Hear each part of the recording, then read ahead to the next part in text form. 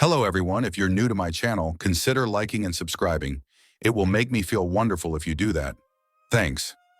By the way, I also have another Naruto and Luffy fanfiction channel. If you are interested, link is in the description. One Piece, My Crew is from Otherworld, by FanficLord03. Ryunosuke accidentally traveled to the world of One Piece and was bound to the god-level pirate crew system. My crew? Yeah, it's a little special. First Division, Night Raid, from the Akame ga Kill. Second Division, the Akatsuki, led by Pain, from the Naruto world. Third Division, the Seven Deadly Sins. Adios. After listening to Morgan's words, Ryunosuke suddenly felt energized. These guys were practically lining up to help him. He had been worried about how to shatter the twisted faith lodged in their hearts. Now the world government wanted to do it themselves? Perfect. Morgans, let's watch the show together, Ryunosuke said with a smirk. Let's see what this so-called new elder can actually accomplish. And when the time comes, I'll give you another piece of big news. He added casually, oh, and make sure you tell Sakazuki everything I just told you. If I tell him now, won't he? Morgans hesitated. He worried Sakazuki might simply bow his head to the world government, which would ruin everything. No, Ryunosuke shook his head confidently. Sakazuki has his own beliefs. If the world government wants a loyal dog, then he is definitely not their dog. A sharp grin crossed his face. After all, he's a mad dog. He remembered clearly, before Saturn's death, Sakazuki had openly challenged the elders, saying even he deserved respect. The elders rejected him on the spot, humiliating him before all. Sakazuki hadn't argued further, but he hadn't forgotten either. For him, the world might call the Navy dogs of the government, but the government itself could never say it. If they dared cross that line, Sakazuki would bite back without hesitation. Of course, this was still Ryunosuke's guess. Whether Sakazuki really had the fire to defy them, that was up to him.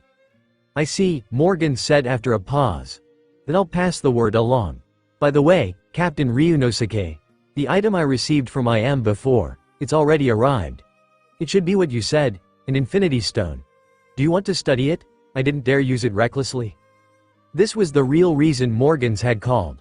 It was part of the deal he'd struck when selling all the Dragon Hunter pirates' information to IM. Among the treasures he received, only the infinity stone troubled him. It came with instructions and promised benefits, heightened understanding and awakening of devil fruits. For Morgans, who ate the bird fruit, awakening could even give him power over weather itself. Not to mention regenerative ability. Throwing it away was unthinkable, but using it blindly, even more dangerous. Send it here, Ryunosuke said firmly. I'll take a look. If it's genuine and safe, I'll call you again.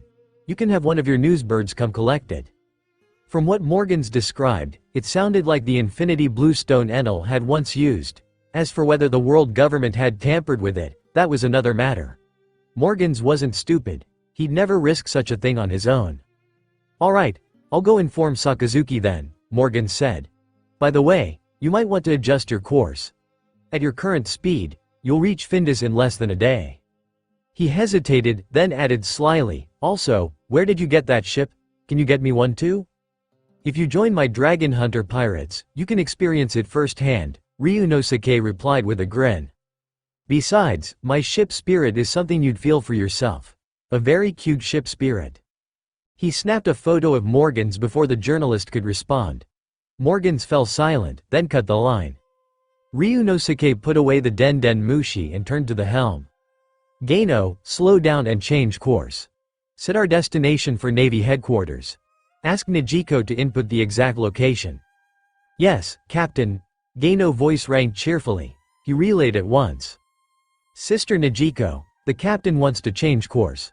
We're heading for Navy headquarters, not chasing the government's ship. As the ship's spirit, Gaino could communicate with any crew member instantly.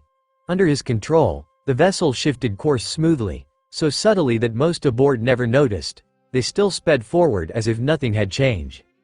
With that handled, Ryunosuke pulled out another Den Mushi. Beru, the line clicked. Captain Ryunosuke, came Zephyr's surprised voice. Though Ryunosuke had given him the snail, Zephyr had never once called. Since his battle against Weevil, he had gone back to doing what the Navy should have done all along, hunting pirates and cleaning up s. With his strength, he could sweep aside supernovas and lower-tier pirates easily.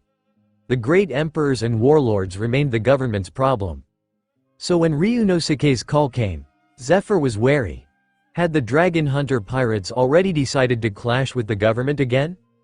"Zephyr, I've got some interesting information for you," Ryunosuke said lightly. "About the world government's new elder, Findus." He laid out everything he had learned. Zephyr listened in silence. When the story ended, Zephyr asked slowly, "Why tell me this? Don't you have Garp's line? Wouldn't it be better to inform him?" "Zephyr, it's true the old man and I are on good terms," Ryunosuke replied, smiling faintly. "But our positions are different. Even if I gave him this news, how would he explain the source? Captain Ryunosuke told me. What do you think that would lead to?" Zephyr said nothing, but he knew Ryunosuke was right. If Garp spoke such words aloud, he'd be branded as colluding with pirates. His reputation, his entire fight for justice, would be stained. And in these times, when people clung so blindly to faith in the government, no one would forgive such a blemish. "I understand," Zephyr finally said. "I'll deliver the message myself. Anything else you want me to say?" "Zephyr, the old man and the others still care about you," Ryunosuke said quietly. "I don't need to spell it out. Just don't carry everything on your shoulders alone. That's why I told you this news, and why I want you to pass it on." He paused, then chuckled. "All right, I've got my own business to handle. I'll hang up here." The line went dead. The moment the Den Den Mushi line went dead, Zephyr's expression turned thoughtful. "Teacher, could this be a conspiracy by the dragon hunter pirates?" Ain, standing beside him, had heard every word from Ryunosuke. Though it was impossible to tell whether the message was true, trusting a pirate blindly was always questionable. But Ain's voice was steady. "Captain Ryunosuke wouldn't joke about something like this. Remember, when they struck at Mary Joieuse, they released the captured Marines instead of killing them. Many of our new Navy soldiers survived thanks to that. If the dragon hunters truly had such a deep plan against us, they wouldn't have done that in the first place." Zephyr shook his head slowly, his decision made.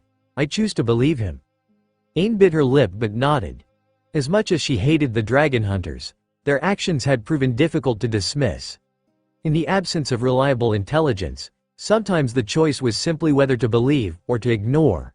And ignoring might be the greater danger. "Notify everyone. Prepare to move. Since this incident happened at Navy headquarters, we'll go there ourselves." "Yes, teacher." Ain bowed and left swiftly to make arrangements.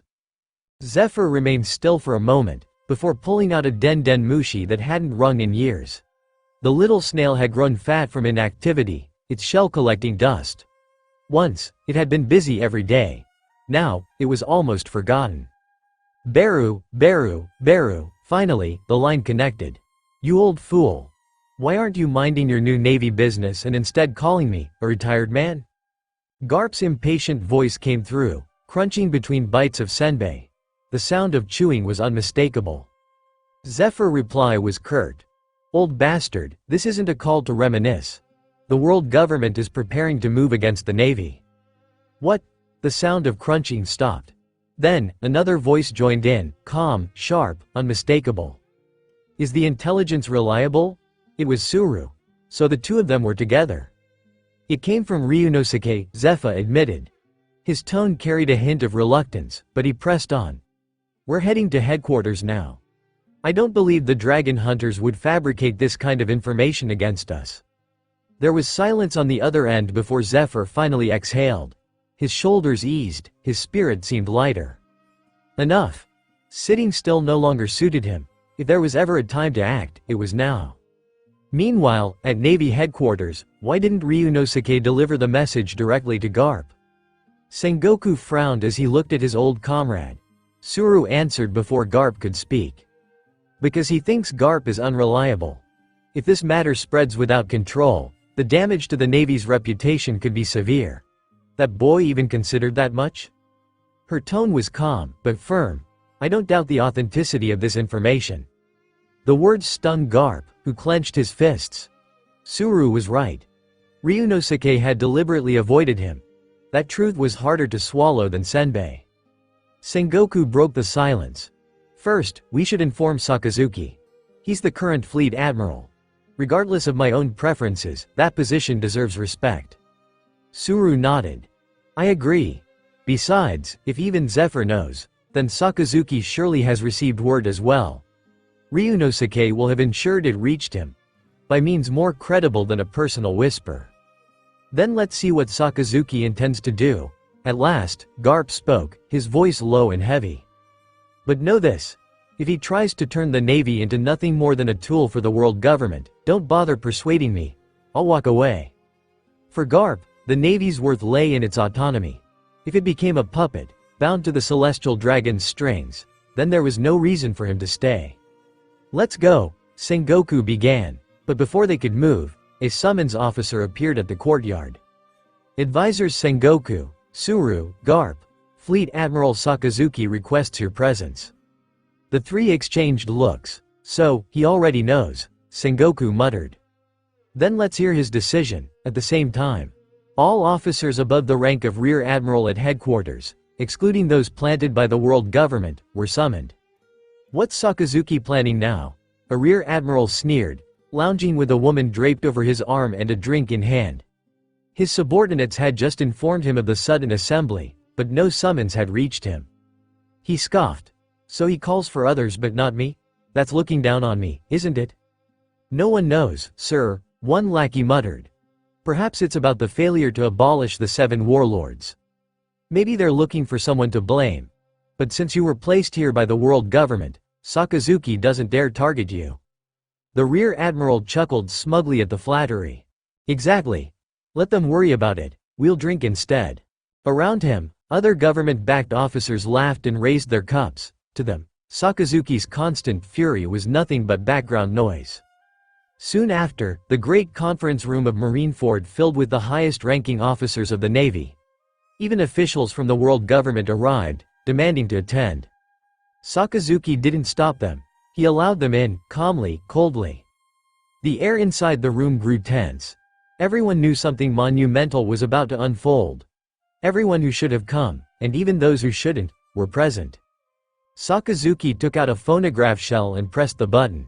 Sakazuki, the world government is preparing to move against the Navy. Leading the charge will be the newly promoted elder, Findus. This information isn't free, remember to pay me later. Oh, and Sakazuki, be careful. The world government has already planted men inside your Navy. One of them is a major admiral from headquarters. The voice crackled to an end. The room fell into stunned silence. Naval officers who had heard their own names went pale with horror. They had received no such warning. That the world government would strike was known only as rumor. None expected it to happen so soon. There was no time to prepare. And worst of all, the world government's agents weren't even here yet. The Navy was already surrounded by its own traitors. The end was staring them in the face. Fleet Admiral Sakazuki, I was forced. One Rear Admiral collapsed into tears. They threatened and bribed me. If I refused, they'd kill me and my family. His voice shook with regret. He began heaping blame on the world government, desperate for forgiveness. Sakazuki's gaze was like stone. It's too late for excuses now. What do you expect me to do with you? He swept his eyes over the room. We must secure our foundation before we can resist outside aggression. Internal rot must be cut away first. Or do you believe I should simply hand over the Navy's authority to the world government? He ignored the weeping officer, instead watching the others carefully. Even as admiral, he would not make this choice alone. If they were to fight, he needed allies who would not stab him in the back when the blades of the enemy came crashing down. Hand it over? Fujitora's calm voice cut through the tension. Fleet Admiral, do you truly believe that surrendering power would end this? His expression was firm, unyielding. Fujitora knew very well how this story would play out. If they had been ignorant, they might have submitted blindly when the order arrived. But now, with the truth laid bare, there was no excuse to remain idle. The world government would never allow a force like the Navy to remain beyond its leash. If they came to subjugate the Navy, then those who resisted would be cast aside, or eliminated outright. Freedom was not an option the government granted. Admiral Fujitora is correct. All eyes turned as Vice Admiral Tsukiyama, one of the world government's own appointees, rose to his feet. There's no reason to pretend any longer. We admirals were sent to take control of the grassroots and middle ranks in advance. When the time comes, transition will be easy. Did you truly believe you could wield such authority without the government's blessing? His tone was arrogant, dripping with condescension. Yes. If you choose to join us now, another rear admiral added quickly, not only will you keep your rank, you'll be hailed as heroes of the world government, power, wealth, influence, all yours for the taking. He was the first to betray the Navy, Tsukiyama's most trusted subordinate. The two men's words made some officers waver. A few even shifted nervously, uncertain of where to stand. Then, one voice rang clear. I joined the recruit camp at 11, trained under Zephyr Sensei, and spent decades fighting at sea. Every scar on my body was earned. My rank wasn't given to me by anyone, I bled for it. Another officer stepped forward, righteous fire in his eyes. Look at that. A clear head among fools, Gion scoffed as she walked up beside Sakazuki. Did you think the world government's pie was sweet? Only an idiot would swallow poison with a smile. She shot Sakazuki a glance. Though she often clashed with him, on matters of principle her stance was firm. One by one, naval officers rose and stood behind Sakazuki. In the end, only the names exposed by Morgans remained seated. Some absentees were not present at all, but Sakazuki silently resolved to deal with them later. It seems the results are clear, Sakazuki said coldly. Will you take your own lives, or must I end you myself? The conference room doors slammed shut. Senior officers surrounded the 8 remaining admiral officers, 3 planted by the world government, and 5 swayed by greed. A staggering ratio. Sakazuki, you wouldn't dare, you barked. I am a noble of the world, SHHHK. Before he could finish, Sakazuki appeared before him. His arm turned to magma and pierced through his chest. You said I don't dare? Sakazuki's voice was deathly calm. Too much confidence, there is no surrender in this matter. As for your future, you no longer have one. The magma surged, flooding the traitor's body. In an instant, he was vaporized, nothing left behind. The room froze. Even Tsukiyama, who moments earlier had shouted with arrogance, now trembled. Sakazuki wasn't bluffing, he would kill them all. For Tsukiyama, what was meant to be a simple assignment had turned into a nightmare. How had Morgans uncovered this? How had the information leaked so easily? In truth, Findus hadn't bothered to hide his plans at all. He had spoken openly. And the newsbirds had recorded every word.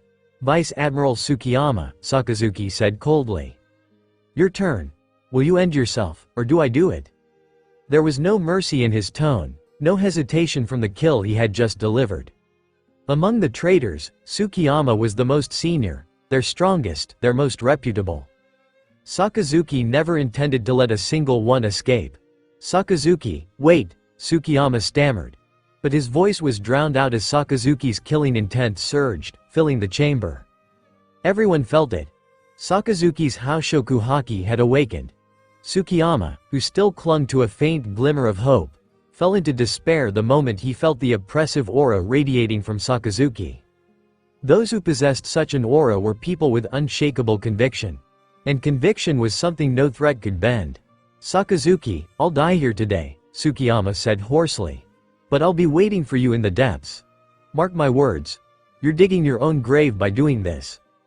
With that, he drew the long sword from his waist and drove it into his chest. Blood spilled out as he collapsed, unwilling to let himself be further humiliated. He had made his choice, and accepted the price that came with it. Fleet Admiral, we are all, yes, Fleet Admiral, we're willing to do anything for the Navy. Please, don't kill us. Marshal, we've worked our way up step by step. We never wanted things to come to this. We were forced into it. What filthy excuses, sneered a rear admiral dispatched by the world government, his face twisted with contempt. To him, if these men had shown even a shred of resolve, it wouldn't have mattered. But to betray everything, only to grovel in fear, such trash was unworthy of trust. People who can be swayed by friendship so easily, pathetic, he spat. Such worms have no place in the great cause we serve. He turned to Sakazuki. Don't think you'll sit in that chair much longer. You know what this means." And then, without hesitation, he plunged his own hand into his chest. Blood burst out as he fell dead where he stood. Another followed, choosing silence as he ended his own life. The remaining 5, however, lacked such resolve. Cowards clinging to breath, unwilling to pay the price. In Sakazuki's eyes, the 3 from the world government were not the ones who disgusted him most. It was these 5, begging for their lives, that he found intolerable. "Admiral, we don't want to die, please, don't kill us. Think of our service to the Navy. We have families too. We've already," their voices cracked as they tried to play the emotional card. But the very fact Sakazuki had gathered them here was proof of his resolve. There was no more room for words. "Borsellino, do it. Make it quick. Announce to the public that they fell in battle, and see to it their families are cared for." Sakazuki closed his eyes. Despair fell over the 5. Resistance? Futile. Too many here outclassed them in power. Perhaps, as Sakazuki said, if Kizaru ended it, at least it would be painless. Whoosh, shoop, shoop, shoop, light flashed. In an instant, the 5 were dead. Kizaru's expression didn't change. For him, such things were neither difficult nor unfamiliar. He had seen enough of the sea to know. The victor wears the crown, the loser is forgotten as S. When it was done, Sakazuki opened his eyes again. "I believe everyone understands the situation now. You've all shown your choice." He let the silence hang before speaking again. "Next, we strike at the very heart of this rotten order. Assault the Holy Land. Kill the 5 elders." The words hit like a thunderclap. None of them were surprised Sakazuki wouldn't bend, but to hear him speak openly of assassinating the 5 elders still shocked them. Such an act would set the seas ablaze. "I agree," Garp said gruffly. "However, we can't move blindly. The intel came from Morgans. Whether his words can be trusted remains to be seen." Though Garp knew in his gut it was likely true, the others needed a rational reason to move. "According to the reports, that man will arrive in 2 days," Sakazuki answered. "That gives us time to prepare. When Findus shows his true stance, we strike." "Understood. We'll follow your lead," Garp replied. "But what of the other names mentioned in the phonograph shell?" Gion asked. Though she held no objection to Sakazuki's plan, the matter of those names needed clarity. "Anyone whose name is listed will be detained," Sakazuki said coldly. "Break their silence. Drag the truth of the world government scheme from their throats." No one objected. Though they had chosen their path, bitterness remained. For years, they had fought for justice, believing the world government's interests to be their own. To learn it was all manipulation left a heavy weight on their hearts. "Enough. Return to your posts and steady yourselves," Sakazuki ordered. "Advisors Sengoku, Suru, and Garp, I still need your counsel." The others bowed their heads and left in silence. Only Sengoku, Kizaru, Fujitora, and Suru remained. "Fleet Admiral, if you send them away so easily, what if Morgans overlooked a spy?" Suru asked sharply. "I've spread my observation haki across headquarters," Sakazuki replied. "If there's any irregular movement, I'll strike before they can act." Sengoku frowned. "Then what is it you expect us to do here?" "With your authority, you can summon them without raising suspicion," Sakazuki explained. "There's no need to alarm the enemy prematurely. We'll claim it's a mission at sea. Once aboard, they'll be cut off from all contact." His voice carried a cold precision. Those outside thought of him as reckless brute force. But in truth, Sakazuki had risen to this throne not by courage alone, but by ruthless calculation. His schemes were sharp, even if his heart lacked warmth. Sengoku nodded slowly. "Very well. Leave it to us. You focus on headquarters." One by one, they set out to enact his plan. The storm was about to break. As the Navy's operation pressed forward, Ryunosuke and his crew had already overtaken Findus and his group. In just one more day, they would reach Marine headquarters. "Captain, your plan's a bit cruel," Ban said, smirking, "but I like it. When do we strike?" "You can move at any time," Ryunosuke answered calmly. "As long as the world government shows its true intentions, it's fair game. If we act too soon, it'll look like we came deliberately." Ban nodded in agreement, and the others held no objections. What they looked forward to was the battle itself. Facing the new elder, the highest power of the government, wasn't something to take lightly, yet excitement buzzed in their blood. All right. Rest up while you can. Be ready for the fight ahead. After speaking, Ryunosuke left the deck and returned to his cabin. One by one, the others drifted away as well, leaving only a few deckhands cleaning. Bullet remained, standing silently at the rail. Even he was unsettled by what had just been decided. Back on Roger's ship, they'd faced dangerous seas and mighty foes. But even then, they had never gone this far. To attack the world government head-on, and not just anyone, but figures at the level of the five elders, that was madness. The so-called devil's heir himself would have thought twice. Yet here, Ryunosuke and his crew treated it as simple resolve. "Hey, kid," Bullet suddenly asked, grabbing a nearby deckhand. "What do you think of the world government?" The handyman blinked, then answered without hesitation. "The world government, sooner or later, the dragon hunter pirates will crush it." "Why, you interested in them too, Mr. Bullet?" "I was there when we fought at Marihoa. To be honest, they're not as terrifying as people make them out to be. If they're attacked, they bleed and they die. I saw it myself." Then he launched into a vivid retelling of the War of Gods. Bullet listened, stunned. Resurrection? Group resurrection? These pirates had all died once already. Yet here they were, laughing at death. To them, dying wasn't weakness, it was practically initiation. "Mr. Bullet, you okay?" the handyman asked when Bullet just stood there, silent.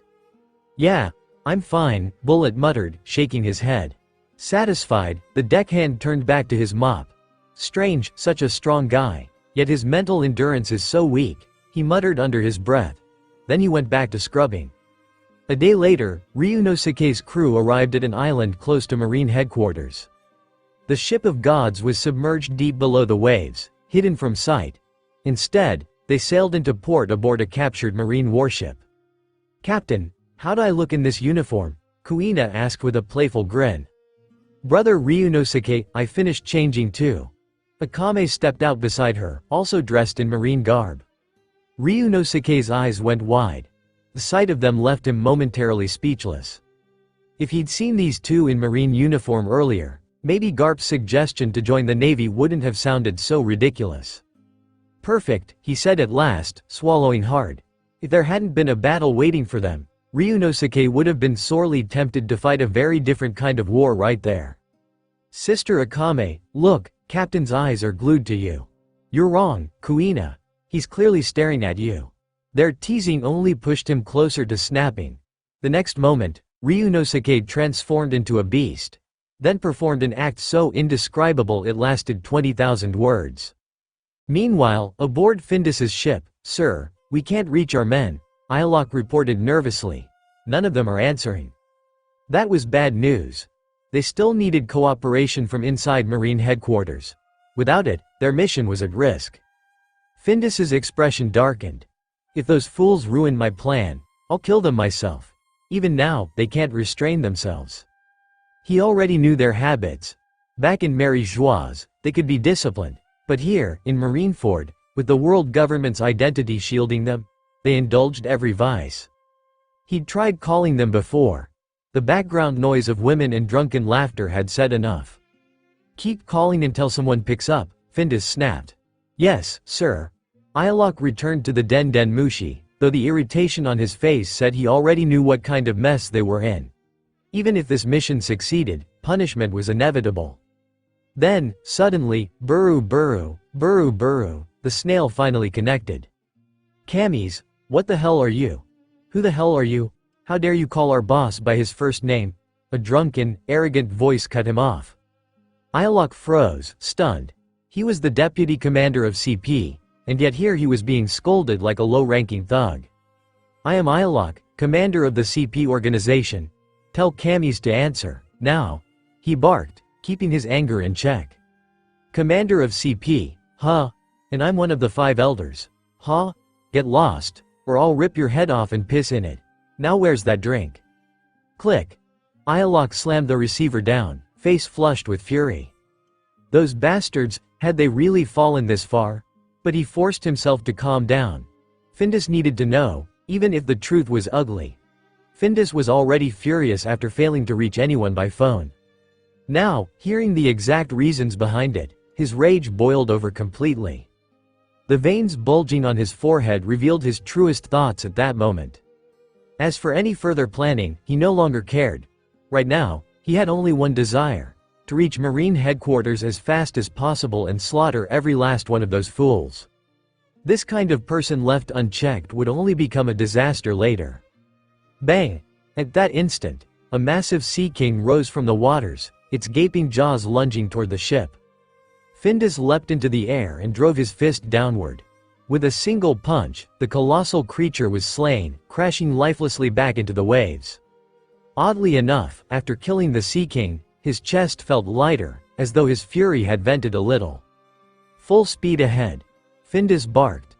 Let's see if the mission I gave them was meant for feasting and lounging around at Marine headquarters. The next day arrived quickly. Marine headquarters continued operating as usual, the bustling courtyards giving no hint of change. But behind the scenes, the secret preparations had already been completed. On the surface, nothing looked out of place. Yet countless officers were stationed in their respective yards, quietly awaiting the coming battle.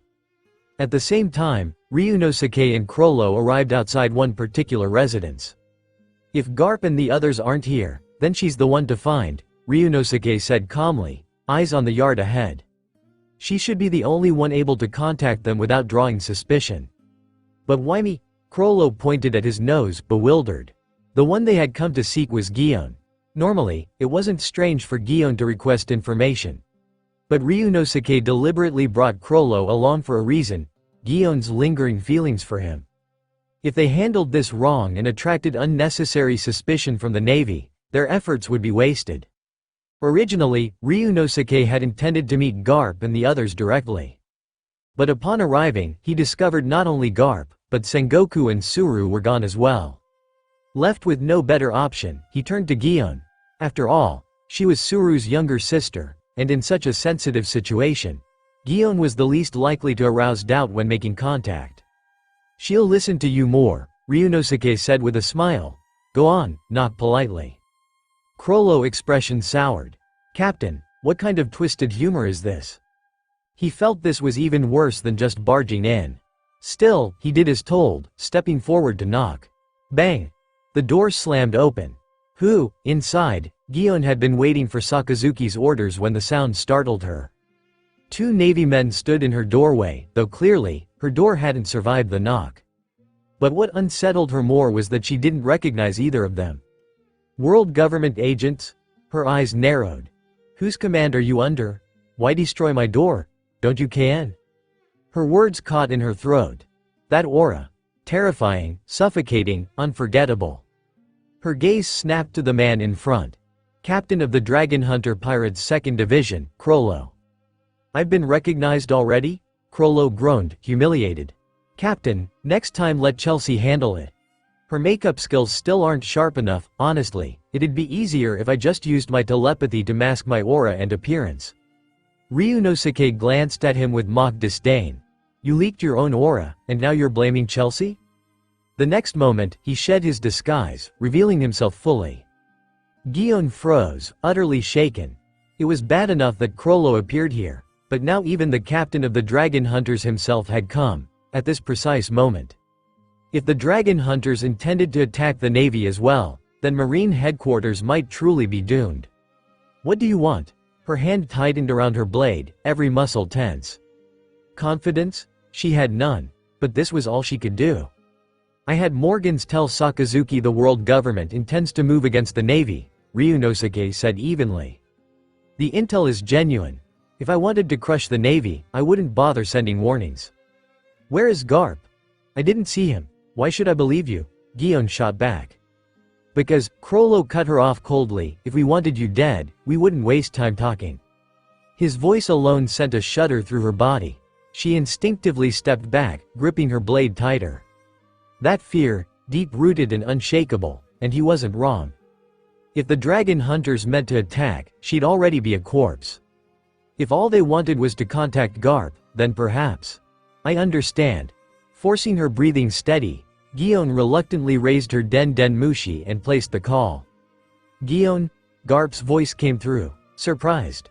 Why call now? Did something happen at headquarters? If there truly was trouble, they would need to return at once. Old man, why are you away from the base? The next voice wasn't Guillaume's. Ryunosuke's voice cut through the line. You brat. Garp's tone shifted instantly, fear pressing into his words. Ryunosuke, don't tell me you plan to attack the Navy right now? For the first time, even the way he addressed him changed. If the dragon hunters moved against the Navy now, it would spell their end. Garp desperately wanted not to believe it, but the possibility alone terrified him. Old man, don't get the wrong idea, Ryunosuke said lightly. I only came to see you, and to ask whether you know the world government intends to move against the Navy. We're just here to watch the show. If I wanted to destroy the Navy, I'd have done it long ago. Didn't Uncle Zephyr tell you the same? Relief washed over Garp's voice, though tension lingered. Zephyr had indeed delivered that exact information, claiming Ryunosuke told him to. And Sakazuki himself had received the same intel from Morgans. Now it was clear. Ryunosuke had known all along. He even dared to step foot inside headquarters. Since you're already there, I won't return. When the time comes, you'll just feel stifled with me around anyway. Brad, don't think I don't know why you're really here. You wanted me out of headquarters. Well, I'm gone already. Isn't that what you wanted? Garp's tone was half helpless, half resigned. The old man still understands me best. Fine then. My turn to put on a show. Don't worry. By the time you return, Marine headquarters will still be standing. With that, Ryunosuke hung up the call. Originally, Garp wanted to ask more, but when he saw the Den Den Mushi lower its head, he set it down with a sigh. It was Ryunosuke's call. He's already at Marine headquarters. I don't know when he arrived, but from what he said. Garp turned towards Sengoku and Suru, his expression carrying a helpless smile. At the sight of Garp's smug, chin-raised look, both of them felt the urge to smack him.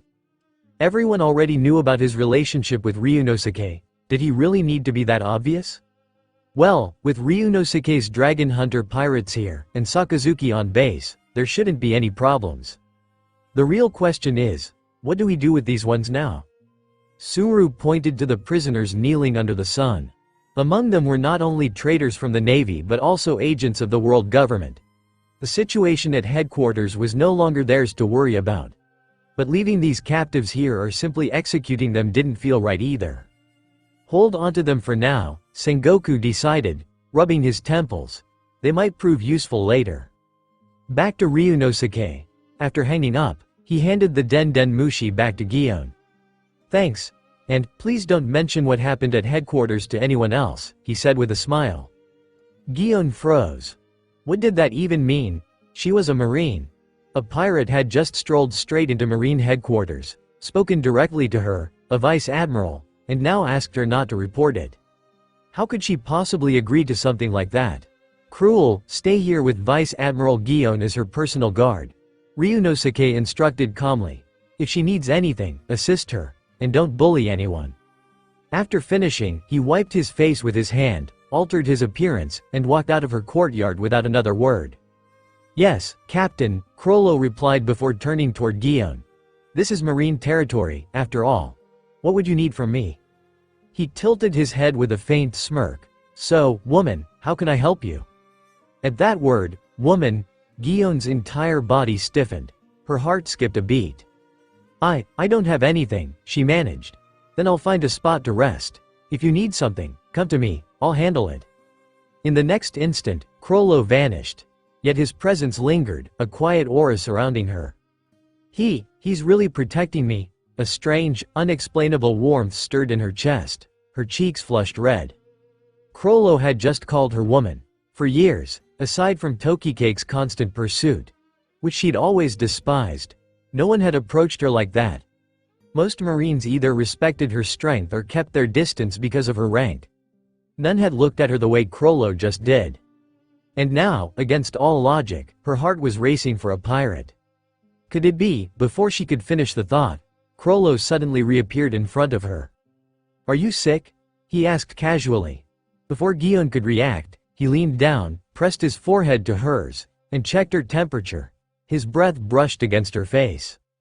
Her cheeks flared crimson. "It seems like you're overheated. You should rest," he said gently. "The captain asked me to protect you, after all." His voice was smooth, his presence strong, his features sharp, dangerous, but undeniably striking. Guion felt her defenses crumble. For once, she didn't know how to respond. "I am fine. I'll go rest," she stammered, fleeing back into her room. Crollo watched her retreat. "Women are troublesome. I'd better get her some medicine." He raised a hand, summoned a marine with a flick of his fingers, and ordered him to fetch medicine before vanishing once more. Meanwhile, Ryunosuke had already reached the core office wing of Marine headquarters. "You there, halt." A guard stepped forward. "This area is restricted. Only officers summoned by the fleet admiral may proceed."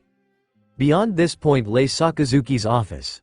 Only top-ranking officers or those invited had the right to enter. "I'm here to see Sakazuki. Show me the way," Ryunosuke said calmly. His Rinnegan flared open, casting a wave of illusion that instantly seized control of the guard's mind. Against such overwhelming power, the Captain Marine had no resistance at all. Guided by the entranced guard, Ryunosuke was soon standing before Sakazuki's office. "Fleet Admiral, he's here to see you," the guard announced as he pushed open the door. Sakazuki's eyes narrowed. "Who dares?" But his words froze as he felt the aura washing over him. That overwhelming presence was unmistakable.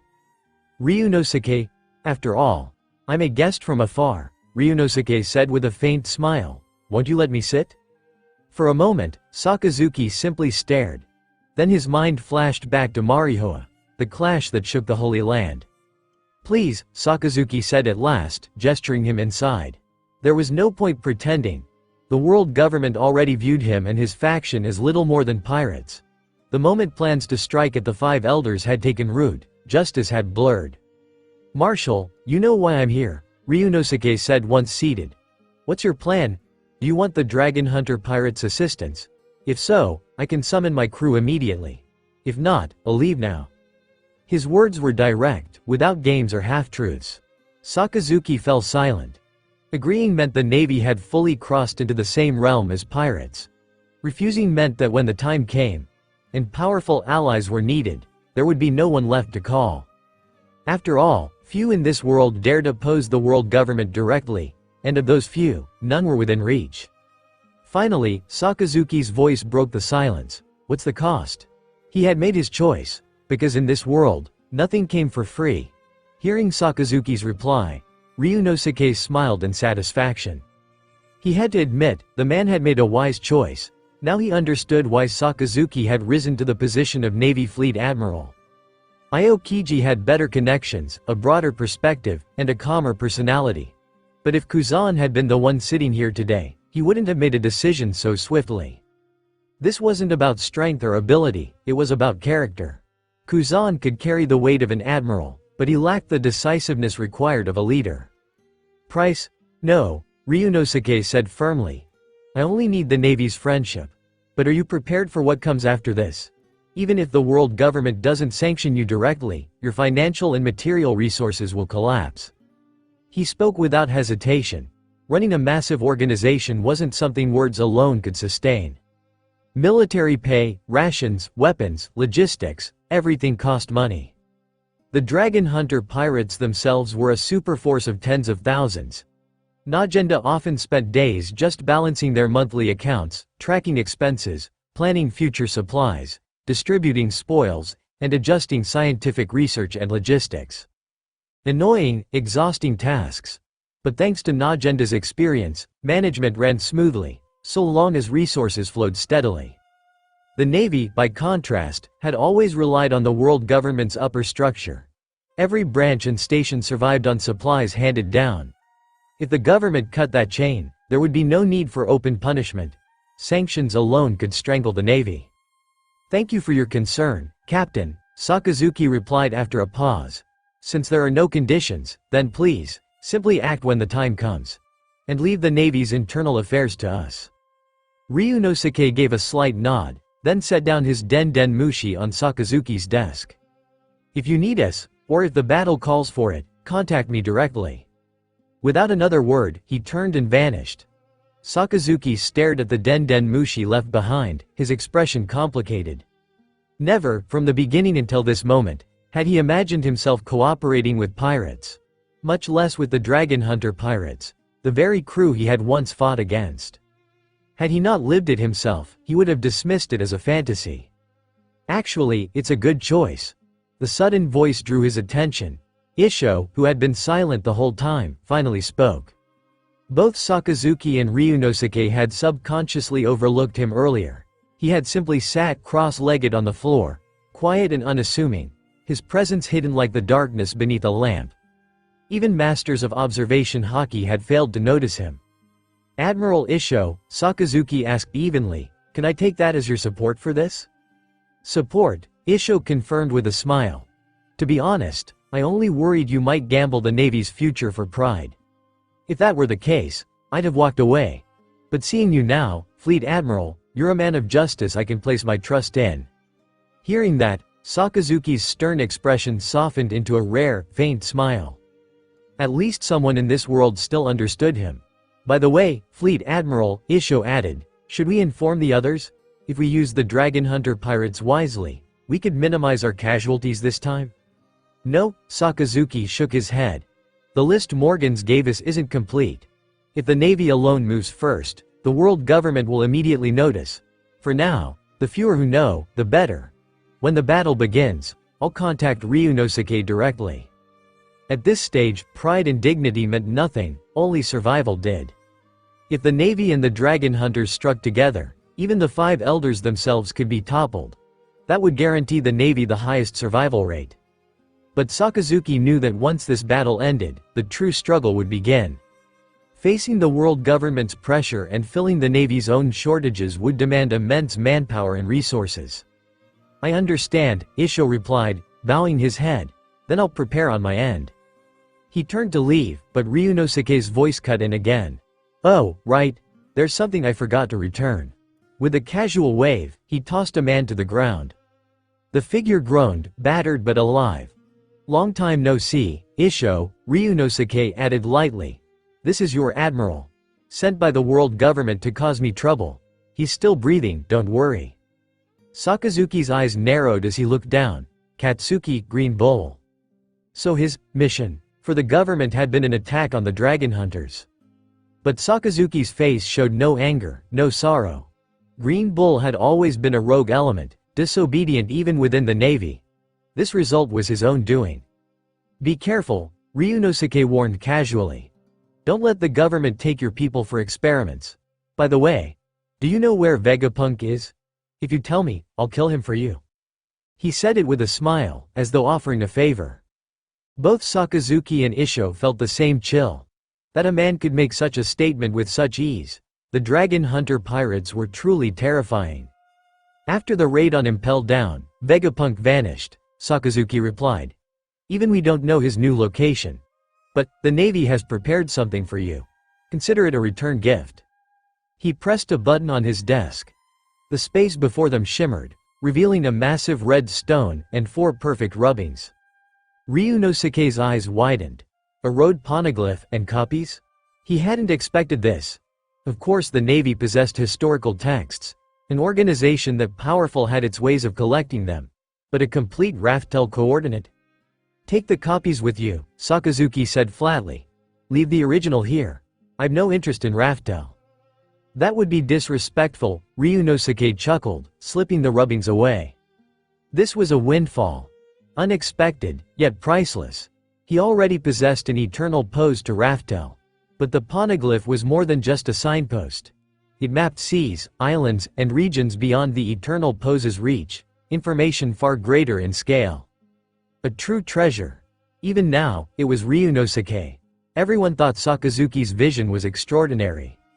Now that they had prepared to turn against the world government, the enemy of their enemy was naturally their partner.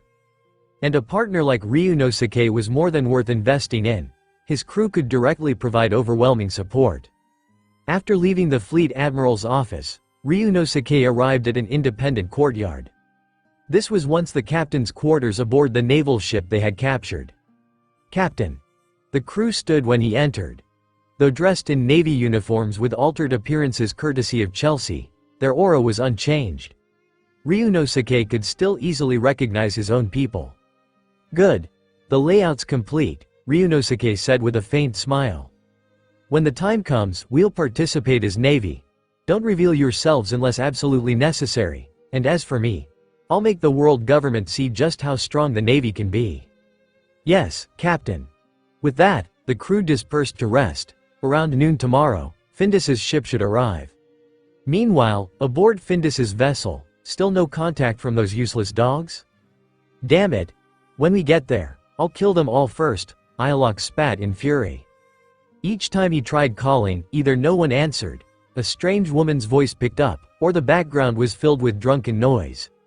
Anyone with half a brain could tell what those men were doing at such a critical time. Of course, Iolok was not jealous. He was condemning them for failing Lord Findus. "My lord, aren't you angry?" Iolok asked after his rant. But Findus, strangely calm, wore a faint smile. According to his nature, he should have been the most enraged of all. "Angry?" Findus chuckled. "Why waste anger on a group already destined to die? Focus on what matters. Tomorrow's the battle. Are all the preparations complete? Go check them. Don't waste my time raging over trash." Even Iolok shivered at that smile. Understood, Lord Findus. He hurried to the lower decks. If their preparations were even slightly lacking, he'd be dragged down with them. For beneath Findus's calm, Iolok could feel seething wrath. Inside the cabin, row after row of nutrition pods lined the hull. A few independent cabins were reserved for sleeping, but most of the ship's space was filled with these strange capsules. And inside each one, living people. When Iolok entered, the prisoners' eyes lit with hunger, some even turning blood red. Ignoring them, Iolok calmly opened his notebook, recording the shifting values displayed on each capsule. Everything had to be exact. Any mistake, and these abominations could backfire on them all. By dawn the next day, sunlight spilled across Marine headquarters. Sailors dressed, armed themselves, and took their designated positions. Ryunosuke and his disguised crew followed their assigned officers to prepare. As fate would have it, the officer they had robbed had been under Guyon's command, so now, they were placed under her supervision. At that moment, Guyon's face was still flushed red. Behind her stood Crollo, along with the rest of the dragon hunter pirates in disguise. For a fleeting moment, she thought, was this the strongest team she had ever led? "Guyon, are you alright?" Tokikaki rushed over, noticing her blush. "Your face looks off. If you're unwell, let me speak to the fleet admiral. You can rest, he won't blame you." He was genuinely concerned, though his eagerness reeked of sycophancy. But Guyon ignored him. Instead, she instinctively pulled Crollo's hand and stepped back. That sight alone was enough to ignite Tokikaki fury. A mere lieutenant was holding the hand of his goddess?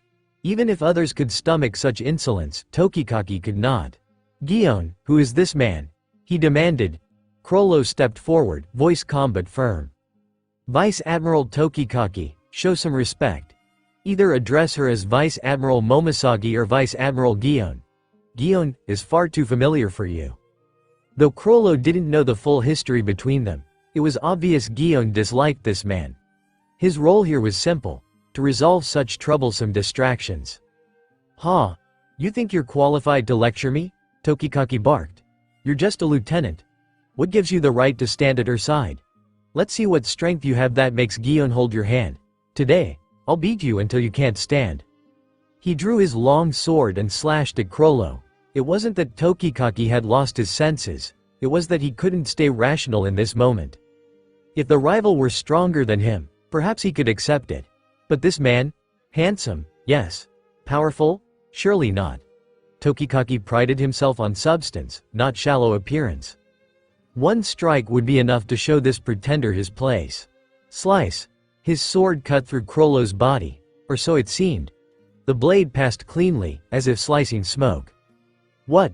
Before he could process, a massive hand the size of a cooking pot slammed across his face.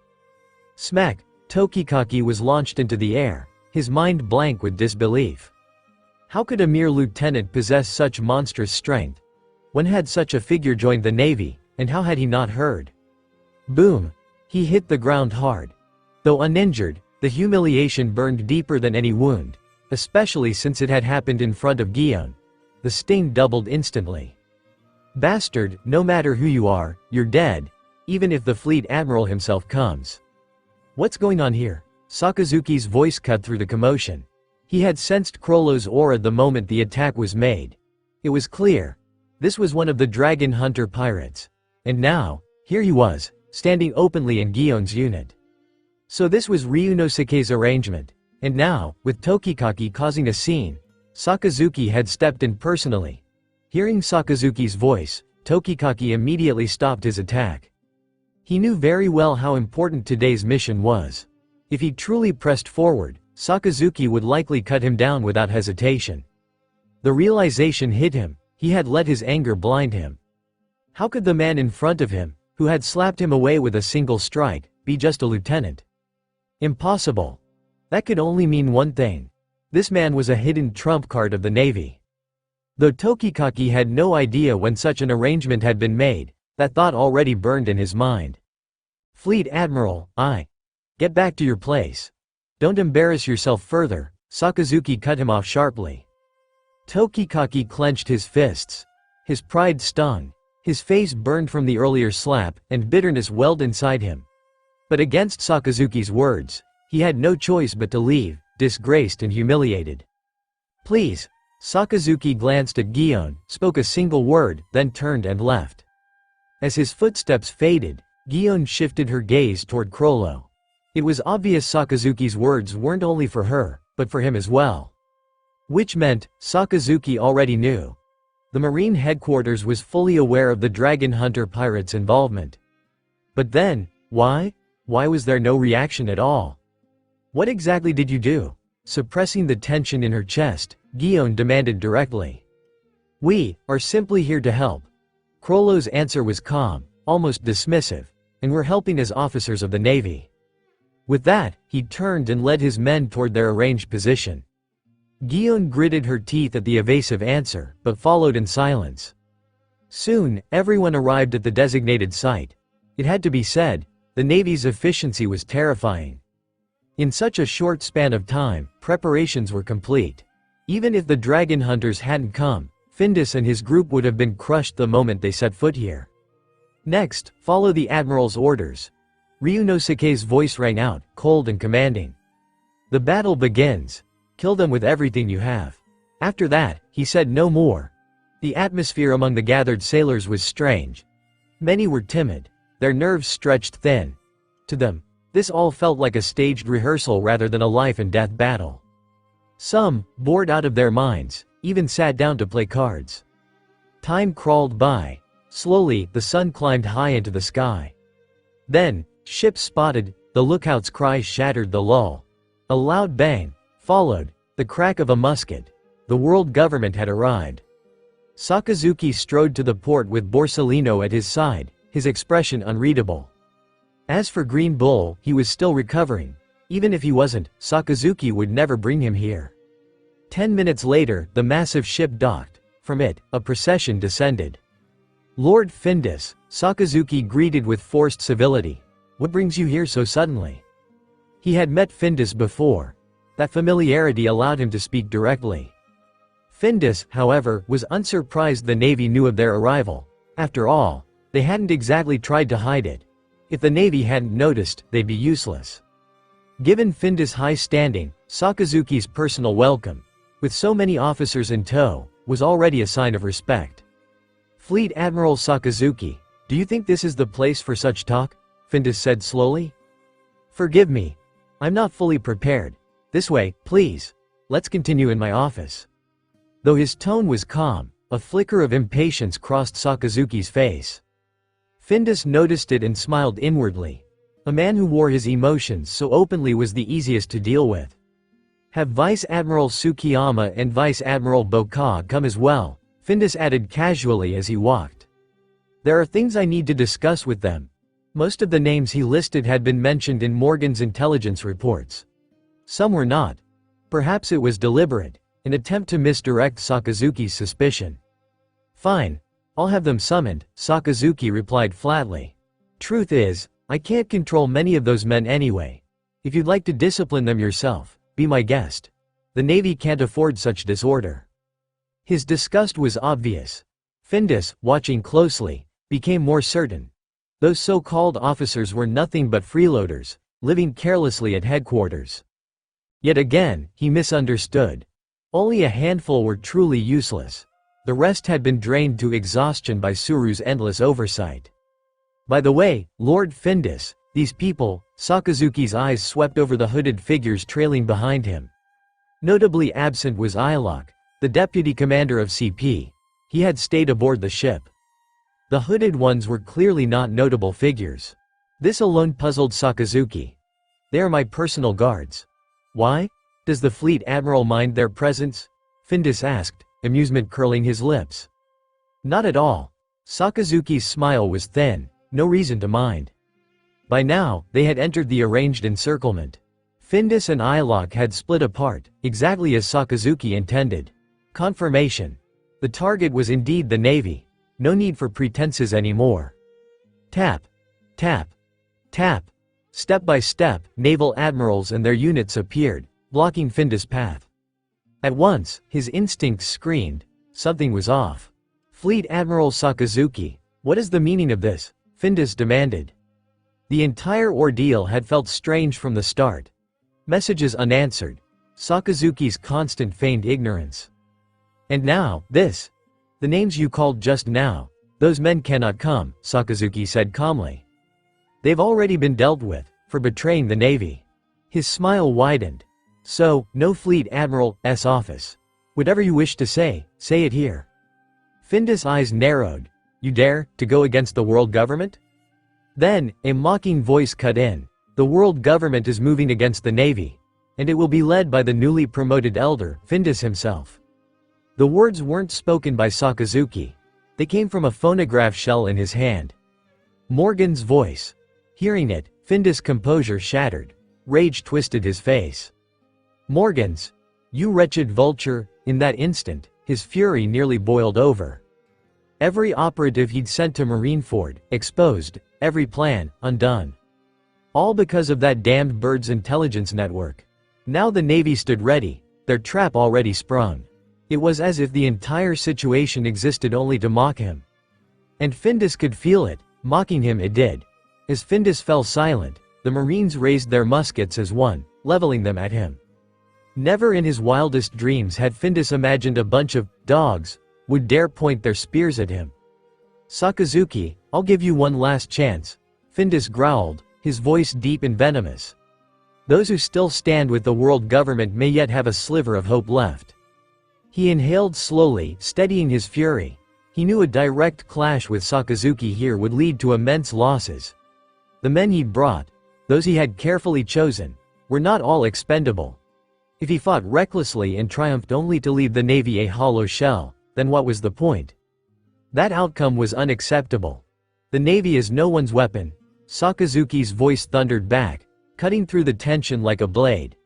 "We represent justice on the seas, not the celestial dragon's lapdogs." The declaration echoed across the harbor.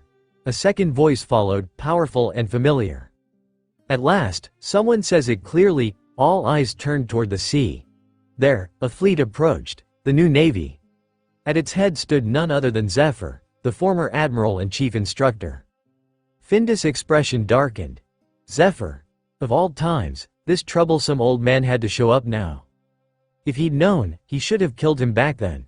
Teacher Zephyr, Tokikaki and several others shouted, their faces alight with excitement. His return strengthened their resolve. They were not pawns. They were the guardians of justice. "Lord Findus," Sakazuki said mockingly, "what's your choice now? Surrender, and I'll make sure your corpse stays in one piece." Just moments ago, Findus had mocked him. Now, Sakazuki returned the favor. Findus threw back his head and laughed. "Ha ha ha ha, Sakazuki, did you think I came unprepared? You want to resist the world government? Fine, then prepare to die?"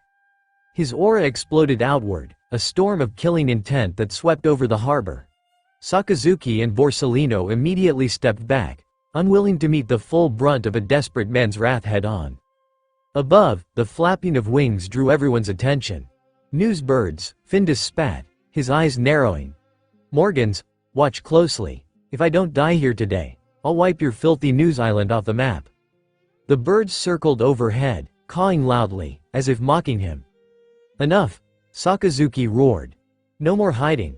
Our navy is not as weak as you think, Findus." A lieutenant commander stepped forward, fearless, and stood before Findus. Findus sneered. "Some random insect dares stand in front of me? Pathetic, die." His form melted into shadow. In an instant, the marine's torso was obliterated, his body collapsing in a pool of blood. The air grew heavy. Findus' aura swelled even further, more sinister than before. But when he turned back, expecting fear on their faces, he was met with indifference. Sakazuki and the others hadn't even spared him a glance. Instead, they and their men pressed forward, attacking his guards. "Damn you! You ignore me? After I kill one of yours?" Findus' face twisted in rage. "Sakazuki, you—" "Hey, hey, hey," the same voice from before cut him off. Findus whipped around, and froze. The man he had just killed stood there again, alive and unharmed. Naked, but unmistakably the same marine. What? Even Findus, a 5 elder, felt a chill creep down his spine.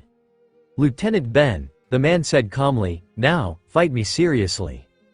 This was Ban, concealing his true identity under an alias.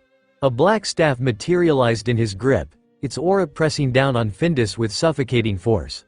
For the first time, unease flickered in his heart. "Mary was right," Ban said, eyes glinting. "You reek of something unnatural." "Mary," that was how he referred to Meliodas. Findus narrowed his eyes. "Even if you can sense what I carry, so what? They'll all die before they can whisper a word." He lunged again, striking with terrifying speed. Boom. Ban's staff met the blow, and with a single counter, the attack rebounded, hurling Findus through the air. "No way. I struck first," Findus hissed, skidding across the ground. "Step aside," Ban muttered, clearly annoyed. "Once I finish him, I'll handle the rest." "Don't forget Chelsea's ability," Meliodas warned sharply. "You only get 5 deaths without revealing who you are. Don't waste them. If you want to play, go hunt the small fry." Ban clicked his tongue, but nodded. "Fine, then let's end this together." The two surged forward, their combined auras shaking the ground. Elsewhere, Melon's eyes gleamed as she studied the guards. Perfect prey, these specimens are ideal for research. Her magic trapped many of the altered soldiers, their bodies twisted by strange modifications. The world government had not limited its experiments to the powerful. Even ordinary soldiers had been turned into living weapons. To Merlin, it was grotesque, yet fascinating. On the ship, Iolok's face turned pale. Just moments ago, they had been greeted politely by the Navy. Now, in a blink, the tides had turned. The Navy's strength was overwhelming, and the world government's proud warriors were already crumbling. Want more chapters? Check my profile for extra content. At this moment, Findus was locked in combat against Meliodas and Ban. The tall one and the short one struck at him with relentless ferocity. For the first time, Findus felt truly overwhelmed. Their combined assault carried enough power to kill him outright. "Iolok, what are you waiting for? Release them," Findus roared, panic cracking through his voice. "Huh? Why yes." Iolok fumbled, finally reacting. He pulled out a control switch and slammed his hand on it. From the ship came a guttural roar that shook the harbor. One after another, figures burst out, bodies slick with nutrient fluid, their eyes glinting like beasts. They swarmed ashore like locusts. "Here we go." Ryunosuke stepped forward, ice cold. "Our job starts now. Capture every last one of them." In the blink of an eye, he vanished. When he reappeared, several of the abominations had already been hurled aside, their bodies crumpling against the ground. These fighters, they carried the same revolting aura as the dual organization's soldiers. Their bodies reeked of modification, wrapped in that disgusting nutrient slime. Ryunosuke shielded himself with telekinesis, pushing the filth away as he pressed the attack. The rest of the Dragon Hunter pirates joined in, blades flashing and powers unleashed. Dozens of Marines appeared to aid them. They weren't admirals or vice-admirals, at most rear admirals, but their strength shook the battlefield. Where had these people been hiding all this time? Even Findus, for a brief second, faltered. Had they been preparing for this day all along? That split-second hesitation cost him dearly. Meliodas and Ban struck at once, overwhelming him. Blood burst from Findus' mouth as he staggered back, battered and coughing. The mighty elder was no longer the untouchable figure he had been at the start. "Can we kill him here?" Ban asked, spinning his staff. "He's dangerous. If he survives, he's still a threat. Better to erase him now." His staff morphed into a pair of nunchaku, and with a wicked grin, Madara invoked his ability, Snatch. Findus gasped as his chest cracked open, his heart wrenched from his body and crushed to pulp in Ban's hand. Ban smirked. "Guess I'm the one who finished him." But before he could gloat further, puff, his body was shattered into fragments. Meliodas too was hurled back, his arms trembling from the sheer force of the counter. That strike had been more than a simple blow, it was something monstrous. Findus stood again, coughing blood, yet alive. Ban reformed with a scowl. "Why aren't you dead? That body, is it just a puppet?" In answer, Findus blurred forward and crushed Ban again, scattering his form. Meliodas met him head-on, forcing him back, but the exchange came at a price. Blood sprayed from Meliodas' side as his left arm was ripped clean off. "You're not even human," Findus sneered, tossing the severed limb aside. "But it doesn't matter. Whoever you are, today, I'll reduce you to nothing." A dark aura seeped from his body, black streams coursing through his veins like corrupted blood. "Those markings," Ban muttered, his eyes narrowing. "Demons again?" Meliodas' voice deepened. "You don't know the meaning of that word, but I'll show you." Black lines of demonic power surged across his body. His aura skyrocketed. Madara clicked his tongue and retreated at once. "Captain, he's yours. I'm not going near you in that state." He knew it well. Once Meliodas released his full power, he lost control. Without Elizabeth to calm him, even Ban could be caught in the storm. Findus stared at the transformed warrior, his confidence cracking. This power shouldn't exist in this world. He lunged again, but Meliodas tore him apart, literally. His short frame darted low, ripping both of Findus' legs from his body in one savage motion. "You dare call yourself our equal?" Meliodas spat. His hand plunged into Findus' chest, seizing a mass of writhing black matter. With a squeeze, it collapsed, lifeless. Findus crumpled. His aura withered. Meliodas calmly retrieved his torn arm, reattaching it. The demonic markings faded as his breathing steadied. "Recovered already?" Ban muttered, eyes wide. "So, he's mastered it." Merlin stepped forward, scooping the black matter into a test tube, her eyes gleaming. The best harvest of the day. Ban groaned. "A rational captain feels weird, tch. Fine. Back to the fight." He leapt into the fray once more. Meanwhile, aboard the retreating ship, Iolok's face twisted with dread. When did the Navy become this strong? I have to get word to the others. If this continues, the world government will be in real danger.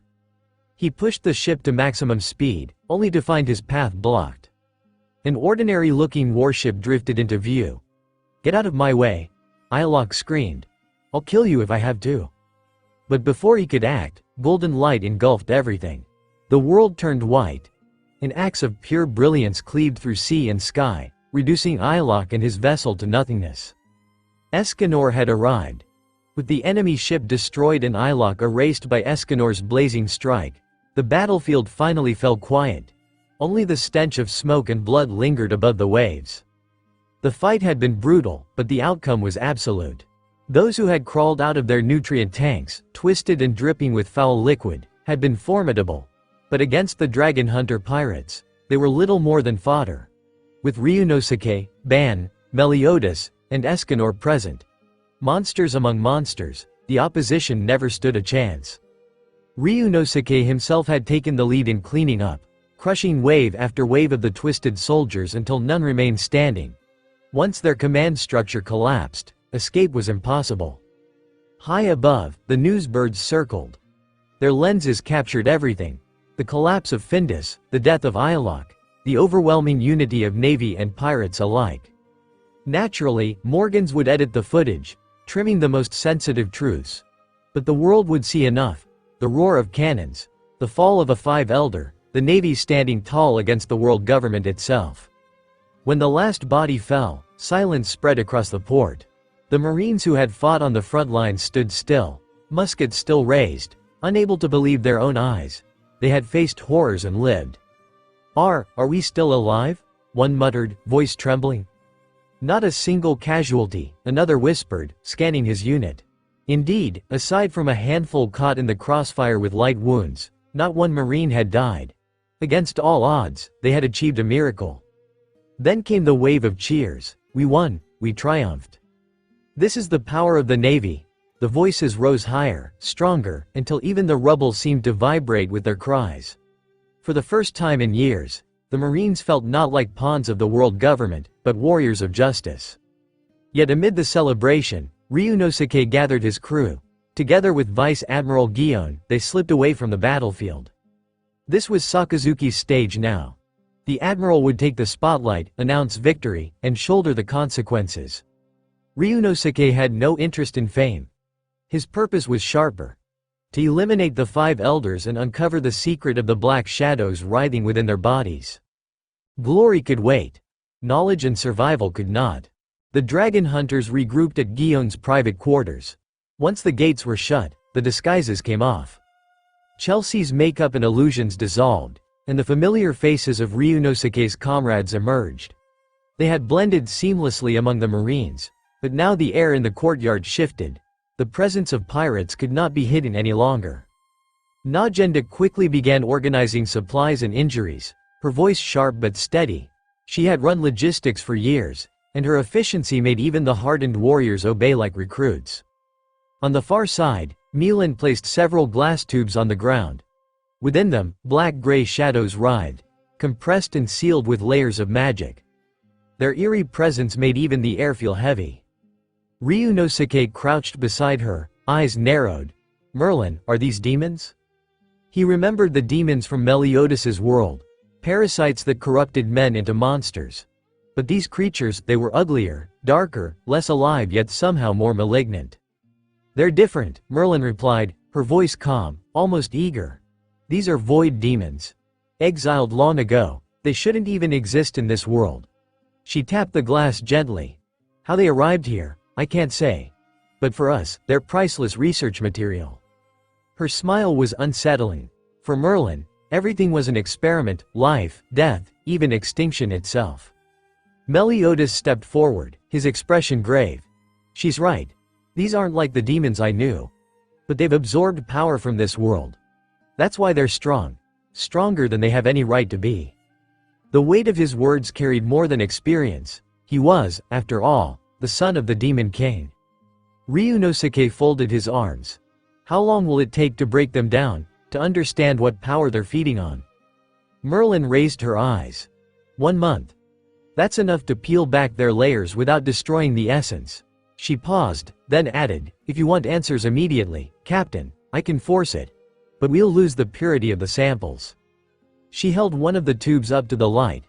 The shadow twitched violently, as though it could hear her words. Ryunosuke shook his head. Take your time. Do it right. We're not in a rush.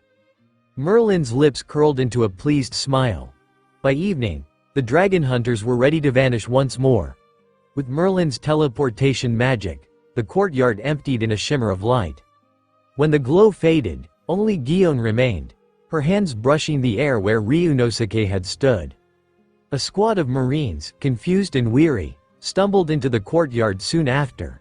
They had been left aboard the dragon hunter's vessel and swapped into place with magic. Vice Admiral Gion, we encountered, I understand. Gion cut them off gently. Rest. The fleet admiral will explain everything to you later. The Marines exchanged bewildered looks, but none dared question her further. They saluted and left. Silence returned. Gion sank onto the veranda, the weight of everything pressing down on her shoulders. She should have been relieved. The Navy had survived. Victory was theirs. But her thoughts strayed elsewhere. To him. That man, with his dangerous smile and unshakable resolve. Her cheeks warmed. Why does he linger in my mind? I've fallen in love with him. The confession slipped out as a whisper, shocking even herself. A vice admiral of the Navy, falling for the captain of the dragon hunter pirates. It was absurd. Unforgivable. Impossible. Yet her heart pounded all the same. "Gion." The call startled her. She looked up to see Suru standing at the courtyard gate. "Sister." Gion couldn't hold back any longer. Tears welled up, spilling freely as she ran into Suru's arms. For the first time in years, she allowed herself to break. Suru held her silently. She didn't need explanations. For now, she simply let her sister cry. In the fleet admiral's office elsewhere, Sakazuki sat alone, exhaustion weighing down his frame. The Den Mushi on his desk squawked, "Fleet Admiral, the video has been recorded and backed up. Do you want to see it?" Morgan's voice purred through the line. That bird never rested. The battle had ended mere hours ago, yet he had already prepared the footage. "Send me both copies," Sakazuki replied. "The one for the world government and the original." "Of course," Morgan said. "But if you want it kept quiet, act fast. The world government will pay handsomely for their version." 10 minutes later, Sakazuki watched the flickering images. Finda's arrogance, the Navy's defiance, the shadowy horrors cut down in droves. The edited copy showed a Navy of unshakable justice. The raw version told a far stranger story. "No problem," Sakazuki said at last. "Send the clean version to the world government." He hung up, rubbing his temples. The truth weighed on him. This victory hadn't been theirs alone. It had been bought with the strength of the Dragon Hunter pirates. Without them, the Navy might have been crushed. But what choice did he have? Absolute strength dictated absolute power. And at this moment, the Dragon Hunters were strong enough to bend even the tide of war. They hadn't helped out of kindness. They had their own aims, their own secrets. But for now, their interests aligned. Meanwhile, within the holy land of Marihoa. What? Findus was killed. Mars nearly dropped the report in his hands. His eyes widened in disbelief. Findus had been one of them for less than a year. Perhaps the shortest tenure in the centuries-long history of their order. More than the shock of his death was the manner of it. Mars knew Findus's strength intimately. The man had been the most successful subject of their experiments, a 5 elder molded with inhuman power. For 6 months, Findus had carefully arranged his plan with the Navy, laying the groundwork for a decisive takeover. By timing, he should have arrived at Marine headquarters only by noon. Yet before evening fell, Morgans was already broadcasting his death to the world. Mars felt his stomach twist. "Impossible," he muttered. The Den Mushi crackled. Morgans's voice, insufferably smug, echoed through the line.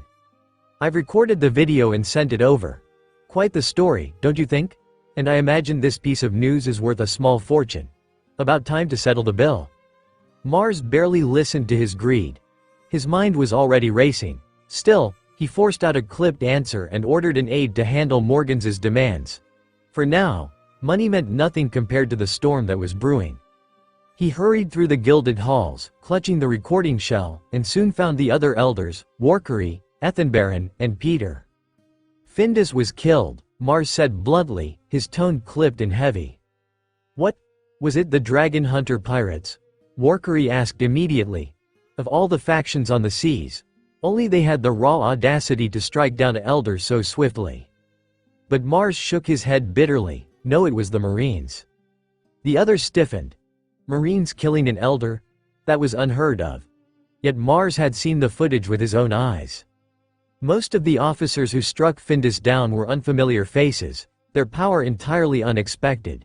The only recognizable figure was Sakazuki. Even after Findus unleashed his altered form, he was beaten, no, humiliated. Peter frowned. But wasn't Findus only supposed to discipline the Navy? His plan had a high chance of success. How could it collapse like this? Mars wordlessly handed over the video shell. They watched the moment replayed in the still air. Findus standing arrogantly before the assembled Navy, his voice dripping with contempt. "Ha ha ha ha, Sakazuki, you didn't think I came here unprepared, did you? The Navy. We only wish to grant you the honor of serving as celestial dragons, no, the chance to become their dogs. Since you refuse, prepare to die."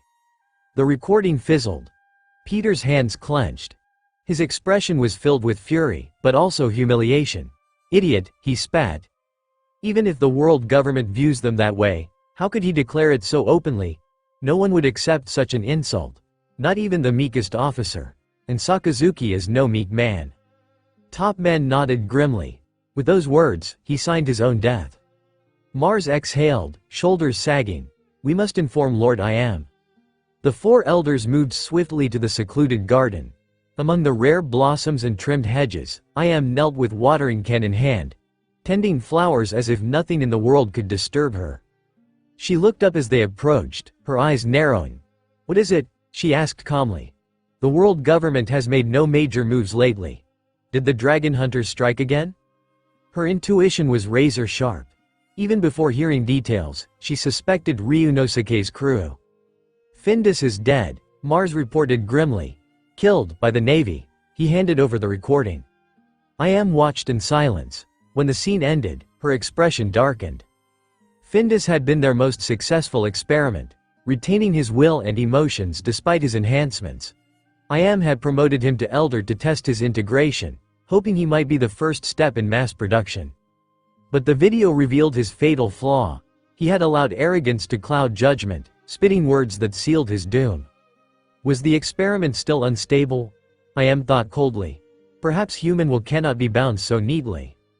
Then her gaze sharpened at another detail. Meliodas' form, his markings, his aura. The resemblance to them was unmistakable. But why would such a being fight against Findus? Is the body gone? A cold voice cut through the garden. From among the flowers, a tall figure emerged. His presence sent shivers through the elders. His eyes were void of warmth, his expression unreadable. Yes, I Am replied quietly. Completely destroyed. Not even the core escaped. She handed him the shell. Lord Roy, the elders whispered, and immediately dropped to their knees. Compared to I Am, Roy terrified them more. He was not human, at least, not in any way they understood. He had not aged a day since they first saw him, decades ago. His power was immeasurable, his will absolute. I see. Roy's tone was flat, as if discussing the weather. Let him reform. As for you, handle the Navy's situation as best you can. If it proves too difficult, abandon it. Our priorities lie elsewhere. Silence the nobles if they grow restless. His words carried no emotion, yet they pressed down heavier than steel. Then, without fanfare, he vanished, leaving only the faint stir of petals in his wake.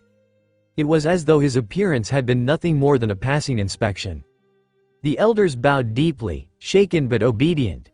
Do as Lord Roy commands, I Am said softly, setting the watering can back to the soil. Her focus returned to the flowers, as though none of it mattered.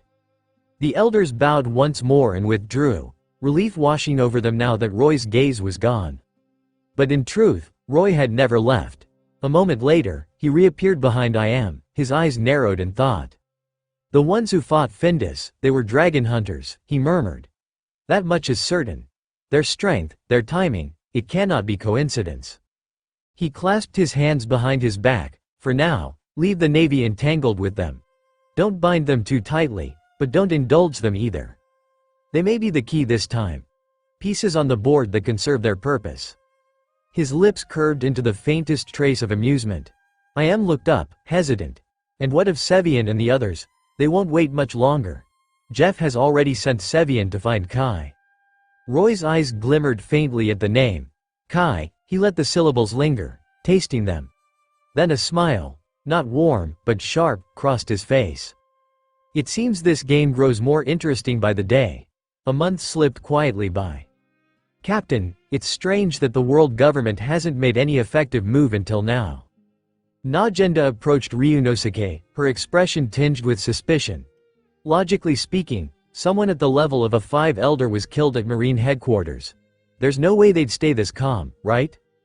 Ryunosuke had wondered the same thing. Over the past weeks, he had kept one eye fixed on the world government's movements, ordering Morgans to deliver every scrap of intelligence he unearthed. And yet, nothing. Not a ripple of retaliation, not even a demand for answers from the Marines. It was eerie, but Ryunosuke only chuckled. If the world government isn't acting, then neither should we waste time worrying. Najenda, tell Nijiko to plot our course to Pluto's location. Yes, Captain. Najenda saluted lightly and left. On the deck, Nijiko placed the eternal pointer on the console. Geino, the spirit of the ship of God, leaned forward with a glint of curiosity in his eyes. It took only minutes for Geino's mind to unravel the compass's mystery. His talent for navigation was nothing short of monstrous. Already done? Nijiko blinked in surprise as Geino adjusted the readings. The compass isn't that complicated, Geino replied calmly. It points to a fixed magnetic field. All I need is enough chart data to digitize it. Then the eternal pointer's direction can be fully expressed in numbers. He tapped the polished surface of the ship's console. If you can give me a complete set of nautical charts, or even fragments, I can rebuild an accurate course. Nijiko's eyes widened. The eternal pointer was said to be an artifact beyond reproduction. To analyze its guidance into raw data? That was supposed to be impossible. I'll bring you every chart we have in the fleet, she promised, excitement rising in her voice. Within the hour, she delivered a stack of worn but invaluable nautical charts to Ryunosuke and explained what Geino had uncovered.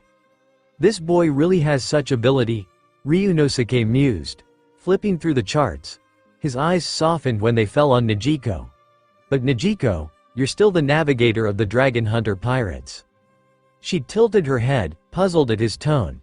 He sighed. Even if Geino is powerful, don't let it burden you. Don't think you've been replaced. This crew sails because of you. That won't change. Nijiko laughed gently, her eyes bright.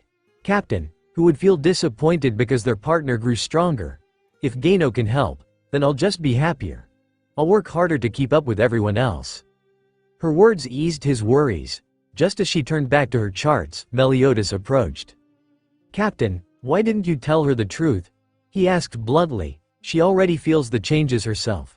Wouldn't it be better to say it now rather than let her wonder? Ryunosuke only smiled faintly.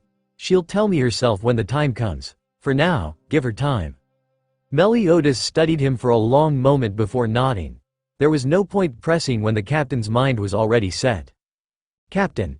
Conrad called from the lookout. A vessel ahead, closing fast.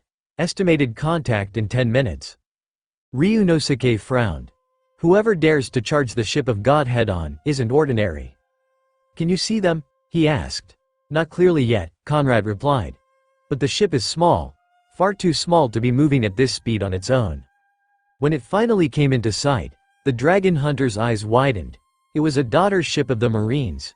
Surging forward at breakneck pace, propelled not by sails or engines but by the sheer power of the men aboard. And at its prow stood 3 familiar figures. Ryunosuke sighed. Really now? You're so old, and still pushing ships with your fists? Garp's booming laugh answered him before the daughter ship even docked. Sengoku, teeth gritted, was clearly less amused. Suru stood beside them, her expression as stern as ever. Of all things, they rode themselves here with brute force, Kuina muttered from the sidelines, equal parts impressed and exasperated. When the ships finally linked, Garp wasted no time. He jabbed a thumb at the group of restrained men on deck. You need these people? He asked bluntly. Ryunosuke blinked, taken aback. Huh? You came all this way just to deliver me some prisoners? They were men who had once surrendered to the world government, perhaps even schemed to undermine the navy. Now, bound and battered, they stood before him as if discarded. Ryunosuke's sharp instincts quickly pieced it together. Garp and the others likely didn't know what to do with them, and so had chosen the one crew bold enough to handle such burdens. That's about the size of it, Garp admitted without hesitation. Sengoku stepped forward, adjusting his spectacles with a weary sigh. But there's another matter, Ryunosuke. We have a favor to ask. A favor? Ryunosuke raised an eyebrow. Sengoku's tone was calm, but his gaze carried weight. The Dragon Hunter pirates have a reputation across the seas, and a style of action that's already stirring the world. If possible, refrain from causing too much chaos. At least for now. It will make it easier for the Navy to do its job. A heavy question. After hearing Sengoku's words, Ryunosuke fell silent. Lately, whispers had begun to circulate across the seas, that the Dragon Hunters were no longer just a pirate crew. They were now spoken of alongside the 4 emperors. Some even called them the 4 emperors and 1 emperor. It was recognition, yes, but also a burden. If the Dragon Hunters continued to act like a rowdy pirate band, the world would not see them as legends. They'd see them as a threat to be destroyed. Of course, Sengoku was overthinking it. Ryunosuke wasn't chasing that kind of title. In truth, it wasn't the dragon hunters who stirred up storms. More often than not, it was the Navy and the world government who came after them. And sometimes, it was reckless brats like Garp's grandson, Monkey D. Luffy. There's no need to ask favors like this, Ryunosuke finally said, his smile calm but cutting. We weren't born to cause trouble. Along the way, it's been the Navy and the world government that kept hunting us down. Of course, I've broken their so-called order, so it's natural they retaliate. His words, spoken with quiet conviction, seemed to ease the tension. Garp, Sengoku, and Suru exchanged glances. They could tell Ryunosuke wasn't aiming to plunge the seas into chaos. Which meant they could move to the real matter. Ryunosuke, Suru said suddenly, her sharp gaze narrowing. The world government has been searching for something. You've crossed paths with it already, haven't you? Her tone was direct, almost weighty. The words carried more than curiosity, they carried trust. Ryunosuke arched a brow. This, something, you mean the Infinity Stones? He remembered the terrifying power they wielded, power that bent the rules of the world. If the government sought them, it made perfect sense. Yes. The Infinity Stones. Suru nodded firmly. The reason Garp kept returning to the East Blue all these years wasn't just boredom. His true mission was ensuring the stones never fell into the government's hands. Every laugh, every carefree act, just a cover. Ryunosuke turned his gaze to Garp, who scratched the back of his head awkwardly. Now it all made sense. Before Roger's execution, Garp had been a relentless man of missions, always at sea, chasing order with iron fists. Even when tragedy struck his family, he had no time to return. That kind of man didn't simply change overnight. The answer was clear. Something greater had bound him. Something called the Infinity Stones. So you tell me this now, Ryunosuke said bluntly. What do you expect from the dragon hunters? If the government learns of the stones, they'll storm the East Blue without hesitation. And if they scour that sea, Shimotsuki village will be caught in the fire. The thought of both the infinite white stone and infinite green stone surfacing at once made even him uneasy. The East Blue could be erased in the blink of an eye. Suru leaned forward, her voice low and firm. Then take the Goa kingdom under your banner. Declare it your territory. Let it be known across the seas that the dragon hunters administer the kingdom. Ryunosuke chuckled softly. So simple, and yet so effective. Fine. I'll do it. But answer me this. Why is the East Blue so special? What makes it the cradle of monsters and legends? The others fell silent. His question was one that had haunted many for years. Let's ask Garp, Suru said. He searched every corner of that sea. All eyes turned to the old hero. Garp puffed out his chest, but there was a hint of weariness in his voice. The truth? The East Blue's greatest uniqueness is its ordinariness. Everyone stared. People think it's peaceful because I kept wandering there, Garp continued, a helpless grin on his face. But even before me, the sea was the same. Ordinary kingdoms, ordinary pirates, ordinary villages. On the surface, there's nothing special at all. He paused, his tone deepening, except for the green stone. That was real, but even that wasn't truly my discovery. Ryunosuke frowned. Old man, stop circling. If you know something, just say it. Brat, Garp snapped, though without malice. Back then, Roger told me something and impelled down. He said the East Blue itself was the key. He didn't know the secret either, but he believed it was there. That's why he chose to end his life in Luge Town. We told the world it was the Navy's decision. Close to Reverse Mountain, strategically convenient. But the truth, Roger wanted to die in the East Blue. The words hung heavy in the air. Ryunosuke's brows furrowed. Roger's final choice had always bothered him. Why the East Blue? Why a backwater sea when he could have vanished anywhere? Perhaps it was because the East Blue and Raftel were connected. Two halves of the same truth. Perhaps the secret of one could only be unlocked with the other. But Garp's 20 years of fruitless searching proved it wouldn't be uncovered by brute force alone. And in that moment, Ryunosuke thought of another man. Someone who might truly know the answer. A dangerous smile tugged at his lips. After a moment of thought, Ryunosuke pieced together the information he had gathered. Between his own deductions and the half-truths Garp had spouted, he could already see the outlines of the problem. So after I take over the kingdom of Goa as Dragon Hunter territory, there's basically nothing else to do? Ryunosuke said, a little disappointed. The East Blue might have been filled with whispers of hidden secrets, but aside from the infinity green stone Garp had long known about, there didn't seem to be much else worth his attention. That's about right, Sengoku replied. We need to return to Marine headquarters. The situation there must already be chaotic. The Navy has officially severed ties with the world government, and our presence is needed. These people, he gestured at the bound prisoners, traitorous Marines and government spies. We'll leave them in your care. Handle them however you see fit. Ryunosuke nodded, watching as Sengoku returned to the daughter ship. Captain Ryunosuke, the East Blue matters are in your hands now, Tsuru said firmly. If you need our cooperation, reach out immediately. With that, she too departed. Damn brat. Bang. Garp's farewell was less polite. He slammed his fist, coated in armament hockey, into Ryunosuke's chest. The blow sent a shock through the deck, though Ryunosuke only grinned. Old man, he teased, rubbing his chest, instead of throwing punches at me. You could just capture Luffy and start asking for great-grandkids. At your age, you should be home enjoying family life. Garp snorted, but his laughter rumbled across the deck as he followed the others back. With the Navy ship sailing off, Ryunosuke turned to the group of traders left behind. An idea sparked in his mind, and his gaze settled on Bullet, who was watching the crew sparring. Bullet, Ryunosuke called. I have something for you. Bullet glanced over, frowning. He had been quietly enjoying the break, free from being used as everyone's living punching bag. What now? He muttered, irritation in his voice. These Marines are our captives, Ryunosuke said with a sly smile. And you've always needed sandbags for training, haven't you? The scowl vanished instantly from Bullet's face. His eyes lit up with genuine excitement, the kind he hadn't shown in weeks. Finally, the tables had turned. No longer would he be the perpetual sandbag. Of course. Bullet barked, grinning wide. I'll get them sorted right away. Young Marines, welcome to the Dragon Hunter Pirates.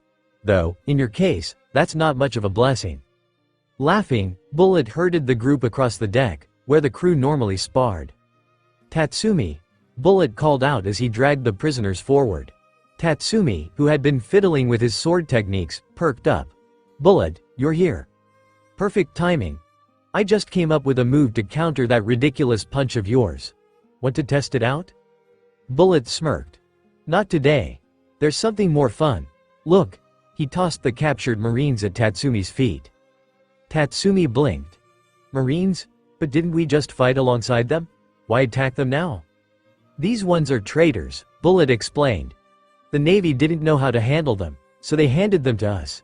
And our captain decided. He grinned wickedly. They're the new sandbags. Tatsumi's confusion faded into amusement.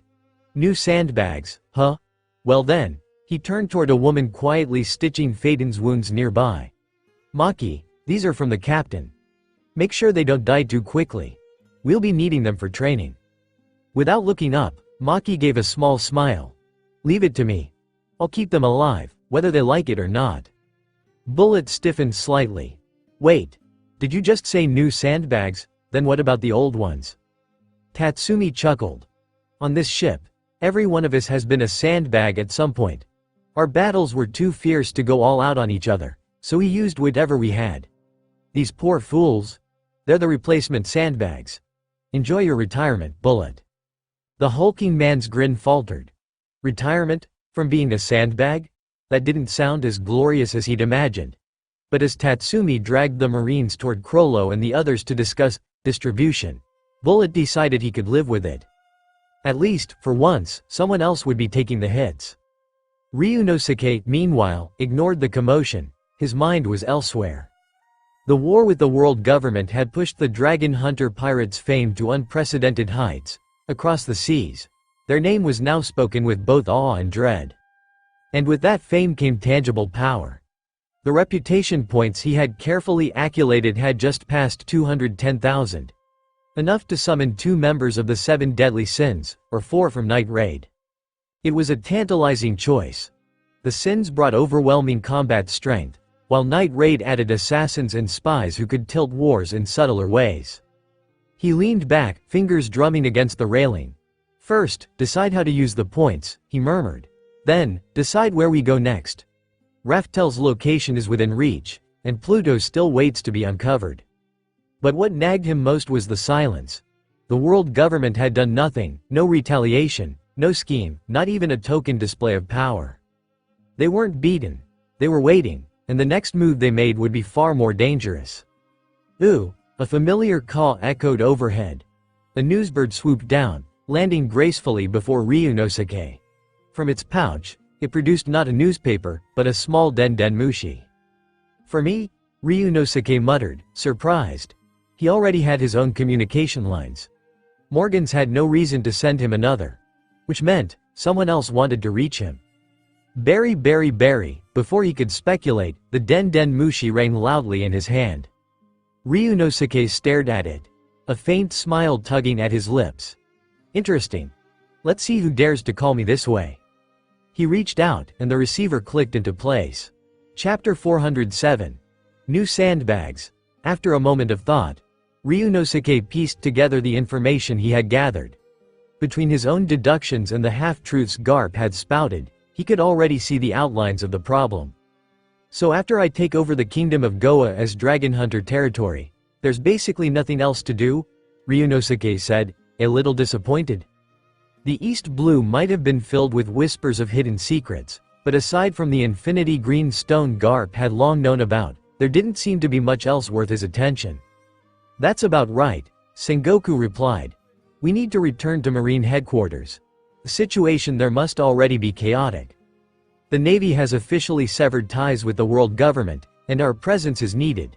These people, he gestured at the bound prisoners, traitorous Marines and government spies. We'll leave them in your care. Handle them however you see fit. Ryunosuke nodded, watching as Sengoku returned to the daughter ship. Captain Ryunosuke, the East Blue matters are in your hands now, Suru said firmly. If you need our cooperation, reach out immediately. With that, she too departed. Damn brat. Bang. Garp's farewell was less polite. He slammed his fist, coated in armament hockey, into Ryunosuke's chest.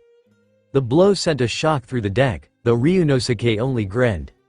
Old man, he teased, rubbing his chest, instead of throwing punches at me. You could just capture Luffy and start asking for great-grandkids.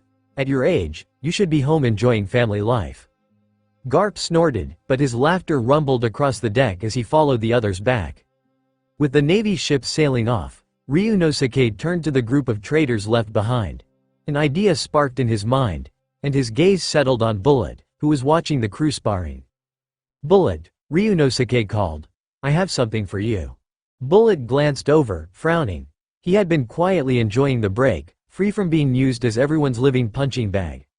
What now? He muttered, irritation in his our captives. Ryunosuke said with a sly smile. And you've always needed sandbags for training, haven't you? The scowl vanished instantly from Bullet's face. His eyes lit up with genuine excitement, the kind he hadn't shown in weeks. Finally, the tables had turned. No longer would he be the perpetual sandbag. Of course. Bullet barked, grinning wide. I'll get them sorted right away. Young Marines, welcome to the Dragon Hunter Pirates. Though, in your case, that's not much of a blessing.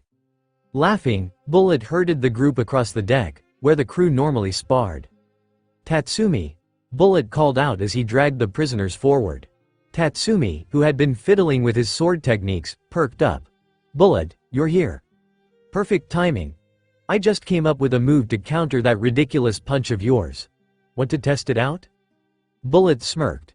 Not today. There's something more fun. Look.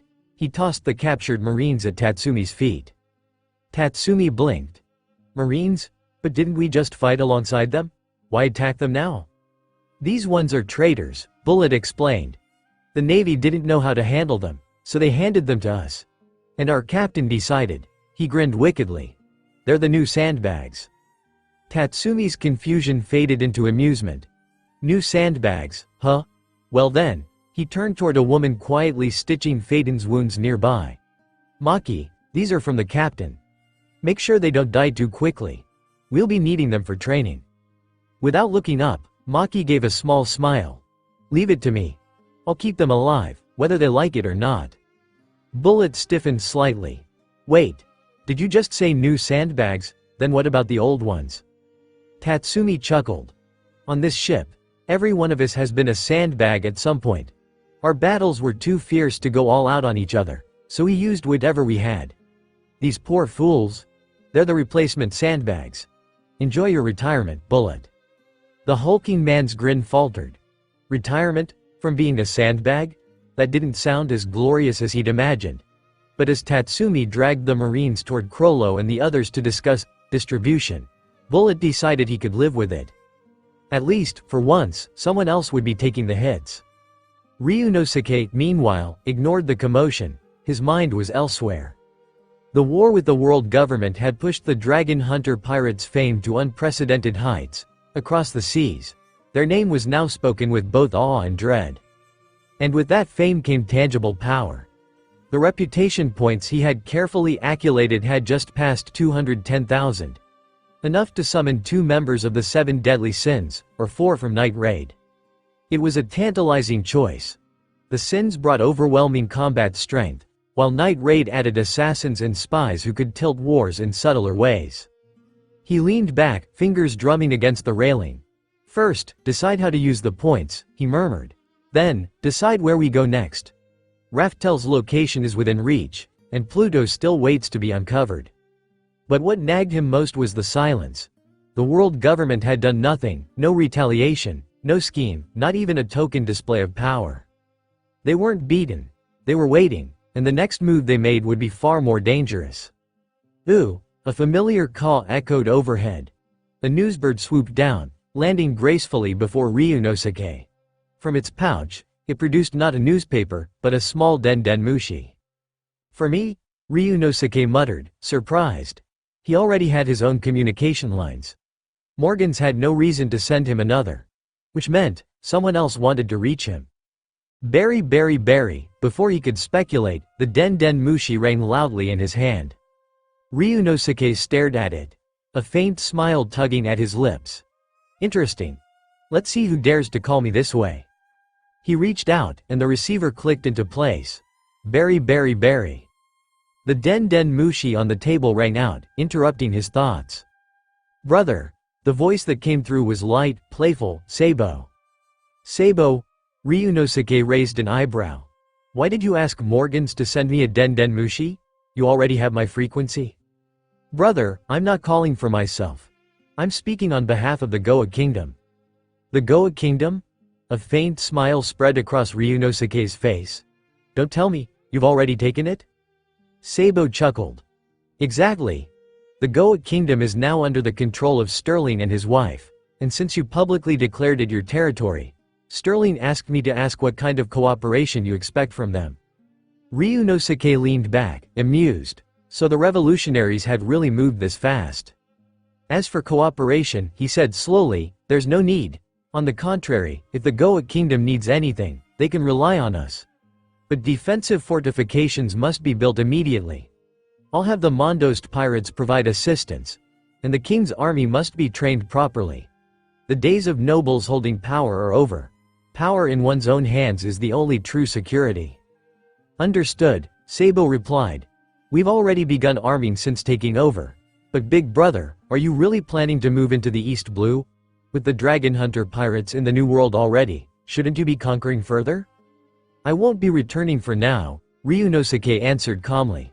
"But you, Sabo, the Revolutionary Army needs to think very carefully about your next steps. You've seen firsthand how difficult it will be to overthrow the world government." There was a pause. Then Sabo's tone turned serious. "The leader has decided. We're halting further invasions for now.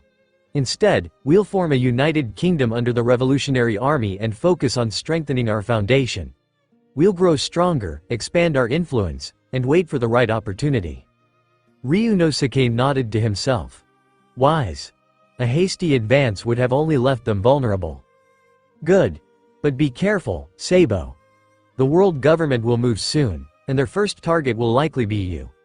I've uncovered information on their new special combat units, Listen carefully. For several minutes, Ryunosuke relayed all he had learned. When the call ended, he set the Den Den Mushi aside, his expression hardening. Captain. Merlin approached, holding a test tube glowing faintly with a gray-black aura. Ryunosuke turned toward her with a smile. What have you found? We've completed the analysis, Merlin said, lifting the tube so the strange substance caught the light. These seeds aren't just parasites looking for hosts. Their true purpose is far more dangerous. They want to transform this world into another demonic realm. She handed him a thick stack of notes, her analysis, observations, and conclusions. Ryunosuke flipped through the pages. What he read was startling. These so-called demon seeds didn't simply nest inside a host. They fused. A fusion that required consent from the host, creating something closer to symbiosis than possession. Once fused, the host gained demonic powers, strength, resilience, unnatural abilities. At the same time, the demon gained a vessel to fight through, feeding on combat, life force, and destruction. Will this fusion create an entirely new kind of demon? Ryunosuke asked.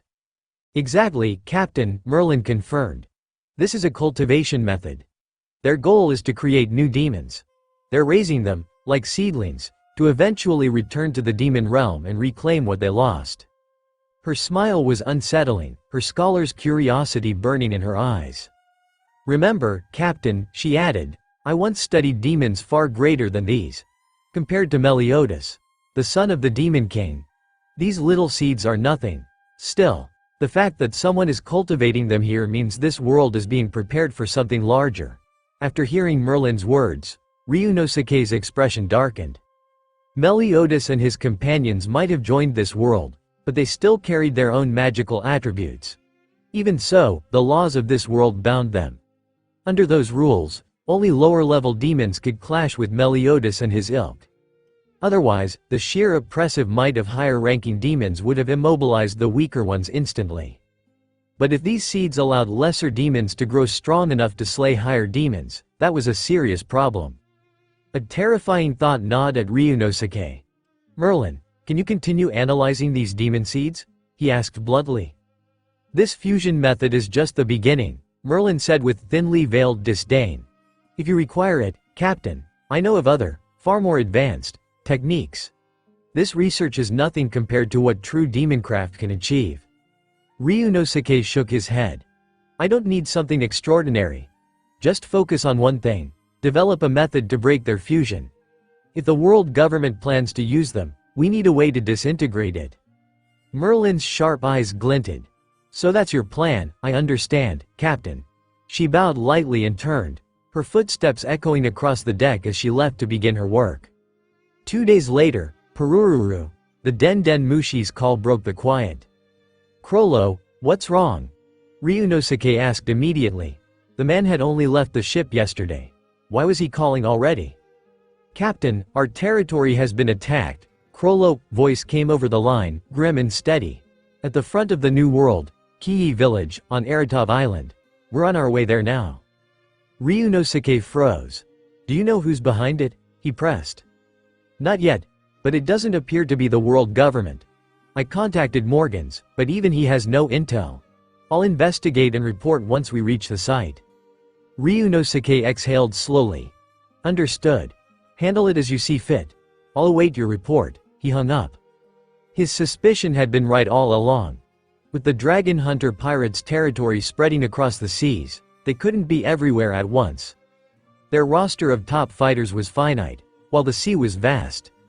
If enemies struck knowing the timing and geography, they could hit vulnerable spots. Even Morgan's vast intelligence network couldn't cover the entire world at all times, and this time, he had no clue who the attackers were. Boom! A thunderous blast tore through the skies. The god's ship shuddered. Meliodas hovered before the ship, his blade drawn, having just intercepted a devastating strike. Ryunosuke's observation haki flared instantly. His senses swept the horizon, and then locked onto a presence that made his chest tighten. Sevian, the man who had once been defeated and forced to flee now stood across from them, a twisted smile curving his lips. He shouldn't have been capable of this. Oaths and binding contracts still shackled him. By those rules, he couldn't raise a hand against Ryunosuke or his crew.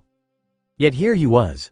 He, I finally found you, Sevian hissed, his grin edged with madness.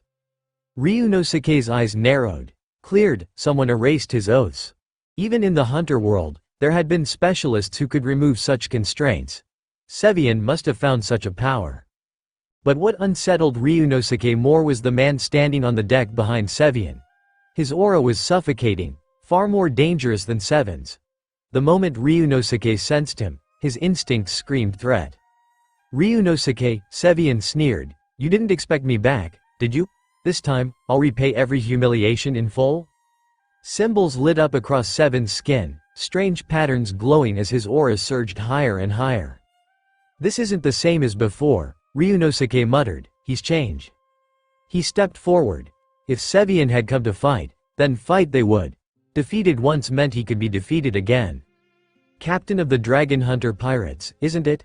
The other man suddenly appeared, moving like a shadow. He blocked Ryunosuke's path effortlessly. Stay a while, the stranger said calmly. My little cutie will be along shortly. Cutie? Ryunosuke blinked.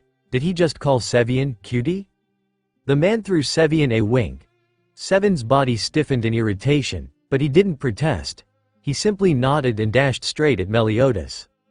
Ryunosuke almost tripped over himself. What kind of relationship do these lunatics have? The man turned back to him, his presence like a cold tide. Allow me to introduce myself. My name is Kai. I am a member of the Guardian team. You and your Dragon Hunter pirates have upset the balance we protect. For that, you must be eliminated. The words were spoken without anger, without pride, only certainty. Meanwhile, in the holy land of Marihoa, Mars knelt before Iam, reporting the news. Lord Iam, the Dragon Hunter pirates are under attack. Shall we intervene? Iam gently watered the flowers, their voice calm and distant. Attack them? No, there's no need. Let others trouble them. As long as they grow unchecked, they'll draw every hunter and enemy to themselves. We'll move only when the timing is right. Mars bowed his head. Understood. Iam's watering can tilted, droplets falling onto bright petals as though the outside world's chaos was nothing more than a rumor carried by the wind. After leaving the hall, Mars returned to the chamber of the 5 elders. The remaining 3 were already there, waiting. So, does Lord Iam want us to fight? Warkari asked, almost trembling with anticipation. His eagerness was hardly surprising. The Dragon Hunter pirates had humiliated the world government time and again. Their territory expanded, their influence spread, and the 5 elders, once untouchable figures of fear, had lost face before the nobles they claimed to rule over. It was an insult that gnawed at their pride. For centuries, they had stood unchallenged at the peak. Now, their reputation was in tatters, and the frustration was unbearable. Now that those hidden monsters have shown themselves and struck at the dragon hunters, we should seize the chance, Warkari insisted. If we move together, crush their territory, and then converge to destroy them, we'll restore our name quickly.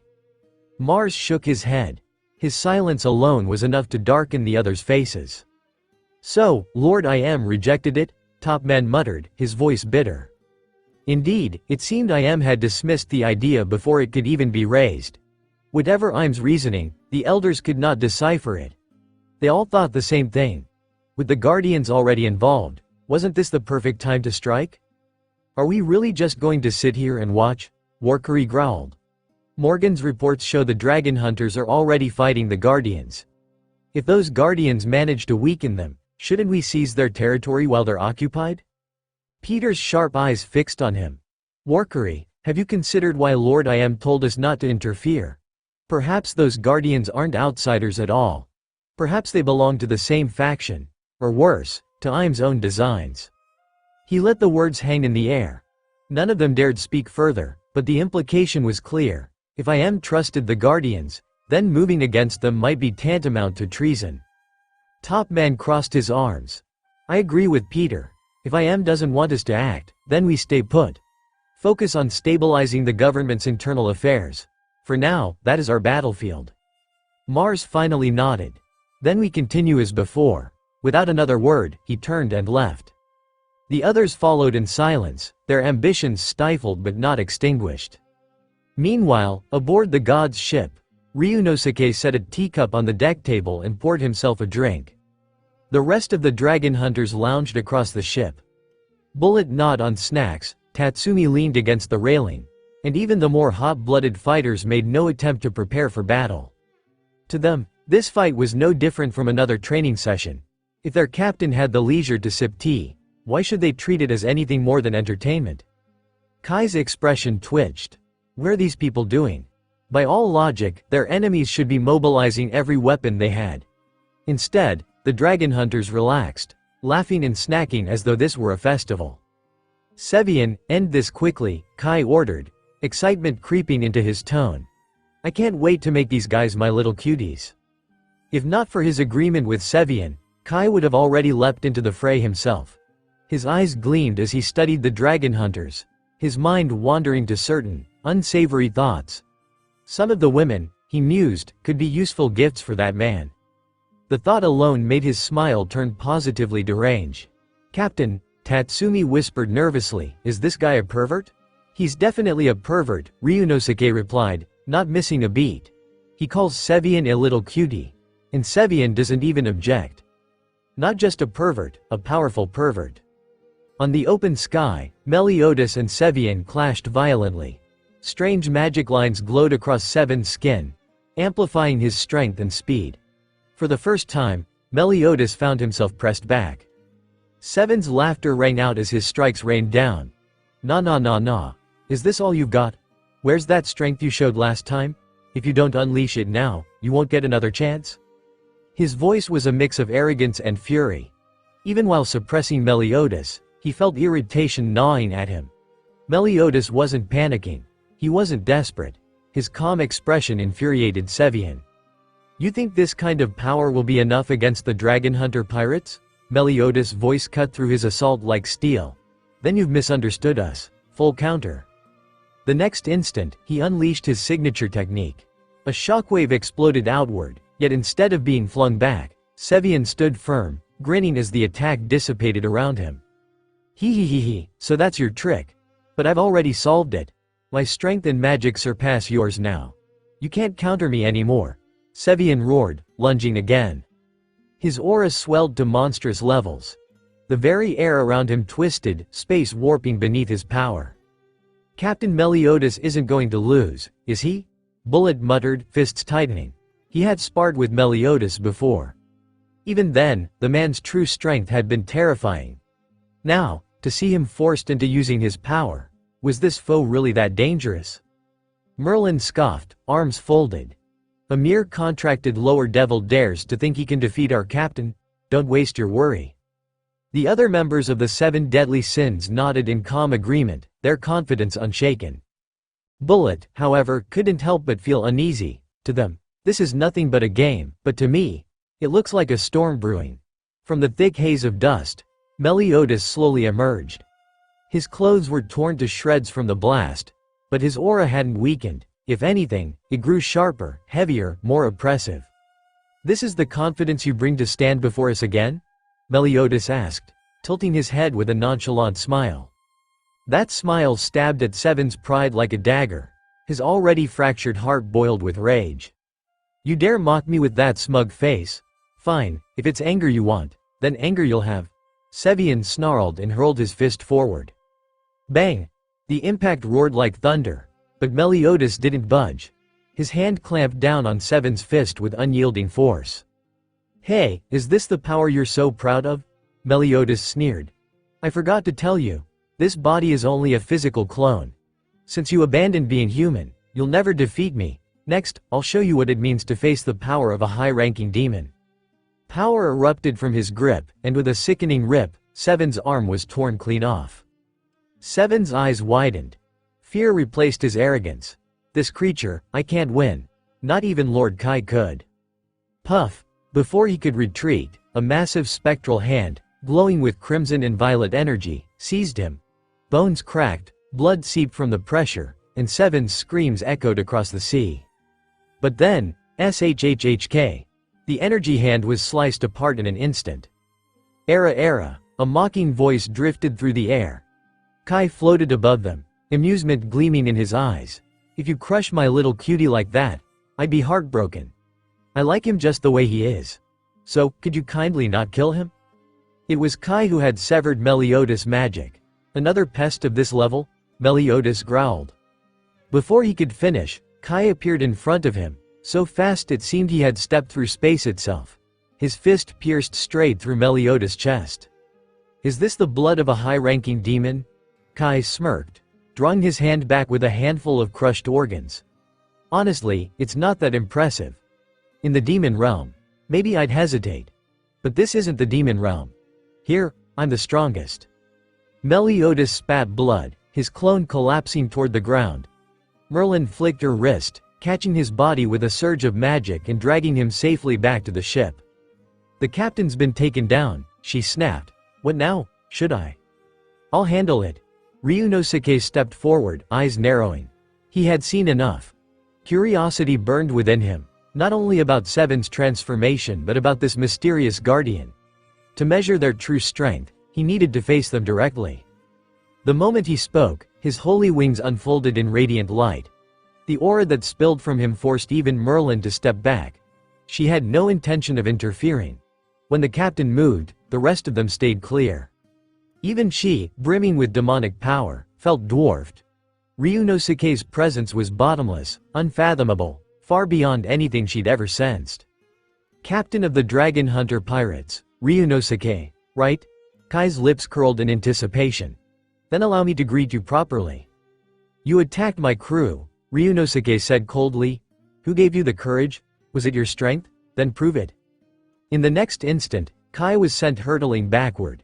None of the crew had even seen Ryunosuke move. So fast, Kai muttered, wiping blood from his lip. Surprised? Weren't you so calm a moment ago? Ryunosuke's voice echoed beside him. It's fine to be a pervert, but bragging about it, that's just disgusting. Boom! Before Kai could stabilize, another strike landed. The blow was strong enough to shatter islands, but instead of tearing his body apart, it reverberated through him, gnawing at his insides. Blood sprayed from his mouth. Impressive, Ryuo flowing inside my body too, huh? You've mastered it well. But then Kai laughed. Still, you called me a pervert, didn't you? That's simply my choice. Just as you prefer women, I prefer differently. Judging me by your standards, or society's, isn't that the real flaw? Ripples shimmered across his skin. Every injury he'd suffered vanished, erased as though they had never existed. Scales began to crawl up his arms, his body hardening, his aura thickening. His confidence surged back in full. Bang! The next moment, their fists collided, a shockwave splitting the clouds. As expected of a captain, Kai said, grinning. You make battle feel exhilarating. This guy's magic is deceiving, Meliodas said, staggering back to his feet. Despite his earlier defeat, his tone was calm, almost amused. Even I was caught off guard. Bullet's jaw dropped. You're not dead. I watched him crush your organs. Didn't I tell you? This is just a physical clone. Meliodas shrugged innocently. My real body isn't even here. Bullet's face twisted in disbelief. How could someone say that so casually? He couldn't decide which was worse, Meliodas' smile, Ryunosuke's overwhelming aura, or Kai's madness. These people, every one of them is a monster. Amidst the horrified gazes of the crew, Ryunosuke and Kai clashed again and again, their blows so fast they blurred into streaks of light. Having seen through Kai's deceptive magic, Meliodas had quickly passed this knowledge on to Ryunosuke. Deception, huh? Ryunosuke's tone was calm, though his eyes burned with focus. An interesting ability. But if you think you can slip free from the Dragon Hunter pirates with parlor tricks alone, you're mistaken. Holy power surged from him, radiant and oppressive. Magic and holy power stood at odds, two forces that could not coexist. Ryunosuke's holy energy was unlike any ordinary priest's blessing. It was pure, refined through Ban's teachings and tempered by the system itself. To a being like Kai, steeped in magic, it was poison. Impossible. Kai's expression twisted in disbelief as the aura burned against his skin. How can you wield such power? That race, they don't belong in this world. He had felt traces of holy energy in Ryunosuke before but dismissed them as inconsequential. Never had he imagined this man could master it. And now, faced with the purity of it, his arrogance wavered. "Roy!" Kai suddenly screamed, panic cracking his voice. "Are you really going to sit there and watch me die? If you do, don't expect us to help you later?" Ryunosuke's eyes narrowed. "Roy?" From the moment the battle began, his observation haki had swept the area. He had detected no other presences. Yet now Kai was calling out to a name he recognized, a name that chilled the sea breeze itself. Roy. One of the highest figures of the world government. A man who stood as an equal before I am. Kai, a smooth voice replied. "I've already told you. I won't intervene. I'm here to observe, nothing more. Captain Ryunosuke, you don't need to worry about me attacking. Treat me as a bystander enjoying the show." Space rippled at the edge of the battlefield, and a figure stepped through. Roy appeared, tall and unnervingly composed. At his side stood Bluno of CP, though the man's frame was grotesquely altered. His body doubled in size, his aura warped and monstrous. "Roy!" Kai cried out. "I'm your brother, and you." "No," Roy's cold smile cut him off. "The moment you lost my support, you ceased to be my brother. If the tables were turned, you'd watch me fall with that same smile." Kai's face twisted, torn between fury and despair. Ryunosuke, meanwhile, sat down casually, pulling out a bag of popcorn from who knew where. Well, looks like we've stumbled into a family drama." Puff. Before the humor could settle, Roy struck. His arm stretched from a pocket of space, aiming directly for Ryunosuke's head. The timing was flawless. Just as the conversation lulled, just as Ryunosuke appeared distracted. The blow landed. In an instant, Ryunosuke's head shattered like glass. The crew gasped. Striking the head was the surest way to kill, but Roy's smirk froze. The body before him dissolved into grains of golden sand, scattering into the wind, an afterimage. "TCH." A voice came from behind. "Not bad acting skills. But the auras you both carry? They're too alike. This whole charade, it's nothing but a ploy to weaken my guard." Ryunosuke's hand clamped down on Bluno's throat. With a crushing twist, he snapped the man's neck. Boom! A surge of energy rippled outward. From Bluno's corpse, a devil fruit manifested in Ryunosuke's palm. "This power really is convenient," he said, studying the fruit with a smile. "Ban's gift just keeps on giving." The snatching ability, an esoteric power that stripped the essence of a fallen foe, had proven its worth once again. Roy clicked his tongue, annoyance flashing across his face. "I warned you, Kai. Cross the dragon hunters and you court disaster. And now, thanks to your foolishness, I've been dragged into this mess as well." His words dripped with disdain, yet beneath them was a grudging respect. The dragon hunter pirates had not only survived encounters with the world government, they had grown even stronger. And Ryunosuke himself, his growth defied reason. Roy's sharp eyes lingered on him. "Tisk, testing me already, are you?" "You talk too much," Ryunosuke interrupted coldly. "Leave Sevian behind, and you two can go." Kai stiffened. "Leave my little cutie." "Never. I don't mind," Roy cut in smoothly. "I'm leaving." With that, his form blurred, dissolving into shadow. Within moments, even his presence was gone. Silence hung heavy. Only Kai and Sevian remained before the dragon hunter pirates. "Lord Kai, don't abandon me," Sevian cried, desperation cracking his voice. "I'll be obedient. I'll do anything, just don't leave me here." Sevian knew what this meant. Roy had abandoned him. The man ruthless enough to found the world government, ruthless even to himself, had decided Sevian wasn't worth saving. If Kai left as well, his fate was sealed. "I truly don't want to give up on you, my darling cutie," Kai said, his smile brittle. "But you see the situation, don't you? There's nothing I can do." And just like that, Kai vanished, his form dissolving into the ether. Sevian was left trembling, abandoned by the very ones he thought untouchable. His face twisted with despair as the dragon hunter pirates closed in. The crew exchanged glances. Another so-called guardian had fallen short before their captain's holy power. With both Kai and Roy gone, Ryunosuke appeared before Sevian in a flash. He grabbed the man like a rag doll and tossed him onto the deck of the god's ship. "Merlin, this thing's yours," Ryunosuke said flatly. "Study him if you can. If not, I'll let the others use him as a punching bag." Without another glance, Ryunosuke turned and stepped into the ship. "Merlin, study him carefully," Meliodas instructed. "Najenda, let's go find the captain." The two quickly followed after him, leaving Sevian writhing in Merlin's hands. Inside the ship, Ryunosuke sat in his chair, silent and thoughtful. "Captain," Meliodas began, his brows furrowed, "why didn't you keep them? You could have taken Kai and even Roy if you pushed harder." From his own fight, Meliodas had felt Kai's strength firsthand.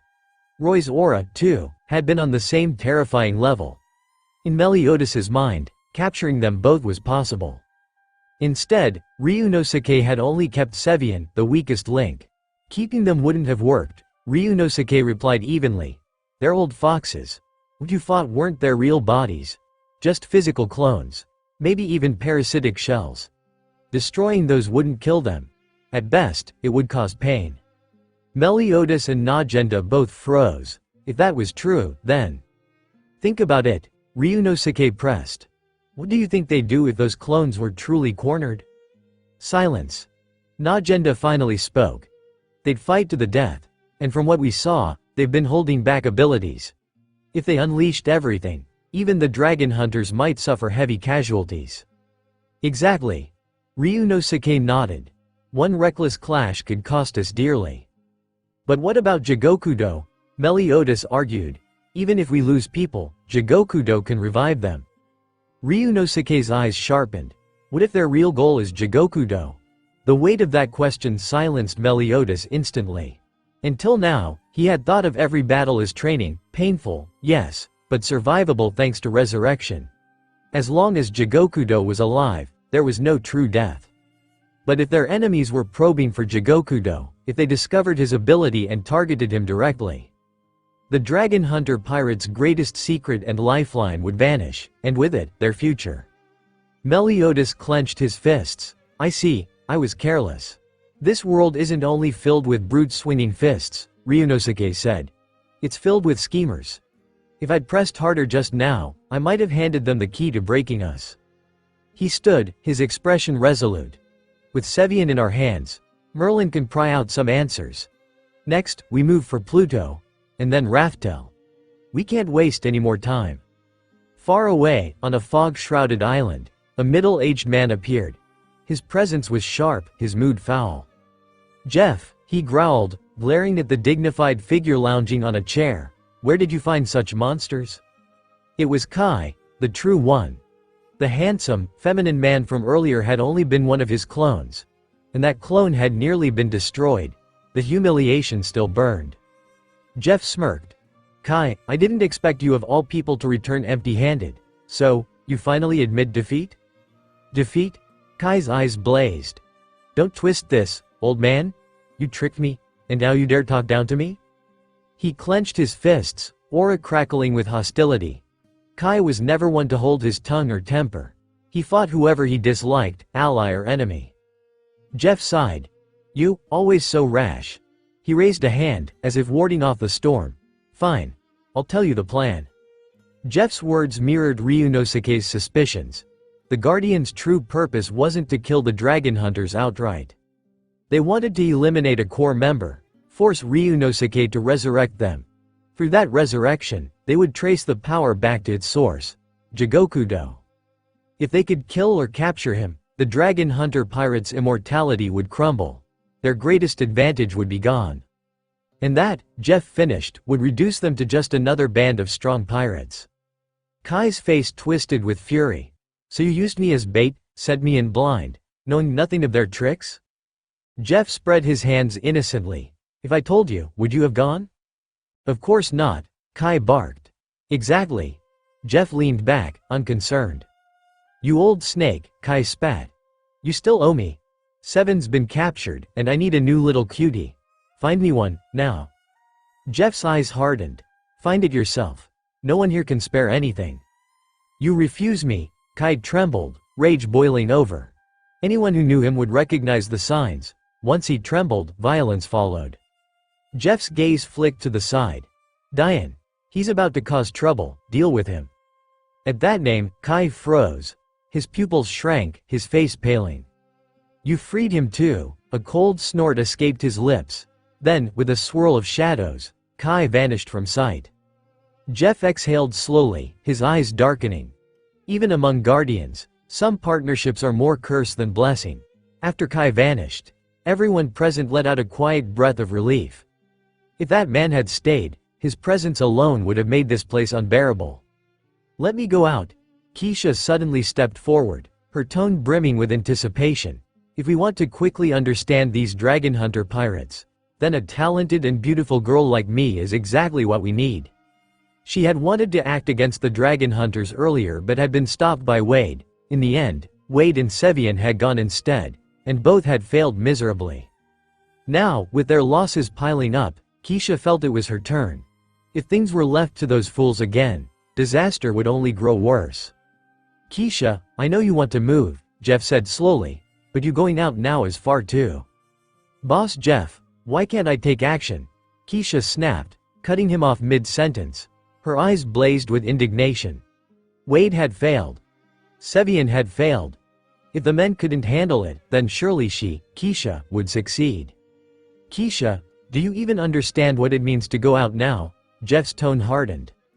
I don't even need to fight, she declared. What if Captain Ryunosuke takes one look at me, so cute and irresistible, and decides to tell me everything himself? Don't underestimate me. Miss Keisha, I'm a genius at undercover work. The room fell silent. Everyone stared at her, expressions twisted between disbelief and second-hand embarrassment. Sure, Keisha was attractive, but her fiery personality and unpredictable temper made her the last person suited for delicate infiltration. If the dragon hunters exposed her, she'd lash out in shame. That would turn spying into a bloodbath. Perhaps letting Keisha go could bring a surprising result, Wade said suddenly. The room turned toward him in shock. Wade, always calm and logical, was actually supporting her? Normally, he was the first to shoot down her reckless ideas. Jeff frowned. Wade, ah ha ha. Keisha laughed, clapping her hands. As expected, Wade, you're the cutest. That settles it then, I'll prepare and head out. Before anyone could stop her, she was gone in a flash, not sparing a thought for the doubts hanging in the room. Jeff rubbed his temples. He could already sense complications. Keisha's strength was unquestionable, but her personality made her a ticking bomb. Sending her as a spy, an undercover agent of all things, was madness. Still, Wade remained calm. Boss Jeff, don't worry. Cruel Bussault has almost everything outside arranged. If Keisha goes now, she can slip into a special identity. With Cruel's help, there might be a chance for success.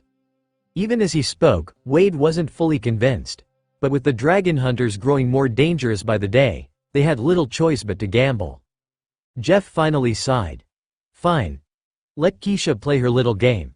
Perhaps her leaving will ease our burden, even if just a little. The dragon hunters had already disrupted all of their careful planning, and they weren't the only threat looming in the world. They couldn't afford to waste all their strength on one enemy. Meanwhile, elsewhere. What, you're coming out? Cruel Bussault sounded flustered. Of course I am. Keisha barked back. I told you I was coming. I wasn't asking for your opinion. Just welcome me properly. Are my people ready? They're ready. I'll send someone to pick you up, Cruel answered without protest. You're reliable, Cruel, Keisha said with a grin. This time, I'll show everyone just how amazing I am.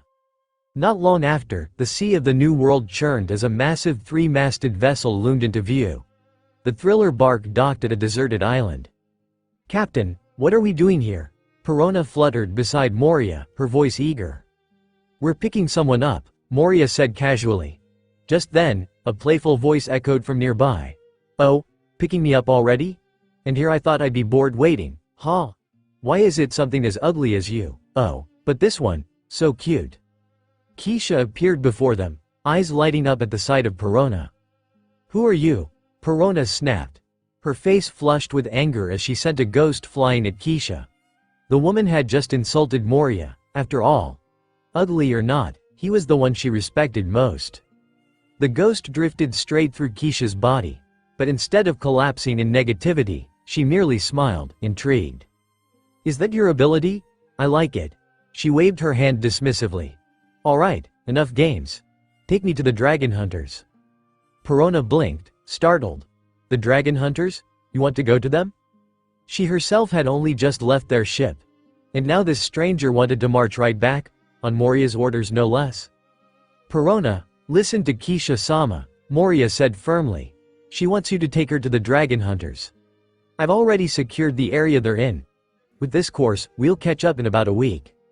Perona frowned but nodded. She'd always been obedient to Moria's commands. "A week?" Kisha scoffed. "Too slow. Just give me the location, I'll go alone." She reached into her chest and pulled out a folded paper boat. Tossing it into the sea, she smirked as the tiny vessel instantly expanded. In moments, a massive ship towered over them, summoned from the delicate paper. On board the Dragon Hunter pirate's ship, Marin presented her findings. "Captain, the analysis is nearly complete," she reported, handing over a thick set of notes. "This creature is nothing more than an incompletely developed demon seed. It even suffered severe trauma during its growth, which left it a half-baked existence. For now, it's been tossed into the training yard as a punching bag. At least its self-healing ability is impressive." Ryunosuke glanced over the report, his eyes narrowed. "Demon seed, what exactly is this thing?" He asked slowly. "And Merlin, what about that demon fruit you got from Crollo? Is there any connection between these so-called seeds and those fruits?" Merlin pushed her glasses up with a faint smile. "The devil fruit is far more valuable for study. Its very nature is unique, an accident of the world that cannot be replicated. The power sealed within it, that raw magic, is unlike anything else. It can even influence abilities that exist on entirely different levels." She tapped the notes. "Escanor is proof. After eating his fruit, he managed to compensate for his original magical deficiencies. Do you realize how long I studied Escanor, without ever fully grasping his nature? And yet a single fruit accomplished what I could not. That kind of phenomenon is priceless." Her voice carried the giddy excitement of obsession, her words tumbling out faster and faster. Ryunosuke pinched the bridge of his nose. TCH, shouldn't have asked. When Merlin entered research mode, it was impossible to stop her. Half an hour later, she finally wound down. "That's about it. In short, if we can discover the origin of the devil fruits, everything will become clearer." Ryunosuke leaned back. That was the part he understood. They needed to find the source, but such a place wasn't going to be easy to locate. There were no concrete records of when devil fruits first appeared. But given their history alongside the rise of the world government, they had to have existed for thousands of years. During that long span, countless scholars and madmen had tried to study them. Many had died for their research. The most brilliant among them was the legendary scientist, Vegapunk. "Right," Ryunosuke muttered. "Merlin, you could infiltrate the world government's scientific division. With your talent, becoming one of their prized researchers wouldn't take long. You might even be welcomed directly." His gaze sharpened. Vegapunk's studies into bloodline factors and artificial fruits are second to none. If you can access those files, we'll gain insights no one else has. Marin's eyes glimmered. So this world already has such achievements, that bloodline factor report I skimmed before. It makes more sense now. She lifted her hand, and an old report materialized. Incomplete, but enough to confirm I'll need to go. I'll create a new identity. She produced a forged dossier and handed it to Ryunosuke. He chuckled. With this, and the dragon hunters' reach, slipping you into their ranks will be easy. Morgans can spread the right story. Soon, they'll come looking for you themselves. Then I'll prepare immediately. Merlin snapped her fingers. Her clothes shifted into a lab coat, her figure altered, even her aura changing until she looked like an entirely different person. A scientist born from thin air. With a nod, she vanished. Once she was gone, Ryunosuke summoned his cruise system dashboard. The Dragon Hunter pirates now boasted 4 divisions, each terrifying in its own right. Recruiting even a single new member boosted their collective strength enormously. But the path ahead demanded more than strength, it demanded strategy. He tapped the Den Den Mushi. "Beru Beru, Morgan's here," the voice squawked almost instantly. Captain Ryunosuke, don't tell me you've cooked up something new already. I haven't even finished digesting the last wave of chaos. If you keep stirring storms at this pace, the world will get numb, and your news value will crash. Ryunosuke smirked. Morgans, I'm about to find Pluto. The receiver fell silent. I want you to spread that news. Sell it to the world government, and whisper it into the underworld. Fabricate some details about Pluto's abilities if you have to. Make it sound irresistible, then spread it everywhere. Morgans's feathers puffed out on the other end. He could barely breathe.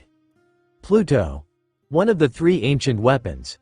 A ship said to erase islands with a single volley. Its existence had always been shrouded in mystery, dismissed as legend.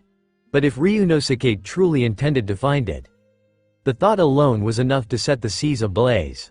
Morgans trembled. Can I broadcast it live? His voice carried both fear and the hunger of a newshawk staring at the story of the century. Sure, Ryunosuke said calmly. Got it. I'll arrange everything right away, don't worry. Once I've got the scoop, the whole world will know in the blink of an eye. My mouth is sharper than all my uncles and aunts combined. Morgans cackled before slamming the line shut. True to his word, Morgans immediately began preparations. Thousands of newsbirds were dispatched to Ryunosuke's location. From there, a global live broadcast would begin. Anyone with even the slightest interest in Pluto would have the footage pushed to them. And once that happened, the dragon hunter pirate's name would thunder louder across the seas, louder even than the 4 emperors. This guy, Ryunosuke muttered with a wry shake of his head as he stowed away the Den Den Mushi. Morgans had his quirks, but his control over information and influence in the news world was unmatched. The fact he hadn't been captured by the world government was nothing short of a miracle. News of Pluto's revelation raced across the world. Gurararara. A booming laugh echoed aboard the Moby. Pluto, is it? Most of the fools who sought that ship are already bones in the sea. They hoarded scraps of information and kept it buried. But that brat Ryunosuke? He actually dares to live stream his hunt for Pluto. Gurarara, what a madman. Whitebeard leaned back, beard shaking with laughter. Only Ryunosuke could make such a bold move. Others had been more cautious. Crocodile, for instance, had spent years scheming in Alabasta, obsessed with Pluto, hoping to one day crown himself Pirate King. Yet Ryunosuke simply threw open the curtains and invited the whole world to watch. I wonder, Whitebeard mused, how Crocodile would react if he saw this broadcast. Pops, shouldn't we lend them a hand? Ace asked, eyes fixed on the live feed. The dragon hunter's ship was in waters Ace knew well, not far from their current position. With something like Pluto at stake, half the sea will come chasing after them. Even with Ryunosuke at the helm, they'll be overwhelmed. Whitebeard's grin widened. Then let's go have a look. If Ryunosuke needs our help, the Whitebeard pirates are more than capable of delivering it. Ace grinned fiercely, flames flickering at his fingertips as he reached for his Den Den Mushi to call his brother. Meanwhile, aboard the Red Force, Shanks, the dragon hunters have declared they're going after Pluto, Ben Beckman said gravely. Do we move? Pluto is said to hold the key to that place. If they seize it, it won't be easy to wrest it from them later. Shanks furrowed his brow. They had clashed with the dragon hunters before and knew their strength well. To fight them head-on for Pluto could be a disaster. Pluto, Shanks muttered. So that's what he's been scheming this whole time, and the whole business with the Goa Kingdom was just misdirection? He remembered rushing to the East Blue after Ryunosuke declared the annexation of Goa Kingdom, intending to see what the dragon hunters were planning, and now this bombshell dropped. I don't think it's misdirection, Beckman countered. If anything, I think the Pluto broadcast is the cover. And what they're really hiding is happening in the East Blue. Jesus Burgess, better known as Yasop to his crew, leaned forward. Beckman's right. We've tracked a core member of the dragon hunters moving into the East Blue. It's Princess Shirahoshi of Fishman Island. The crew exchanged shocked looks. What the hell are the dragon hunters planning? Major moves in the East Blue. A live broadcast of Pluto in the New World. Layer after layer of smoke and mirrors. Shanks finally stood. We're already in the East Blue. We'll investigate here first, then cross the comm belt to Ryunosuke if needed. Let's see what they're hiding. His eyes softened slightly.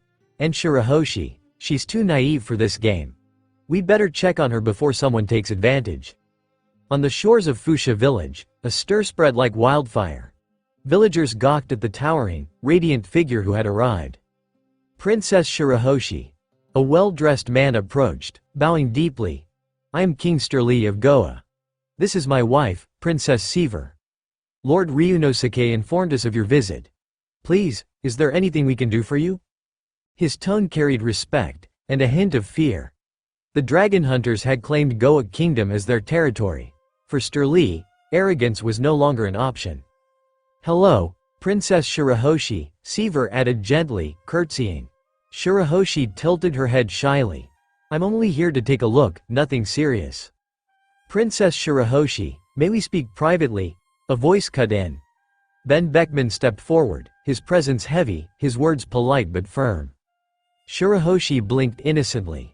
No captain said I mustn't talk with other pirate crews while I'm outside. Her simple refusal, paired with her beauty, left Beckman momentarily stunned. Even a seasoned man like him found himself caught off guard by her disarming naivete. We're from the red-haired pirates, he said after a steadying breath. We've worked with your captain before. I just wanted to know what mission you've been given. Perhaps we could help. Oh, is that so? Shirahoshi tapped her chin thoughtfully. The captain asked me to see if Goa Kingdom had any thoughts of rebellion. I'll stay for a few days, then return. The words slipped from her lips without hesitation. Sterli's face turned pale, his wife's smile froze, and even Beckman couldn't hide his discomfort. As expected, Princess Shirahoshi was far too honest. Ben Beckman was left bewildered by Shirahoshi's straightforward, almost childlike honesty. For a moment, he even forgot why he had come. Shirahoshi herself would never lie, but Ryunosuke certainly could. It was entirely possible she was repeating something he had told her to say. That uncertainty gnawed at Beckman. He needed to test her further. Princess Shirahoshi, Beckman asked carefully, are you here alone? Shirahoshi puffed out her cheeks. No, there's a little cutie with me. Mr. Ben Beckman, do you have any more questions? I still have work to do. This is my first mission since joining the brother Ryunosuke's crew, and I hope you won't interfere. Her tone carried a hint of frustration. With Shirahoshi, every emotion was written plainly across her face, she hid nothing. That was exactly what made Beckman uneasy. Anyone else, liar or schemer, he could read in an instant. But with Shirahoshi, her guileless nature left him unsure of what was real. Partner, huh? Beckman chuckled, masking his caution with a smile. If Princess Shirahoshi has a partner on this mission, why not introduce me? Perhaps we could even spar a little. Shirahoshi blinked, then nodded happily. Really? All right, I'll show you. Your Majesty Sterli, Princess Seaver. I'll return to the palace later. Lord Ryunosuke left me new instructions. With that, she turned and headed for the coastline, Beckman following reluctantly. The shoreline was deserted. Beckman frowned. Had he been tricked? The thought left him faintly embarrassed. If the smartest man in the world, the right hand of red-haired Shanks, had truly been outwitted by Shirahoshi of all people, he'd never live it down. Princess Shirahoshi, he said cautiously, where is your companion? Kun. Shirahoshi cupped her hands around her mouth and shouted out to the sea. Come out. Someone wants to play with you. The ocean heaved. A shadow surged beneath the waves. Boom. Water exploded upward as a colossal figure rose from the depths. Beckman's eyes widened as a massive Kun sea king surfaced, its vast body dwarfing even the tallest cliffs. A chill ran down his spine. Sea kings were terrors of the deep, rulers of the ocean that even the mightiest pirates feared. And this one, it wasn't an ordinary sea king. This was an island-class behemoth, large enough to level the entire Goa Kingdom in hours. Even for Beckman, defeating such a creature alone would be no easy task. Failure was very possible. Kun, you stay here and play with Mr. Beckman, Shirahoshi instructed cheerfully. Be good. I have Lord Ryunosuke's mission to finish. And with that, she turned and left. Shirahoshi, Beckman tried to call after her, but it was too late. The Kun's eyes locked onto him, and the sea itself answered. Great torrents of water condensed into projectiles and launched like arrows.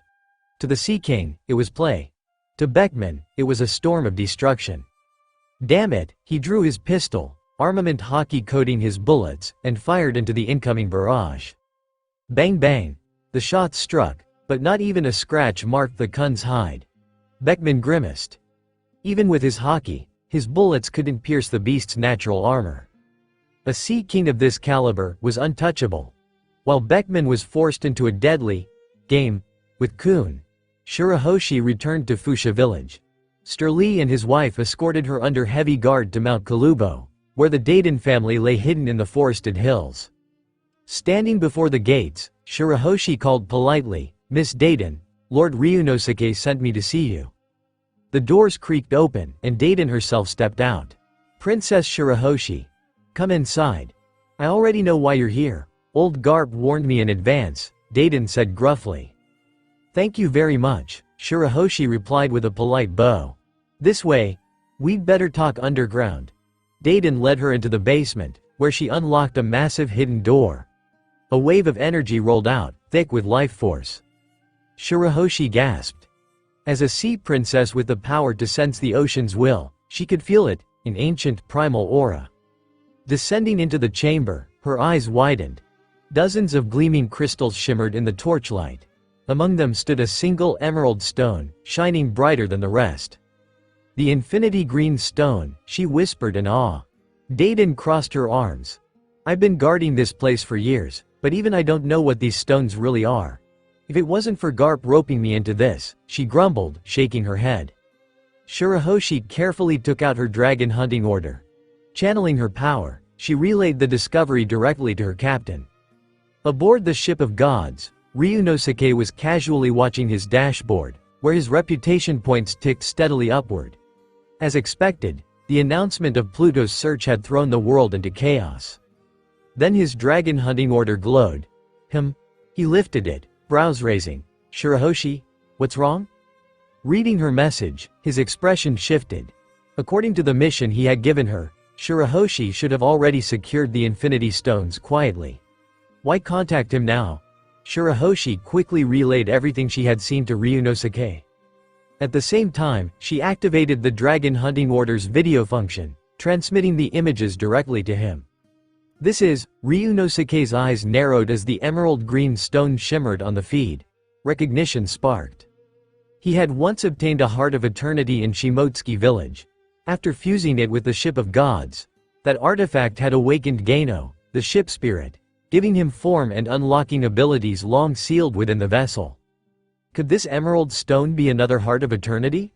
"Shirahoshi," Ryunosuke said evenly, though his tone carried a suppressed edge of excitement, "bring that green stone back.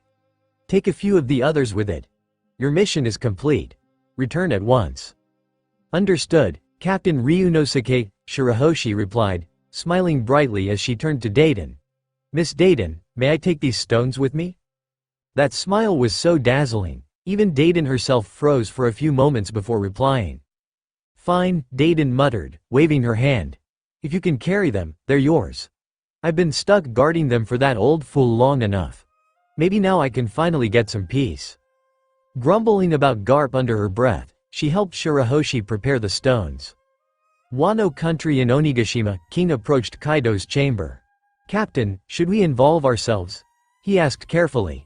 "If Pluto really exists, we can't let only the dragon hunters benefit. Even if we don't compete directly, we could lend support." Kaido tilted back a massive gourd of sake and let out a rumbling laugh. "Fine. We'll take a look. Orochi's nearly finished anyway, one last breath left in that rat. Once this is settled, we'll return." King bowed and left to prepare, though the image of Najenda stirred something within him. Even if she showed no interest in him, his feelings hadn't dimmed.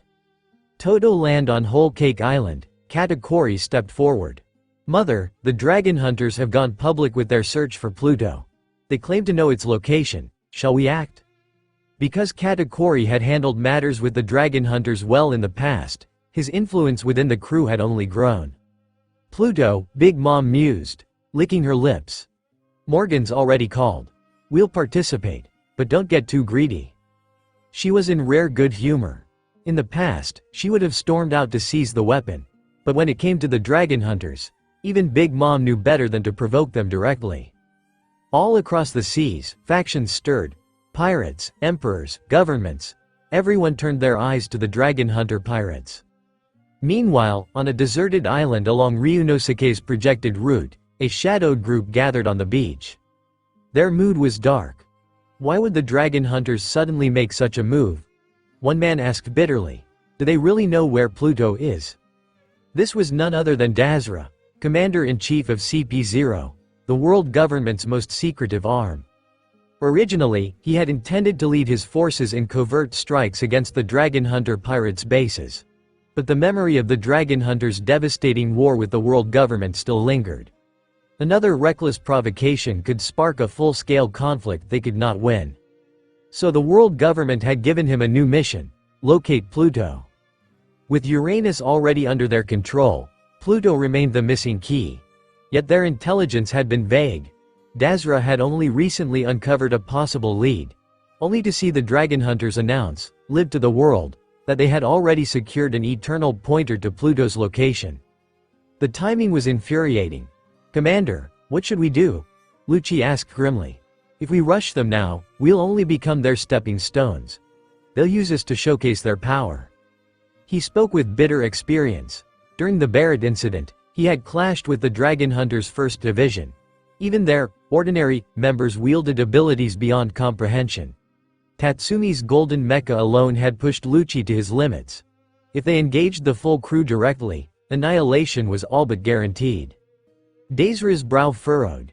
"If our path leads to Pluto, we cannot let the dragon hunters seize it uncontested. With Pluto in their hands, their power would grow to an unbearable level." His words hung heavy. "Oi, isn't this the world government's lapdogs?" A mocking voice cut through the tension. All eyes turned. A lean figure stepped casually out of the tree line, a blade glinting at his side. "Dragon Hunters, 2nd Division. Phaeton." Lucci's eyes narrowed. At once, his body shifted, muscles coiling as his devil fruit power surged. If Phaeton was here, the rest of 2nd Division couldn't be far. "Care to join me on our ship?" Phaeton smirked. "It's been too quiet lately. We could use new sparring partners." "Arrogant brat," Dazra roared, launching a sudden strike. His fist punched straight through Phaeton's torso. "TCH, a mere division member dares." Boom! Before Dazra could finish, a blinding attack crashed down from above, forcing him back and shaking the island itself. As the dust cleared, Uvajin stepped forward, his warlike grin flashing in the haze. "Hey, since you've already started, let me join the fun." With a sharp breath, Uvajin unleashed his reinforcement ability to its fullest. His aura exploded outward, so dense it pushed the very air aside. The atmosphere trembled under the pressure. "Really now?" Phaeton's cold voice cut through, his hand tightening on his blade. "I invite you kindly to our ship, and you answer with hostility." A faint hum echoed as blue armor materialized across his body. Phaeton's aura surged, wounds knitting shut in an instant. He stood taller, darker, far more dangerous. Dazra's expression hardened. He had clearly struck Phaeton's vitals earlier, yet the man was not only uninjured but even stronger than before. Was there no such thing as a normal fighter among these dragon hunter pirates? "Captain, can we move now? Any orders?" Phaeton's killing intent flared, barely contained. Crollo emerged from the shadows, his calm gaze sweeping the battlefield. Behind him, the rest of the Phantom Troop appeared one by one. Maki, Uvajin, Kodama, and the newest additions, Nobunaga and Pakunoda. "The captain said we handle this ourselves," Crollo said quietly. "Fight as you wish, but keep them alive long enough to be useful. Don't kill everyone outright." Phaeton smirked. "Got it." With a thunderous step, he shattered the ground beneath his feet and lunged at Daze. Raw. Dazra braced himself, eyes narrowing. Phaeton's strength rivaled his own. This fight would demand everything he had. "You, take that girl," Dazra barked to his subordinates. "Lucci, hold one of them back. Don't let them overwhelm us at once." Lucci's form blurred, his zone transformation amplifying his speed and power as he launched himself at Uvajin. Meanwhile, 3 CP0 operatives darted for Shalnark's replacement, Maki. She looked the most vulnerable. In the next instant, one agent had seized her. Dezera's lips curled into a satisfied sneer. With a hostage, they finally had leverage. But the Phantom Troop wasn't like other crews. Boom. Phaeton's blade carved a scar into the earth, forcing Dazra back again and again, his strikes unrelenting. The CP-0 commander blinked in confusion. Why wasn't Phaeton hesitating? Why wasn't he worried about Maki? Hadn't the Dragon Hunter pirates built their reputation on valuing their comrades? Something was wrong. Then, the CP-0 operative holding Makov screamed. His arm twisted grotesquely, bones snapping as his body contorted unnaturally. Blood poured from his skin, sucked away into the bizarre vacuum cleaner clutched in Maki's delicate hands. Her calm eyes didn't waver. Attacking Maki? Phaeton laughed, his voice echoing with venom. Big mistake.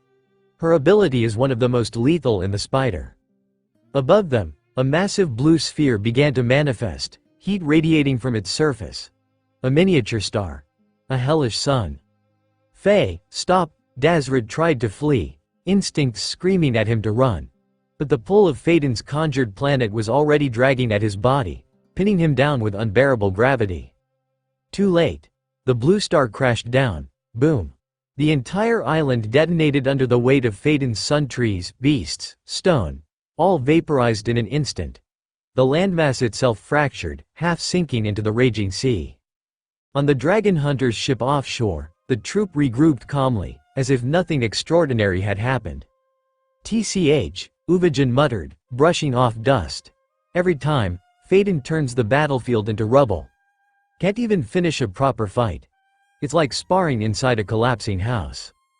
Maki flicked her fingers, threads of hockey-woven silk pulling the surviving bodies aboard. Still, they're tough. Anyone else would have been ashes. These two actually survived. Among the wreckage, only Dazra and Lucci still clung to life. The rest of CP-0 had been annihilated. Phaeton returned to his calm, quiet state, wiping blood from his blade. Sorry, he said flatly, though his expression showed not the faintest remorse. Enough. Krollo stepped forward. Pakunoda. At his command, Pakunoda raised her revolver, firing memory bullets into the two survivors. Their minds unraveled like parchment. She opened her eyes. Their target is also Pluto. Their intelligence lines up with the destination the captain is already sailing toward. And they've reported everything to the world government. The crew stiffened. That meant the government now knew exactly where Ryunosuke was headed. Then the bottle's already set, Uvajin growled. Krollo's eyes gleamed. Pass this on to the captain. As for us, we move for Marihoa. The crew smirked, the decision final. Moments later, the Phantom Troop vanished into the shadows of the sea, leaving Dazra and Lucci broken and stranded on the ruined island. To the Phantom Troop, such defeated prey no longer mattered. Aboard the god's ship of the Dragon Hunter pirates. Captain, a ship has appeared ahead, Conrad reported quickly from the lookout's post. Perona's on board. The same one who stayed here before. But she's not alone. There's another woman with her, someone who looks a little like Perona. Though our intelligence network doesn't have any data on her. No records, no affiliations. Likely someone unknown. Ryunosuke leaned back and thought. Strangers, arriving with Perona, could it be connected to that man? For a moment, Brooks' name flickered through his mind, but he dismissed the thought just as quickly. If it were truly one of Brooks' people, they wouldn't simply stroll up to him so boldly. Let them aboard, Ryunosuke said after a pause. The ship's closed distance. Perona floated lightly onto the deck with her usual ghostly grace, while the newcomer, Keisha, folded her ship into a tiny charm, hugging it to her chest before stepping onto the deck with confidence. Perona, Ryunosuke greeted with a smile. What a surprise. Why are you here instead of sticking by Moria? HMPH, Captain Moria sent me here. What, you're not happy to see me? Perona crossed her arms with her familiar pout. Ryunosuke only chuckled. That attitude was simply her nature. His gaze shifted to the newcomer. And who might you be? The moment Keisha boarded, he had sensed it. An aura not unlike Seven's. This wasn't some spoiled eccentric like Perona. No, this woman carried the heavy pressure of a guardian. My name is Keisha, and I'm, Well, a lovely person, she said boldly, as if the declaration alone carried weight. I came here to see what you're all up to. I might stay on this ship for a while. Can you arrange a cabin for me? The crew blinked in silence. Ryunosuke raised a brow. Of all the introductions he'd ever heard, this one was truly unique. Welcome, Ryunosuke finally said, lips twitching. Najenda, prepare a cabin for Kisha. Everyone else, carry on. He turned and left without further explanation, leaving Najenda to deal with the two guests. Miss Kisha, Miss Perona, please follow me, Najenda said politely. I'll arrange your cabins. If you need anything, let us know. You're also welcome to join in our activities on board. After settling them in, Najenda excused herself. Kisha sat on her bed, brows furrowed. Have the dragon hunters always been this lax? Even though I'm cute, this is far too casual. Shouldn't they be more cautious? She had also noticed something else. Many on this ship radiated power, strange and vibrant, not at all like some ragtag pirate gang. I don't know, Perona shrugged. When I first boarded, the captain recognized me right away. He gave me a place without question. The rest, I can't really say. This ship is strange.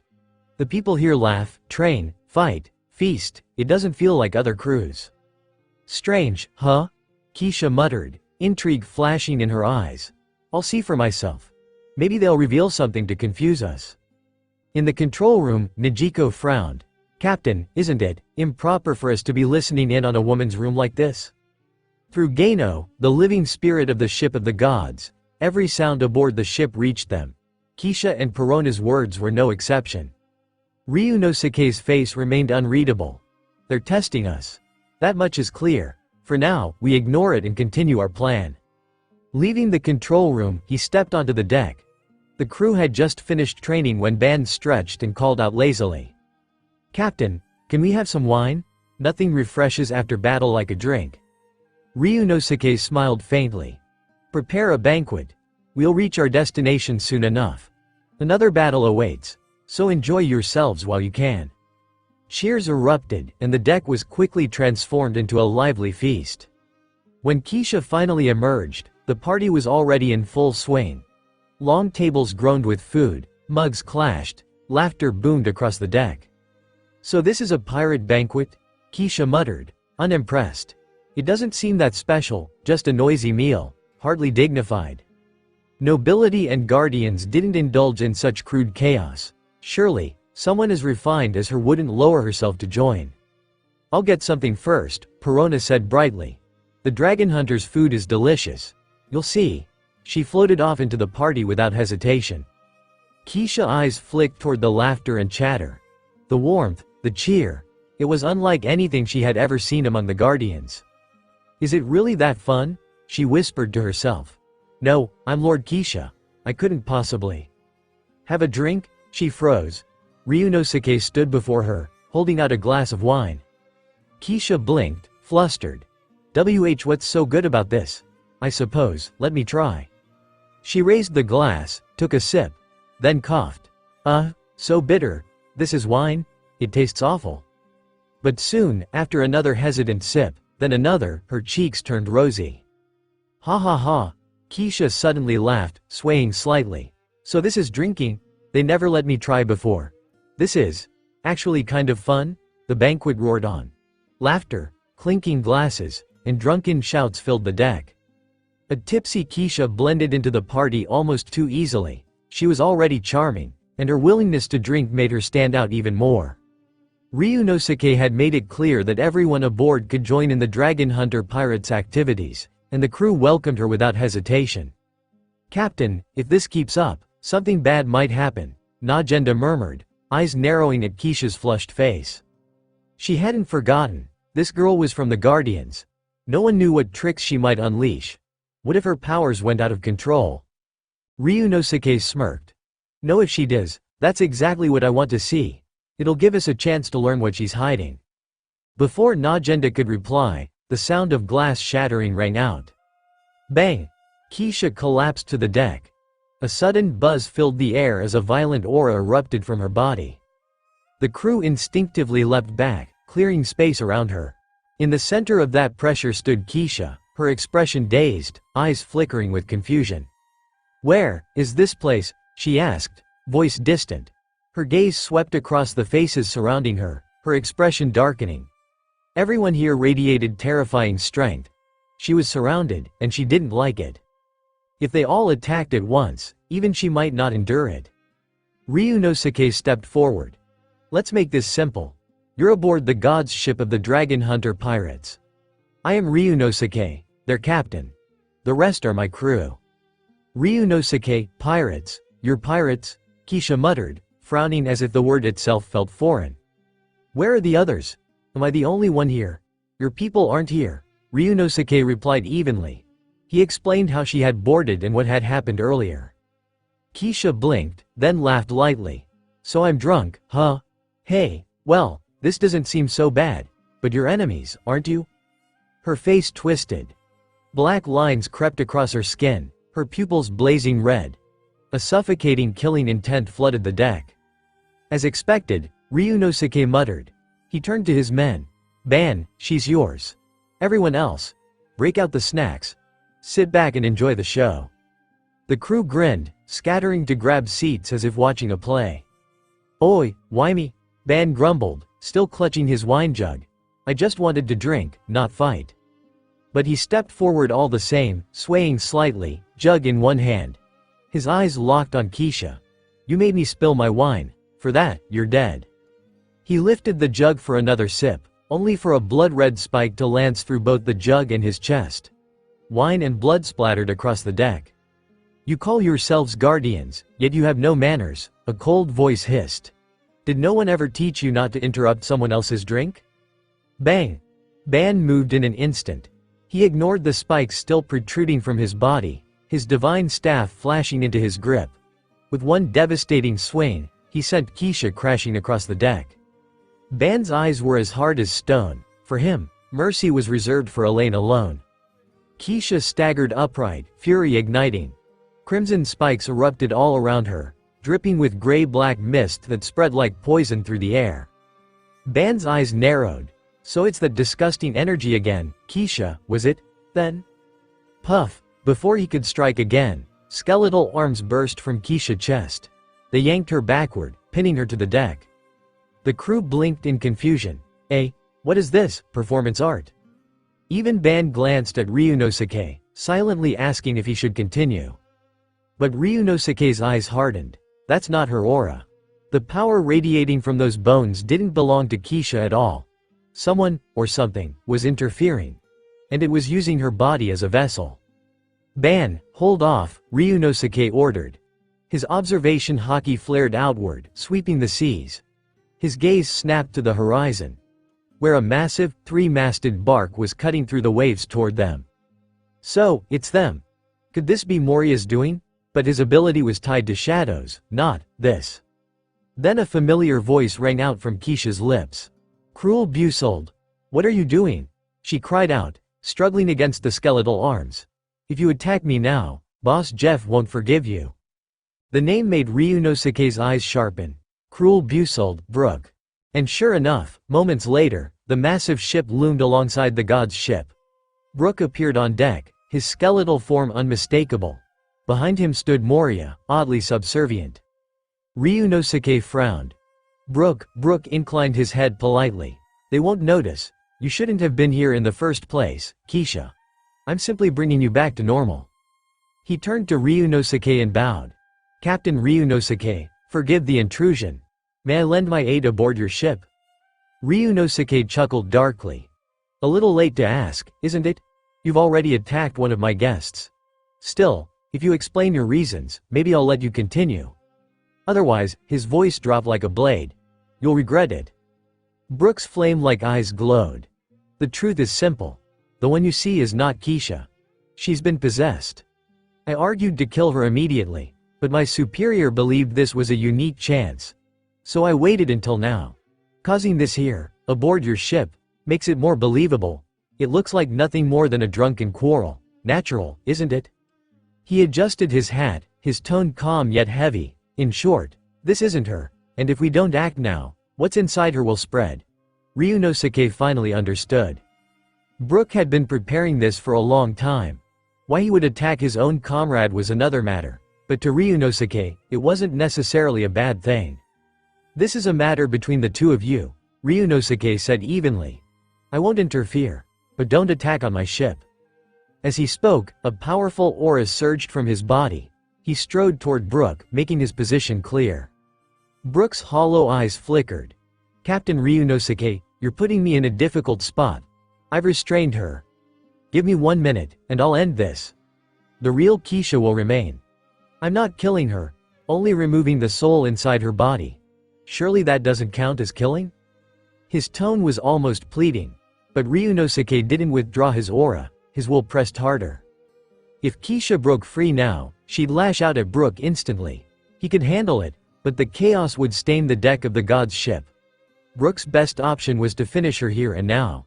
Yet Ryunosuke. TCH. Never mind, Brook decided, cold resolve settling in his bones. If he missed this chance, dragging out Keisha's inner soul later would be nearly impossible. She couldn't beat him, but if she escaped, he'd lose the initiative.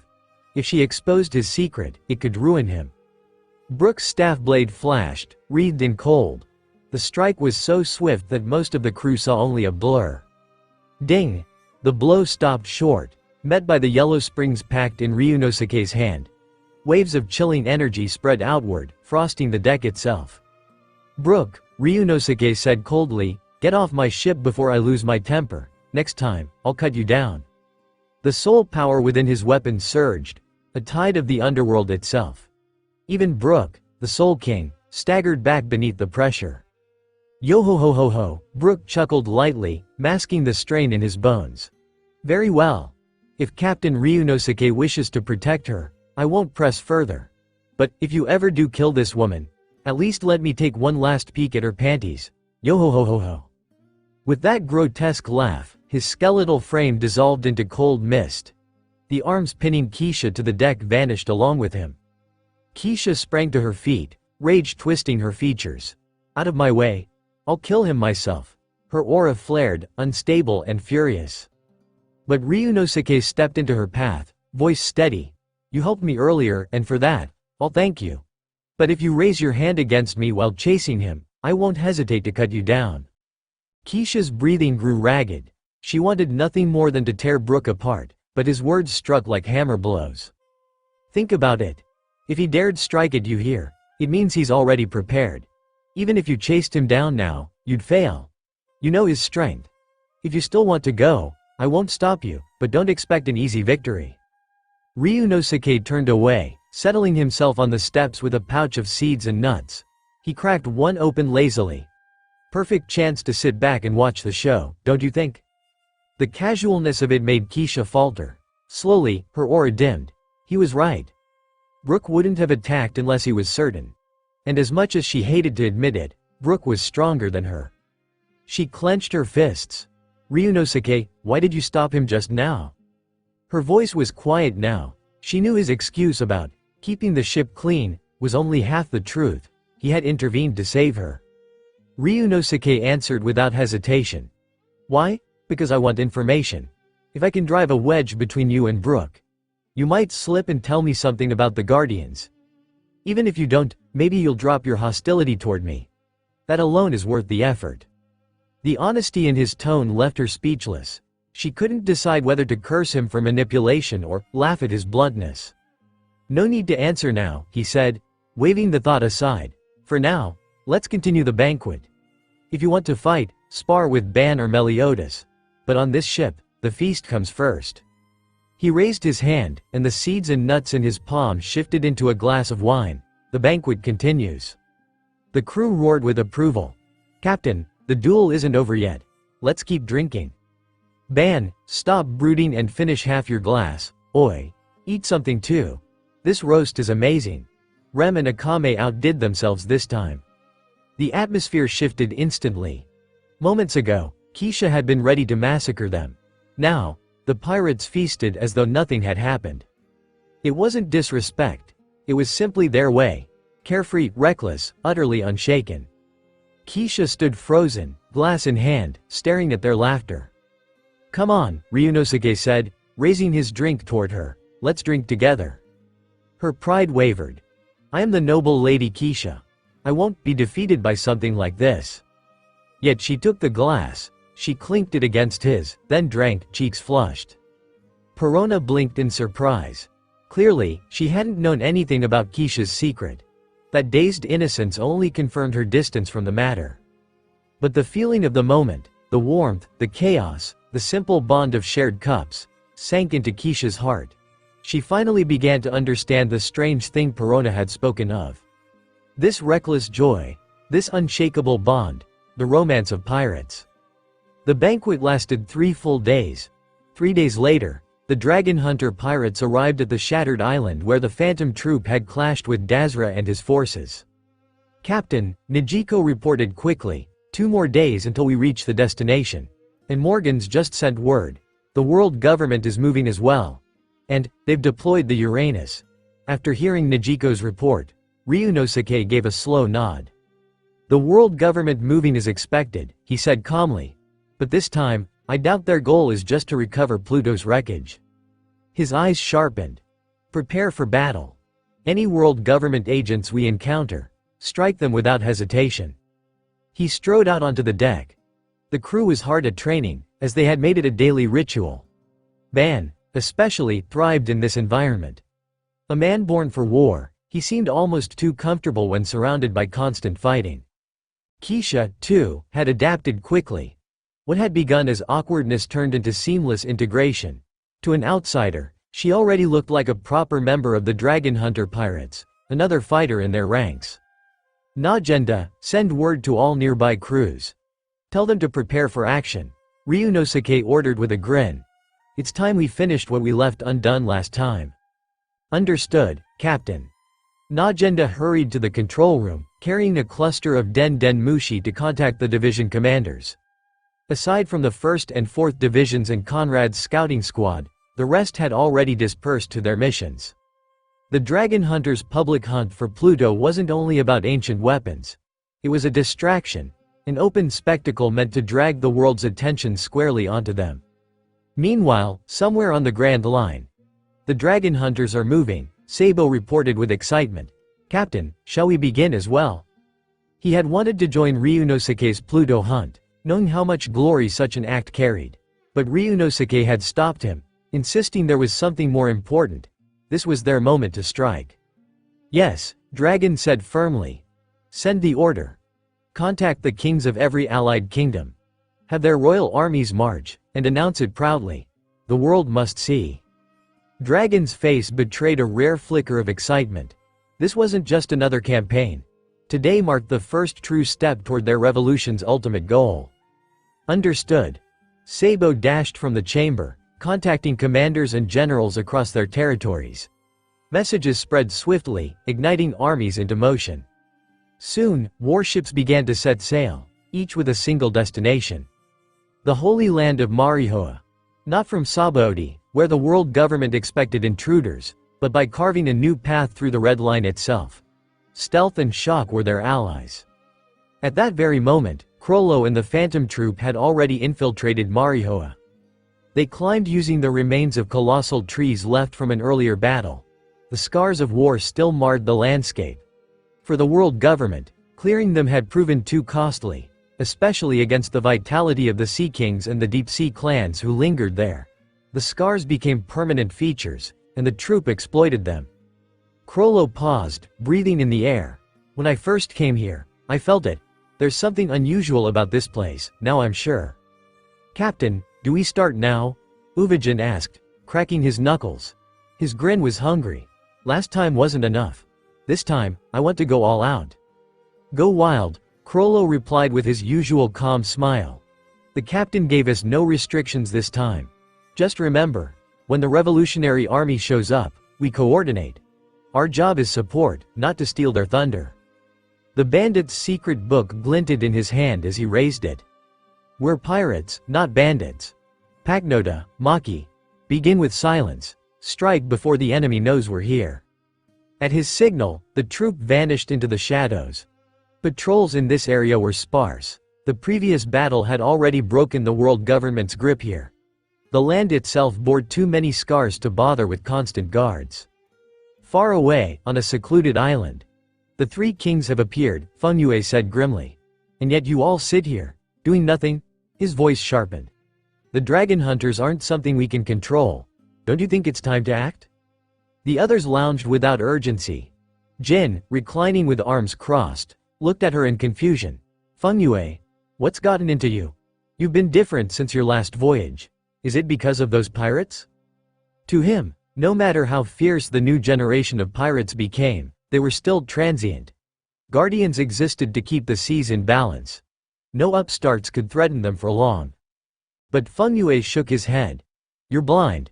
One of their top fighters matches us in power. Their captain is worse, monstrous. If they claim Pluto, the balance of this world will break. You know what happens when the balance shatters. His frustration spilled over. Peace had made them arrogant, dulled their sense of danger. If you think they're such a threat, Feng Yue, Jin said dismissively, then you go deal with them yourself. Before he could reply, a Den Mushi nearby crackled to life. But this was no ordinary snail.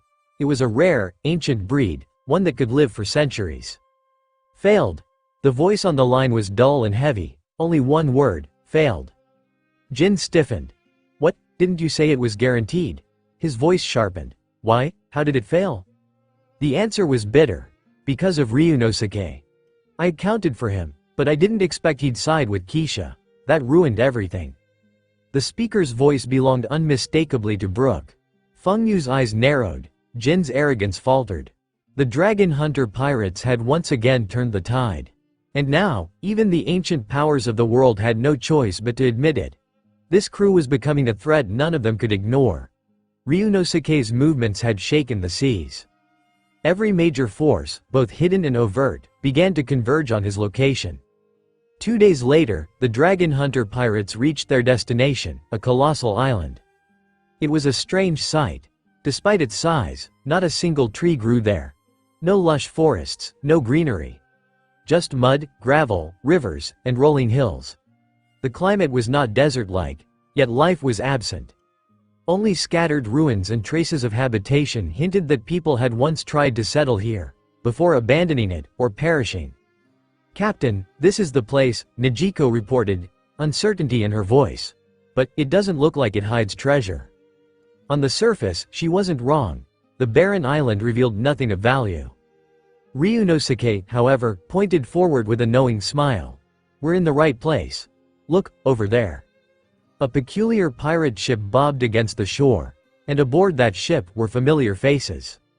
Ryunosuke chuckled. Of all people, the Buggy Pirates. It had been ages since he last saw Buggy. He didn't expect their reunion to be here of all places. The Buggy Pirates? Nijiko frowned. How did they get here before us? Even if they had followed the broadcast, they shouldn't have been faster. Their ship clearly hadn't arrived today. It had been here a while. Perhaps Buggy stumbled across a treasure map that led him here first. Doesn't matter, Ryunosuke said, his wings unfurling as he soared toward the island. If Buggy's here, we're in the right place. Let's pay our old acquaintance a visit. Buggy and his crew were just as shocked when they spotted Ryunosuke descending. The dragon hunter pirates? Buggy shrieked. Why is he here too? He still remembered their encounter at God Valley. Now, just as he thought he'd secured another treasure, here came Ryunosuke himself. Hadn't Morgans reported that Ryunosuke was live-streaming his Pluto search elsewhere? So why here? Ryunosuke landed calmly. I'm here to find Pluto. This island is where it lies. I saw you here and thought I'd say hello. The Buggy Pirates scrambled to twist the moment in their captain's favor. See, even the captain of the Dragon Hunter Pirates greets our captain first? Back at God Valley, Ryunosuke relied on Captain Buggy. You're new here. You'll learn soon enough how strong Captain Buggy really is. The newcomer's eyes widened as the crew hyped Buggy up. In no time, Buggy was practically a deity in his mind. Buggy, meanwhile, was dying inside. He hadn't kept track of Ryunosuke's movements. If he had, he'd never have stayed. Ryunosuke's words weren't just polite, they were a veiled warning. Leave now, or be crushed. And yet his clueless men kept bragging, making things worse. Buggy, Ryunosuke said casually, found any clues yet? If you have, share them. But Pluto itself won't be yours. Without waiting for a reply, he marched toward the island. The dragon hunters followed in a mighty procession. Their god's ship shifted into its dormant form and sank beneath the sea, leaving only ripples behind. Buggy swallowed hard as the full weight of the crew moved past him. Is this really Pluto's resting place? Yes, Ryunosuke replied. Let's go together. I don't want anything but Pluto's wreckage. Gold, silver, treasure, it's all yours. Buggy's eyes lit up at that. He hurried to negotiate, desperate to carve out some advantage. Elsewhere, countless pirate crews raced across the sea, eager to arrive. Seeing the dragon hunters land on the island only spurred them faster. Within a day, the waters around the island would be crawling with ships. On the world government's side, a sleek vessel cut through the waves. Lord Roy, Mars said cautiously, Pluto's a wreck. Do we really need to fight for it? This time, Roy himself led the mission. Their target, Pluto. But to Mars, it made little sense. The government already controlled Uranus.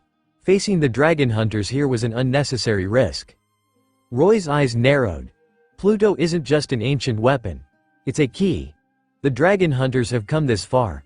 They're forcing our hand. If we secure both Pluto and Uranus, we'll have the power to challenge even them. Mars stiffened. He remembered the cryptic message Roy had shared not long ago. If that was true, Pluto's importance extended beyond being a mere weapon. Still, doubts gnawed at him. Could such a plan even succeed? Before he could dwell further, a colossal shadow blocked the horizon. A massive ship approached. The Moby, Whitebeard himself had come. Soon after, another ship arrived. Red-haired Shanks. And beside him, a gigantic coon rose from the depths. Shirahoshi perched gracefully atop its head. Then came Charlotte Linlin's fleet, and Kaido's warships. The four emperors. All of them. One by one, their crews filled the sea until the waters around the island churned with power. And alongside them, lesser forces gathered too. Supernovas hungry for glory, navy detachments braced for war. The Sons of Luck, the emperors of the age, the hidden hands of the world, every force converged. All on this one barren island, drawn by the shadow of Pluto. Within a single day, every major power on the seas had converged toward one location. And now, on a barren island, Captain Najenda reported with a sly smile, the world government, the navy, the four emperors, several supernovas, and even the remnants of the 7 warlords have gathered in this area. Do we strike now? Not yet, Ryunosuke replied calmly. Let them clash among themselves first. We'll move once we've found Pluton's wreckage. With Buggy here, we can make use of his treasure hunting talents. It was almost ironic. For all his clownish behavior, Buggy's absurd luck had a way of uncovering things others never could. Najenda's smile faltered as she glanced at the red-nosed pirate pacing in circles. Captain, this Buggy seems unreliable. He's been wandering for hours without a clue. That's fine. Let him wander a bit more, Ryunosuke said, amusement flickering in his eyes as he approached Buggy. Najenda, watching from the sidelines, was puzzled. With Ryunosuke's observation haki, and that of his entire crew, scouring the island would be effortless. Yet since arriving, he hadn't bothered using it, not once. Even Najenda herself had swept the area several times, only to come up empty-handed. All she could do now was wait and see what Buggy might stumble upon that the rest of them could not. Captain Buggy, Ryunosuke said lightly, can you manage this? It's been half a day. If you can't find it soon, the world government and navy will arrive. And then the treasure I promised you may slip through your fingers. Buggy scowled. He'd already been frustrated at finding nothing, but Ryunosuke's words stoked his temper further. Don't underestimate me. I'll find it, if not Pluton, then treasure at least. Buggy barked, puffing up with false bravado. He pressed forward, digging, blasting, pacing again and again. Hours passed, still nothing. Ryunosuke simply watched, arms folded, while the other factions edged closer to the island. If he waited until they landed, the search would turn into a battlefield free for all. He needed results now. Damn it! Where is it? Buggy cursed, hurling one of his signature buggy bombs at the ground. The explosion shook the air and shrouded the clearing in dust. When the smoke cleared, Ryunosuke narrowed his eyes. Strange. There was no crater. Just a faint mark in the dirt, as though the blast had been absorbed. Buggy's bombs were no joke, comparable to heavy cannon fire. There should have been devastation. Which meant the problem wasn't Buggy, it was the ground itself. Ryunosuke's grip tightened on his blade. His slash cleaved across the earth, carving a gash deep into the island. Yet, just like the bomb, it left only a shallow gouge. But within that shallow mark, faint glimmers of black metal gleamed. "Geino," Ryunosuke called. The ship spirit's voice rang out. "Captain, the island floats upon the sea with no natural foundation. Beneath it, my scans detect enormous metallic structures.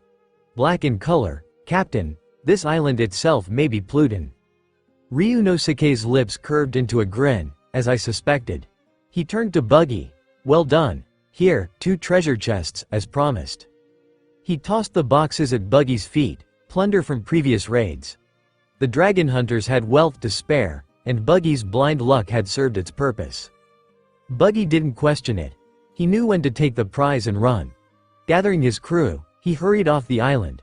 For all his foolish bluster, survival was Buggy's true talent. Staying here would only see him crushed between the Navy, the government, and the dragon hunters. Ah! A sudden, thunderous cry shook the skies. Even ships still far out at sea heard it. Conrad froze. His eyes widened in recognition. That's the Lord of the Elephants. But how? The great beast was bound to its endless march across the seas of Zou. It shouldn't be here. Conrad raced to Ryunosuke's side. "Captain, it's impossible. Even from here, we're too far from Zou for its voice to reach us." Ryunosuke's expression darkened. The Elephant Lord, like the Sea Kings, was one of the world's great mysteries. Ancient orders had bound such titans to their roles. If the Elephant Lord had come here, then something monumental was at play. Could Pluton and the Elephant Lord truly be connected? "Joyboy," the voice boomed again, vast and primal, like the very earth roaring. To most it sounded like a terrifying howl, weighted with authority. But to Ryunosuke, the name was unmistakable. "Are you calling me?" he muttered, gazing up at the heavens. "Joyboy." The roar came again, echoing across the seas. "You stay here. I'll go check it out. Conrad, Finks, come with me." With that, Ryunosuke spread his holy wings, seizing the 2 by the shoulders as they soared toward the Elephant Lord. Even if the great beast sought him directly, it was wiser to communicate atop Zou itself. Interfering here could disrupt Geino's ongoing fusion with Pluton's wreckage, and the Elephant Lord's intentions remained unknown. Minutes later, the massive, towering figure of the Elephant Lord loomed before them. Its ancient eyes gazed forward, step after thunderous step shaking the sea. Within 2 minutes, Ryunosuke and his companions were perched upon its colossal back.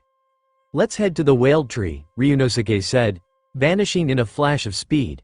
Conrad and Finks barely had time to react before they found themselves before the sacred tree. Waiting there were Duke Inuarashi and Nekomamushi. "Conrad, Finks, when did you return?" Inuarashi's brows furrowed in confusion. The latest reports had placed Conrad still sailing with the dragon hunters in search of Pluton. Had the Pluton they sought been the Elephant Lord itself? Their eyes shifted to the figure standing calmly ahead. With Conrad and Finks deferentially at his side, it wasn't hard to guess who he was. "This is Captain Ryunosuke of the Dragon Hunter Pirates, correct?" Inuarashi asked cautiously. "What brings you here?" Ryunosuke inclined his head politely.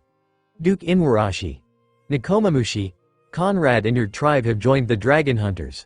They are my allies. I came here to speak with the Elephant Lord. Tell me, has it moved before today?" The minks were taken aback. Someone with Ryunosuke's power needn't explain himself, much less ask permission. Yet his humility and directness earned him their respect. The mink tribe, though proud, had always valued sincerity. "Captain Ryunosuke, please, this way. Whatever you need, speak freely.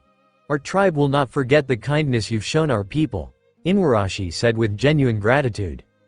Nekomamushi said nothing, but his toothy grin betrayed agreement. "Thank you," Ryunosuke replied with a faint smile. "Talk among yourselves for now, I won't be long," he disappeared into the whale tree. "Conrad," Inuarashi said, turning toward him, "show me your fruit ability. You told us before of the moonlight fruit. Our tribe has waited a long time to see it." Conrad nodded. Despite his power having grown far beyond the Duke's, he still bore deep respect. Raising his hand, he summoned a brilliant moon overhead. Immediately, Inuarashi felt the blood within him stir, a long-dormant instinct awakening. This power, his voice trembled. Without hesitation, he released his moon lion form. White fur erupted across his body, his aura swelling into something fierce and primal. Nekomamushi followed, his own body blazing with the same lunar energy. The whale tree shook under the pressure of their unleashed power. "They've transformed without losing control," Conrad muttered. Indeed, their eyes were clear, their bloodlust restrained, and yet their strength had skyrocketed. "Our power, it's beyond what it was before," Inuarashi realized, astonished. "With this form, we can fight on par with admiral-level enemies, without madness consuming us." For the mink tribe, it was a miracle. The two warriors began sparring at once, reveling in their newfound freedom. Meanwhile, inside the whale tree, Ryunosuke moved past the ancient poneglyphs. They stood untouched, whispering secrets of the void century. He wasn't alone. A round, stout figure stepped from the shadows.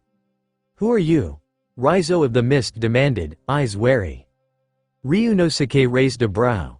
"Raizo, huh? Not interested." With a flick of his wrist, he blasted the ninja bodily out of the chamber. The sight stirred an old irritation in him. Momonosuke's name flashed in his mind. Just thinking of that boy made his blood boil. He forced the thought aside. He had more pressing matters. Resting his palm against the tree's roots, he projected his voice. "Elephant Lord, I grant you freedom." The island trembled. Zo's endless march halted for the first time in centuries. Eh! A roar of sheer exultation thundered across the seas. The Elephant Lord's voice resonated in Ryunosuke's very bones. "Joyboy, thank you. I am finally free." Its call was so powerful, any lesser being would have been crushed outright. Ryunosuke steadied himself. "Elephant Lord, who ordered you to remain at sea all this time?" The answer came, deep and sonorous, echoing like the toll of an ancient bell. The first generation, after hearing the Elephant Lord's answer, Ryunosuke's expression darkened in thought. So the presence he'd once encountered at the root of Eve might truly have been the original Joyboy's consciousness. Unrefined, chaotic, and dangerous. That was why Ryunosuke had erased it without hesitation. Perhaps it wasn't a bad choice. A will that stirred trouble at any moment was nothing less than a ticking disaster. "Lord Elephant, where will you go now?" Ryunosuke asked bluntly. "Do you have a goal?" The massive beast's voice rumbled across the air, though this time its tone was low. Only Ryunosuke, with his gift to hear all things, could catch it. "No, I am already an island.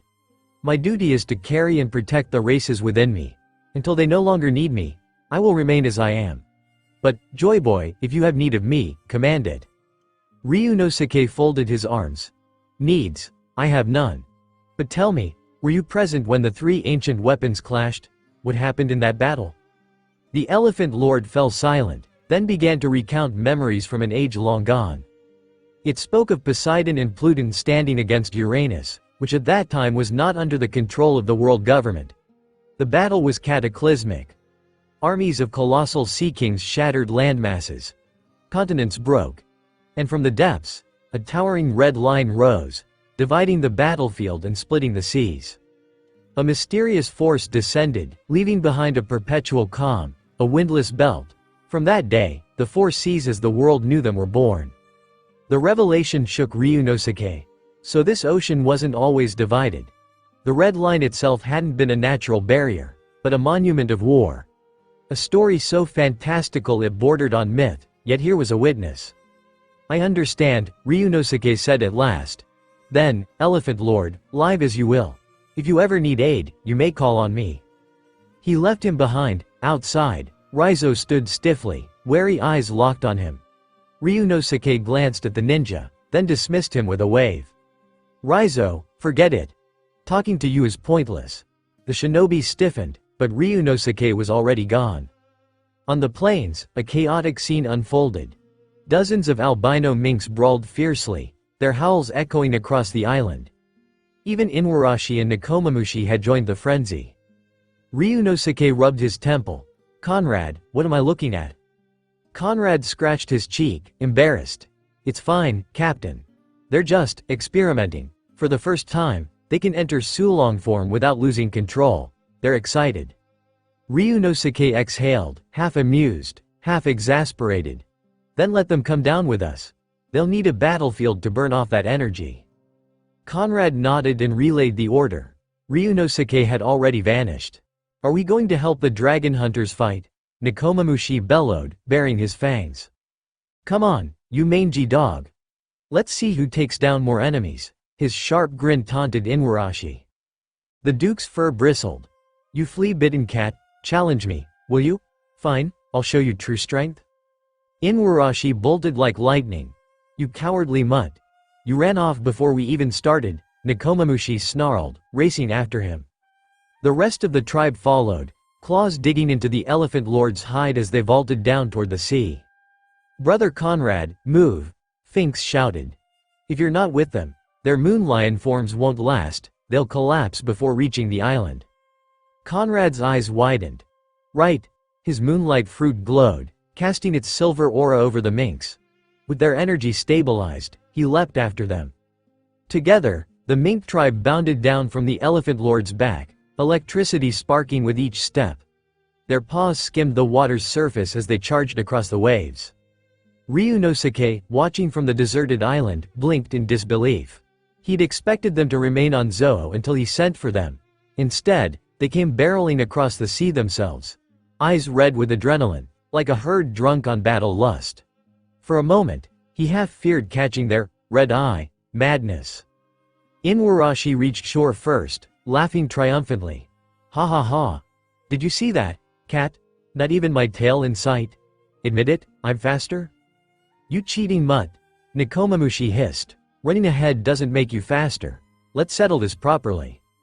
The two were already squaring off, like Dory and Brogy of Elbaf. Rivals bound by endless duels, their quarrels both bitter and brotherly. Ryunosuke could only shake his head.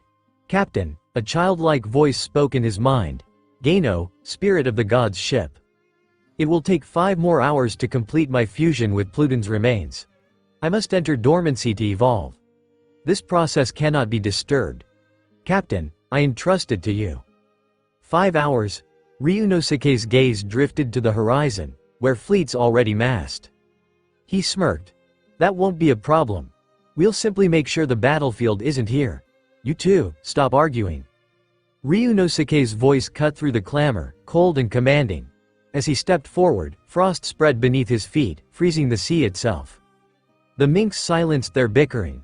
One by one, the dragon hunters followed their captain's lead, striding across the frozen ocean. Though the ice looked thinner than Kuzan's legendary ice age, every step revealed its durability, denser, tougher, more unyielding than the Admiral's own creation. In the distance, Kuzan surfaced, hand-dipping into the sea.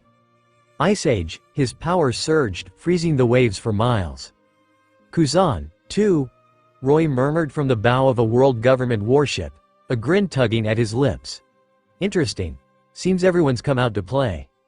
He knew most weren't here for Pluton. They wanted spectacle, opportunity, and chaos. All the better. The more noise, the easier to frame this battle as the government's triumph. "Mars," Roy called, not looking back.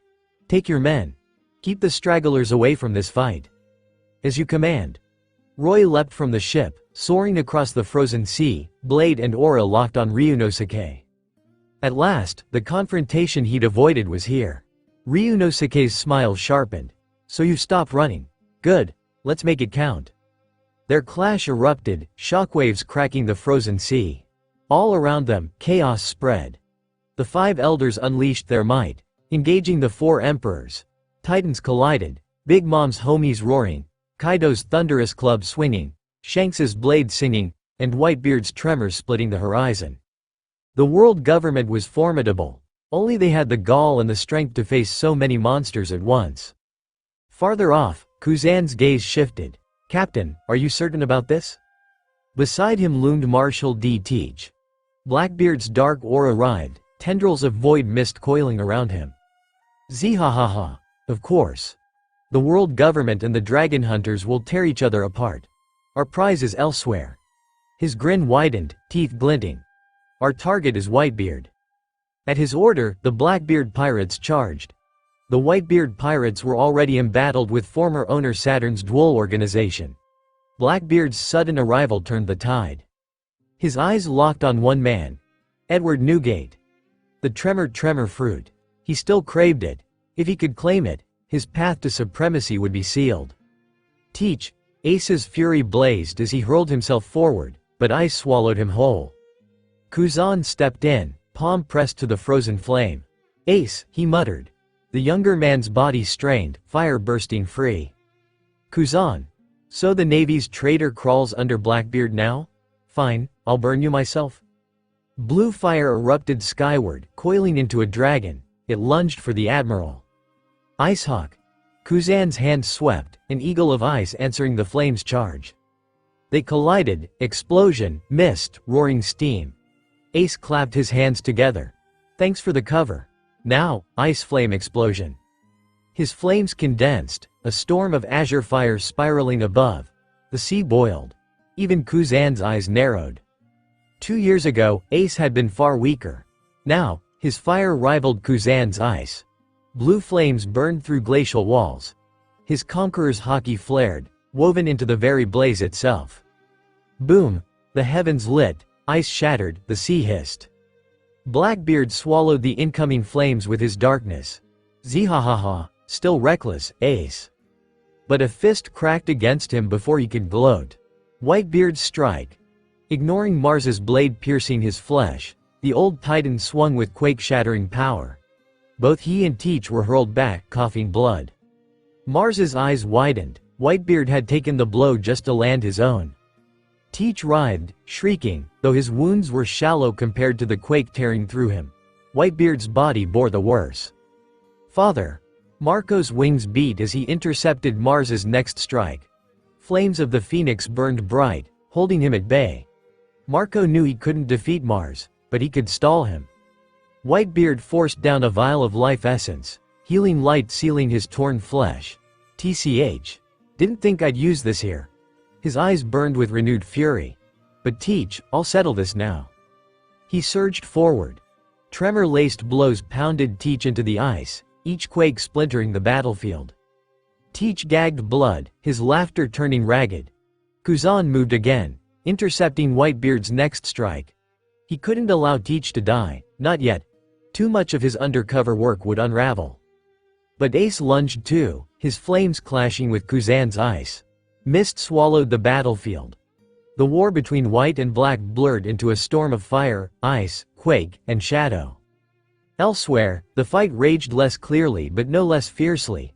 The dragon hunters carved through the Dwell organization, overwhelming their defenses. And on the frozen sea, Ryunosuke and Roy stood locked in battle, the heart of the storm. The two men who should have been locked in the fiercest clash sat cross-legged instead, sipping tea. If anyone else saw this, they'd be dumbstruck. The dragon hunter pirates and the world government were sworn enemies, bound by contradictions that could never be resolved. Yet here, their leaders spoke in calm tones, as if old acquaintances sharing a quiet drink. Captain Ryunosuke, that's the gist of it. Roy's lips curved faintly. What do you say? Interested in joining us? I've lived in this world for many years now. I don't cling to the same obsessions the others do. Perhaps I've even come to love this world in my own way. His voice carried a note of self-mockery. Ryunosuke studied him in silence, gaze sharp. A man like Roy could spin a lie as easily as drawing breath. His words might hold truth, or might be poison dressed as wisdom. You're implying that if I refuse, you'll see me as your enemy, Ryunosuke said, smiling faintly. Roy shook his head. Not enemies, necessarily. After all, you've shown no intent to overthrow this world. The world government's pawns, idle men. I hardly care for them. We gathered today only to provide cover. But the tides on the sea are rising higher. Even pirate crews like yours, their emergence signals that greater beings are about to descend. We seek only to live. Those others, they intend to strip this world of life. Ryunosuke leaned forward. The Infinity Stones. They're triggers you left behind, aren't they? Roy chuckled. You could think of it that way. But I wasn't the one who left them. Not willingly, at least. They were abandoned, forced from us. The words sank into Ryunosuke like stone into deep water. If Roy was telling the truth, then he too was a guardian. And the guardian's true aim wasn't to protect the world, but to erase it, leaving only a handful alive to keep it turning. Their real target was not the people of this world, but an ancient faction known as the Holy Clan. Ryunosuke's thoughts drifted to the divine aura within his own holy powers. Could their origin be tied to this clan? He recalled too the hypocrisy of gods in other worlds. The ones who turned blind eyes to human suffering so long as their rule remained unchallenged. Perhaps, then, Roy's words weren't mere deceit. Still, Ryunosuke rose to his feet, setting down his teacup. It's not easy to take your word at a time like this. We've finished our tea. What comes next, Roy? Do we fight, or do you retreat? Roy sighed, shaking his head. So you'll still choose to clash with me? Truthfully, if you stood with me, everything would be simpler. Since I'm here, Ryunosuke's eyes gleamed. Let's fight. Roy raised his hand. Uranus. A roar split the heavens as a colossal creature descended, wings blotting out the sun. Its body was that of an ancient dragon, scales glinting with divine light. A crushing aura rolled from its maw. Ryunosuke pressed his palm to the frozen sea. Kun. The deep rumbled. Ice shattered as the gargantuan leviathan surged upward, its shadow swallowing the battlefield. Then, one after another, other sea kings broke the surface, their monstrous eyes fixed on Roy. Roy narrowed his gaze. So you've already mastered the Sea Kings. No wonder. You found the key. Then why fight for Pluton still? Greed without limit is no different than a snake trying to swallow an elephant. Behind him, a staff materialized, ancient and carved with runes that pulsed like veins of light. As he gripped it, the same sigils crawled across his skin, his aura flaring violently and scouring away the mist. The clash of power was so overwhelming that battles in the distance faltered, fighters on both sides pausing to watch. That's the captain of the Dragon Hunters, and one of the world government's highest powers. The aura of the Uranus, and the aura of the Sea King. If I so much as stepped near them, I die in an instant. Murmurs rippled across the battlefield. Even hardened pirates felt their spines chill. The sheer pressure spoke louder than any attack. Dragon hunters watched with awe. Other pirate crews, even enemies, couldn't help but stare. Ryunosuke's voice cut through the rising storm. Roy, I'll give you some news. From this day on, the world government ceases to exist. Since you claim you don't care for that trash, I'll erase them entirely. And another thing. The Uranus, it's Lord I Am, isn't it? Roy's eyes flickered, but Ryunosuke's smile only widened. The aura of the Uranus, Heavenly King, was too familiar. Combined with what had happened to Nami and Najiko, the truth was clear. I Am could assume human form. Roy let out a long breath. If not for the gulf between our paths, I would have gladly called you a friend. But as an enemy, I can't allow you to live. This is your final chance. Join me, Ryunosuke. I'll have to disappoint you. Ryunosuke's wings spread wide, shimmering with holy light. Kun. Tear apart Uranus. Roy is mine. His aura erupted. Telekinesis lanced outward. His conqueror's haki shook the air itself. His blade slash shimmered in one hand, the yellow springs packed blazing in the other. He launched forward like a falling star. Roy's eyes burned with equal fire. The patterns on his body ignited, his staff humming with divine force. A warlike smile stretched across his face. Their clash began, sky splitting, ice quaking, seas roaring. Even before their weapons struck, the lines of fate bent and twisted, threads of possibility snapping under the pressure. Ryunosuke's armor fused with the Dragon Hunter legacy, his figure looming like a demon descended to earth. His first strike landed, energy cascading outward in a shockwave that made even distant titans shudder. As Ryunosuke and Roy's clash erupted, the rest of the battlefield shifted. At first, pirates, marines, and revolutionaries alike had fought tooth and nail. But once the two titans unleashed their power, The crowd realized how small they truly were. No matter how fiercely they struggled, nothing they did could affect the outcome of this fight. And so, something both laughable and tragic happened. They stopped fighting. Swords lowered, cannons silenced. Thousands of eyes turned to the center of the sea. The weak dared not even watch. Only those with strength enough to stand among legends had the qualification to witness this spectacle. The Whitebeard pirates, however, had no time to gawk. Their target remained clear: Blackbeard. As long as Teach still drew breath, Whitebeard's crew would never relent. Their duel raged hotter than ever, a violent counterpoint to the clash of gods unfolding nearby. The world was witnessing two wars at once, one of vengeance and one of destiny. Time bled away. Hours passed, yet the battle between Ryunosuke and Roy only grew more ferocious. Each exchange shook the seas and split the skies. Then, amidst the chaos, Dane, congratulations, host, you've obtained Pluton. Congratulations, the god's ship has evolved into the eternal ship. Congratulations, you've gained 100,000 reputation points. Congratulations, you've obtained a designated recruitment card. The cascade of system chimes echoed in Ryunosuke's mind. The familiar interface of the god's ship warped, reshaping itself into something grander, the eternal ship. Geino's presence shifted as well, information flooding into Ryunosuke's awareness. Eternal ship, ship spirit. Geino holds Joyboy's approval authority. Weapons: infinite cannon, destruction blast, star destroyer pulse. Eternal quest unlocked. Gather 5 eternal hearts to open the eternal gate. Eternal gate, the sole passage to other worlds. Ryunosuke's heart pounded. The eternal ship, a ship beyond gods. He halted mid-attack, stunned. What are you playing at? Roy, ever cautious, immediately slowed. At their level, a single lapse meant death. Ryunosuke's sudden pause was suspicious enough to make him still his hand. Then he caught it, the flicker of joy across Ryunosuke's face. A trap? A revelation?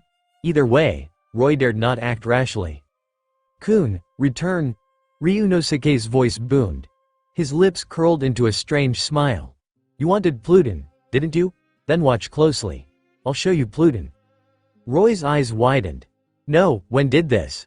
He whipped his gaze toward the deserted island where the dragon hunters had landed. It was gone. Vanished. Realization struck like lightning.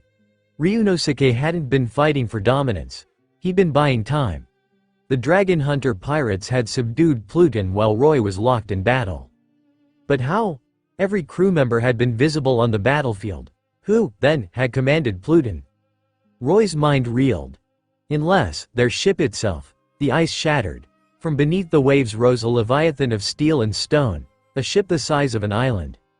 The eternal ship. Strange patterns etched across its hull glowed like constellations. Not once in his long life had Roy seen such sigils. They pulsed with the aura of Pluton, yet something greater, something eternal. Impossible. Roy's voice shook. That's not just Pluton. That's your ship, the dragon hunter's ship, fused with Pluton itself. Indeed, no ordinary vessel could subdue an ancient weapon. Even ships with spirits possessed only limited control. But the eternal ship's spirit, Geino, was no ordinary entity. A childlike figure appeared on Ryunosuke's shoulder, smiling. Captain, Geino voice chimed. I now accept you fully as my joy boy. Uranus, Roy roared. Some his own weapon. The Uranus manifested in a blaze of azure light. Its colossal form dwarfed even the eternal ship. Roy leapt onto its shoulder, merging with its glowing lines until man and god weapon became one. Ryunosuke, show me Pluton's power. Let me see how much of its might remains. In the past, Pluton slaughtered countless of us. This time, I'll crush it myself. Madness blazed in his eyes. In answer, the eternal ship lifted into the air, its star destroyer cannons charging. Energy lines crawled across the hull, humming with infinite destruction. Ryunosuke stood tall at the prow. Geino, fire, star destroyer. The cannons roared. Air itself was devoured as the star destroyer charged, sucking the world dry. A streak of pure annihilation tore through the sky, chasing Roy and Uranus as they attempted to flee.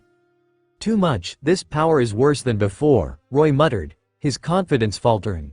Without hesitation, he spurred Uranus into retreat, vanishing into the horizon in a blur of blue light. Behind him, the 5 elders barked desperate orders, pulling the remnants of the world government forces into full retreat. Then came the sound. Boom. 10 seconds later, the explosion reached the sea, a cataclysmic thunderclap that rattled bones and turned day to night. The Star Destroyer's detonation left a scar in the heavens, a reminder of power not meant for mortals. Hit confirmed, Gano reported calmly. Target not destroyed, shall I continue pursuit? Ryunosuke's smile was sharp, yet weary. No need. We can't kill them outright. Save our strength. The eternal ship hovered above the sea, its presence alone enough to silence every voice. Pluton had been reborn. No, something beyond Pluton. A ship eternal, a weapon unmatched. Even Roy, merged with the Uranus, had chosen flight. That fact alone spoke louder than victory. After the clash with Roy, Gano guided the Eternal Ark back into the sea. The crew of the Dragon Hunter pirates gathered once more aboard their ship, gazing in awe. The Eternal Ark? Is this really our ship? Nami's voice trembled as she stared at the vessel, utterly disbelieving. The ship had changed beyond recognition. Its aura, its very presence, it was no longer the same god's ship. As navigator, she was the first to sense the sheer leap in capability. Her fingers twitched, eager to run to the control room and discover what new marvels awaited within. Meliodas whistled. The Eternal Ark, the name alone says it all. Captain, is this the ship we'll use to leave this world? His words carried weight. He remembered Ryunosuke speaking of a vessel that could pierce through worlds. Now, the Eternal Ark's existence confirmed it. This was no mere improvement of appearance. The ship had transcended its old form. Its earlier attack alone proved its destructive might. Ryunosuke nodded calmly. Yes, but we'll need more, Kun. The massive sea beast broke the surface, its jaws parting. From its maw stepped Shirahoshi, eyes shining with determination. Lord Ryunosuke, this is what you seek. She held out a radiant gem, the infinite green stone.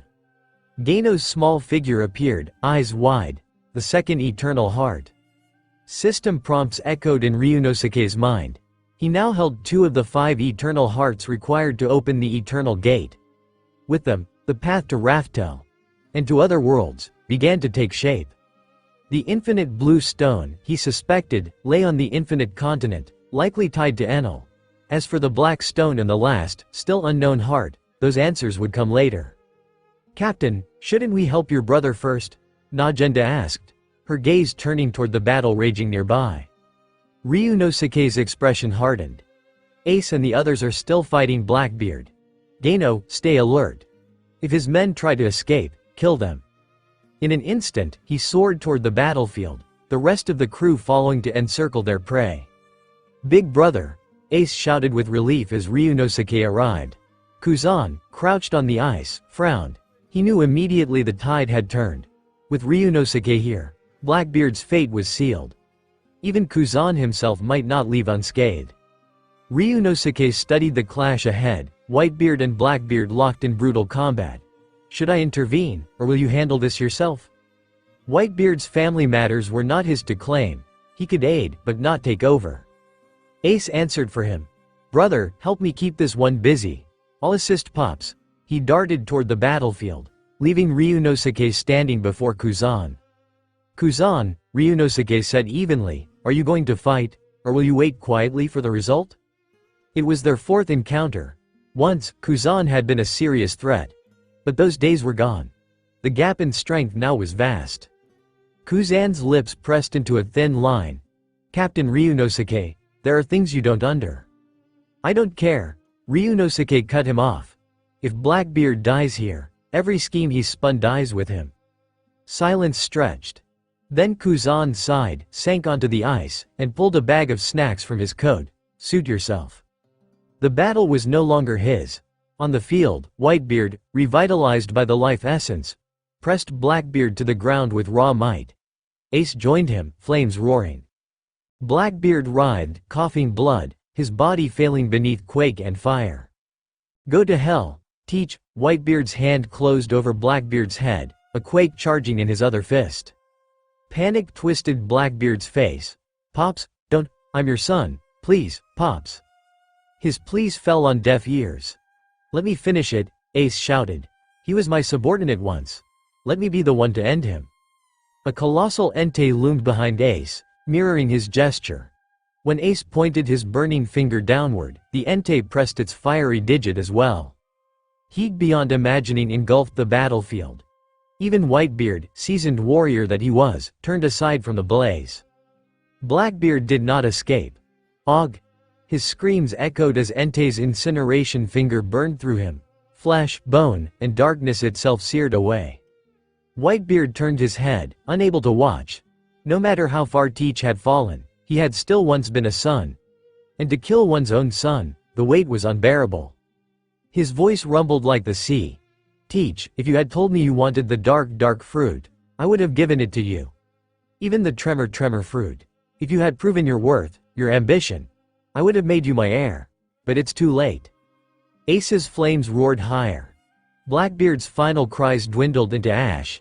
As Blackbeard's charred body turned to ash, Ace stood trembling, tears rolling down his cheeks. It wasn't grief for Teach. It was the release of years of struggle, the closure of a wound he had carried for too long.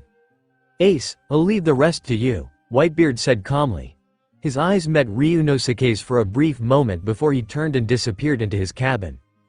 Ace lowered his hand, watching the broad back of his father vanish into the ship. He knew Whitebeard's heart must be heavy. No matter how vile Teach's betrayal, Whitebeard had once called him son.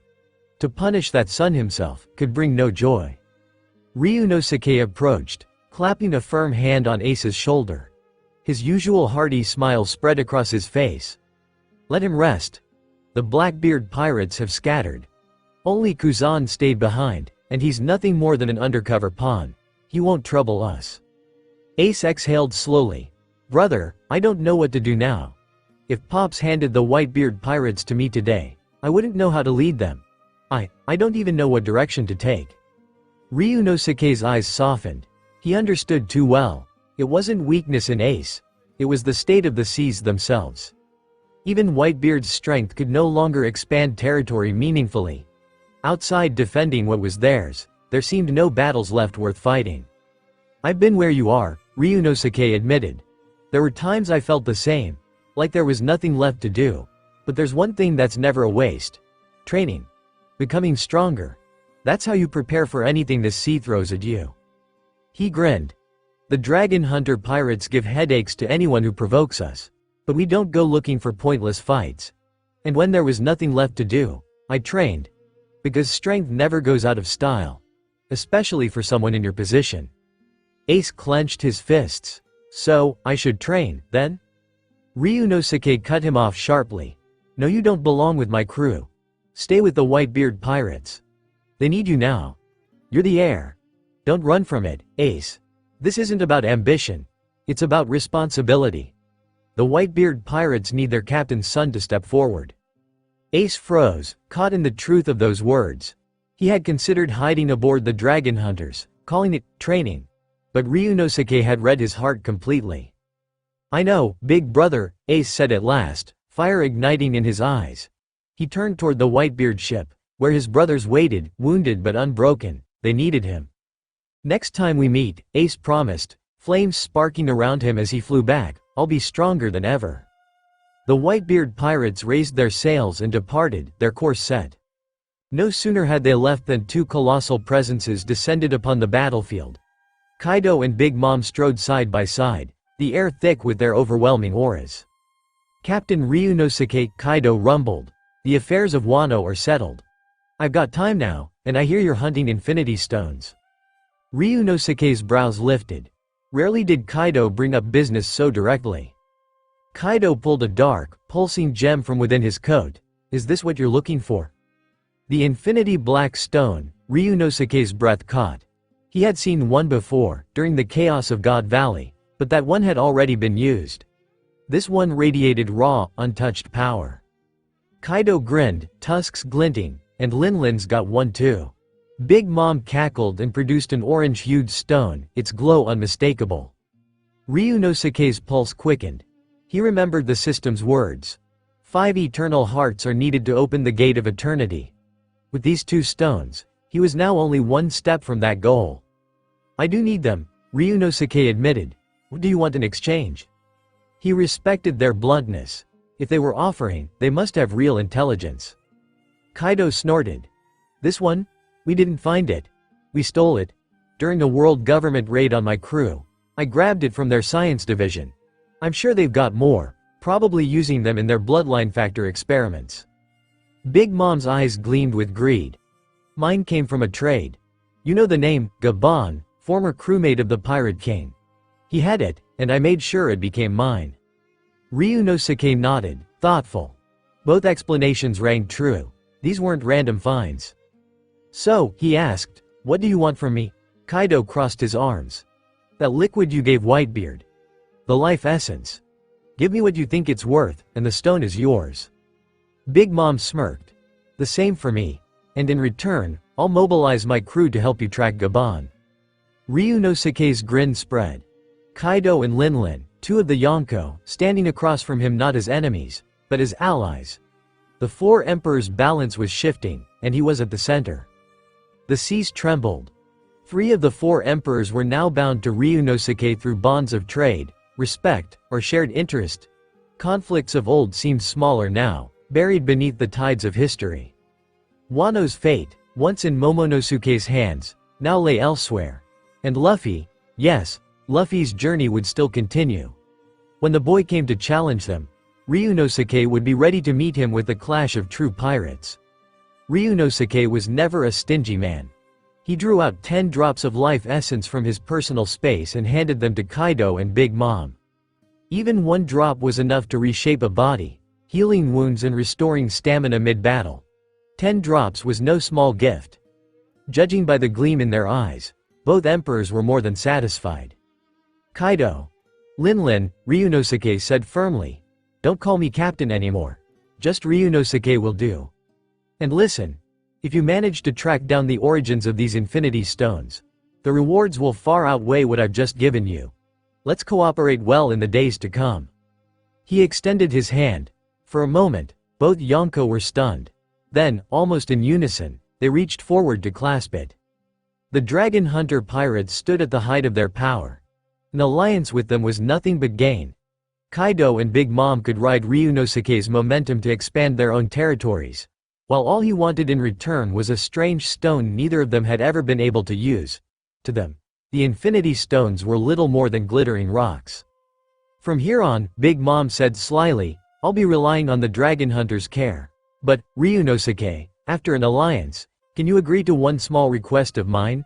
I still have many daughters. You're not married yet, so perhaps. Her voice trailed off with a suggestive grin. Ryunosuke's expression immediately darkened. Don't listen to her, Kaido barked before he could respond. Marriage isn't a thing to toss around so carelessly. But then his tone shifted as he smirked. Actually, brother Ryunosuke, I also have a daughter, strong, fierce, and, well, you should come to Wano and see for yourself. He, of course, meant Yamato, who claimed to be his son, but in truth was his daughter. Ryunosuke pinched the bridge of his nose. You 2 are unbelievable. I already have wives, he cut them off firmly. You know them, Akame and Kuina. Let's not talk about this again. Almost on cue, Akame and Kuina stepped forward to stand at his side. The 2 Yonko studied them with narrowed eyes. Ryunosuke's genes are powerful, Big Mom muttered as she seized Kuina's hand. But think about it, girls. If only the 2 of you carry that burden, it'll be too much. Even life essence won't keep you from breaking down under the strain. Look at me. My figure's ruined, my beauty long gone. Share the load, spread the burden. He should have more wives, more children. Linlin's got a point, Kaido rumbled in agreement, nodding solemnly. Ryunosuke nearly choked.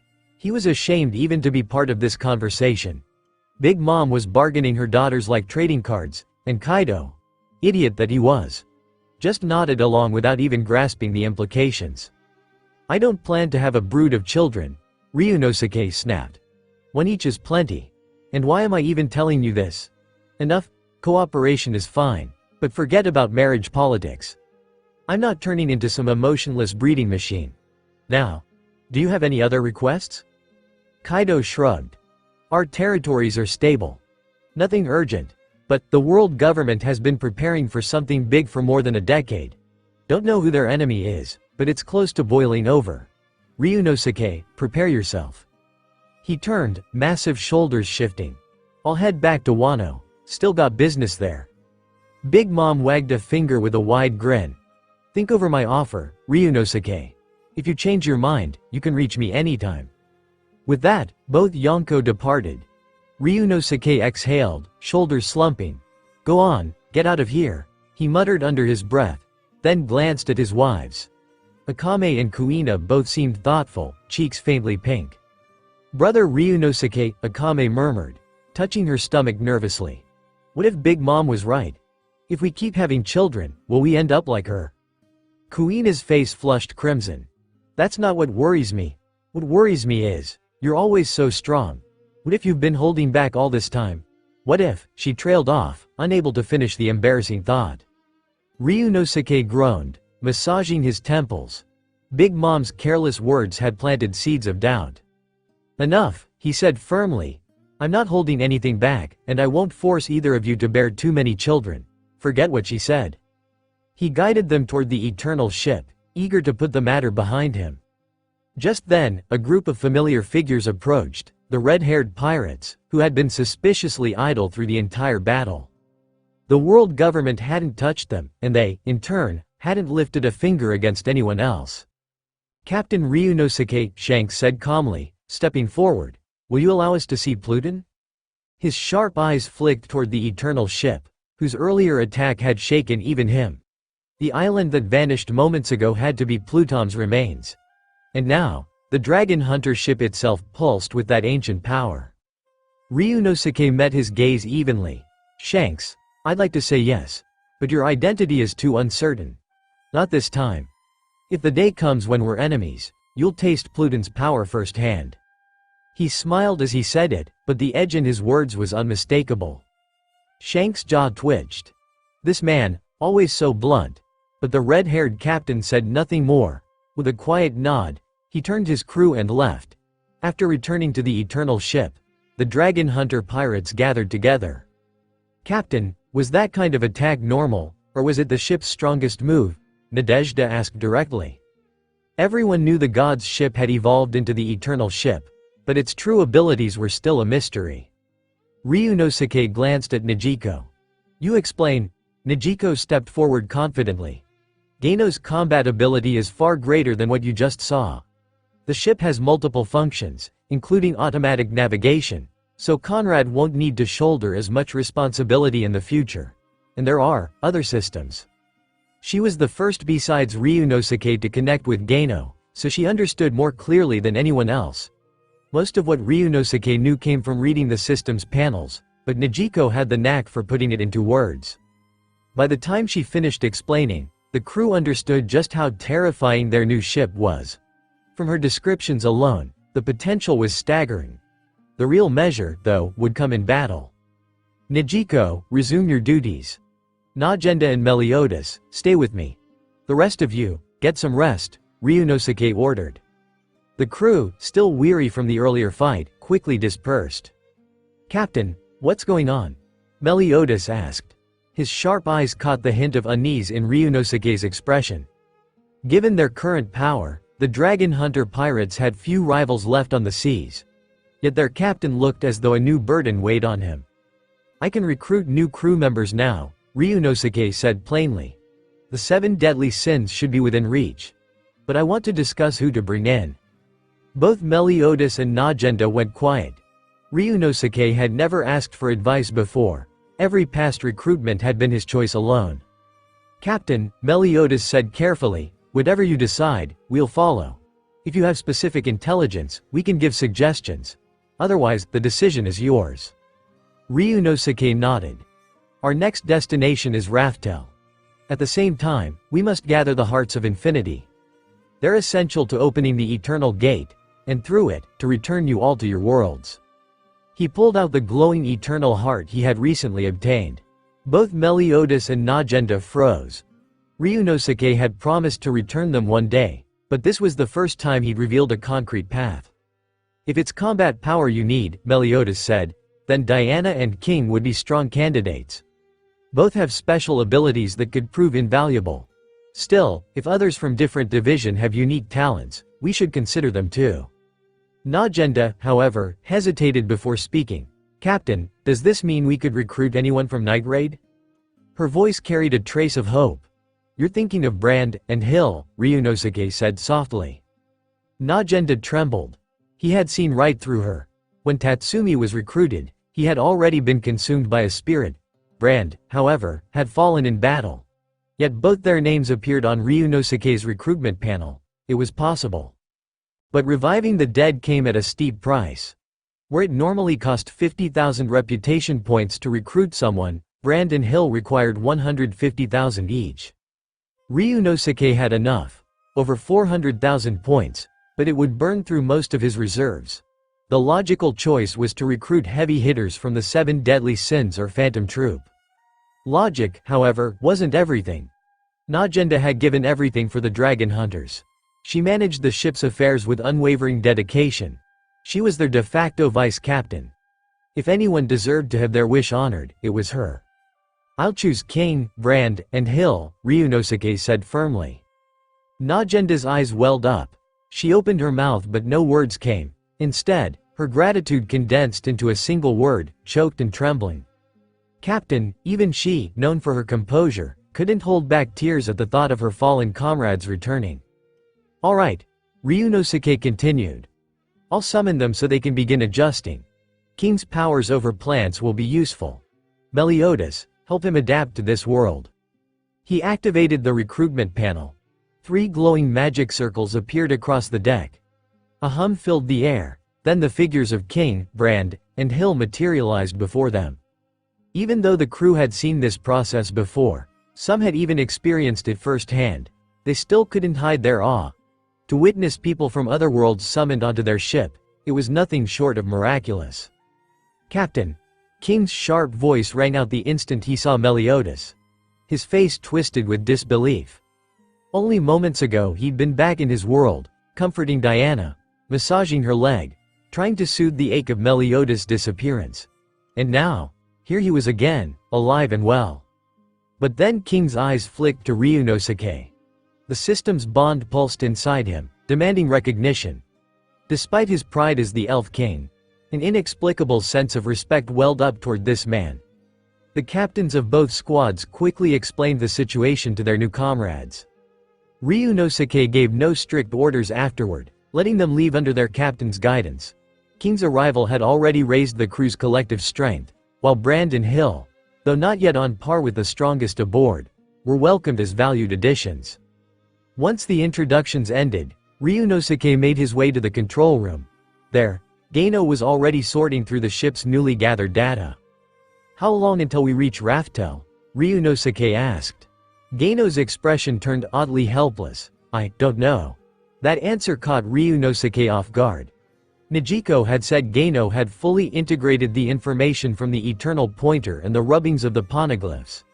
By that logic, Raftel's location should have been pinpointed.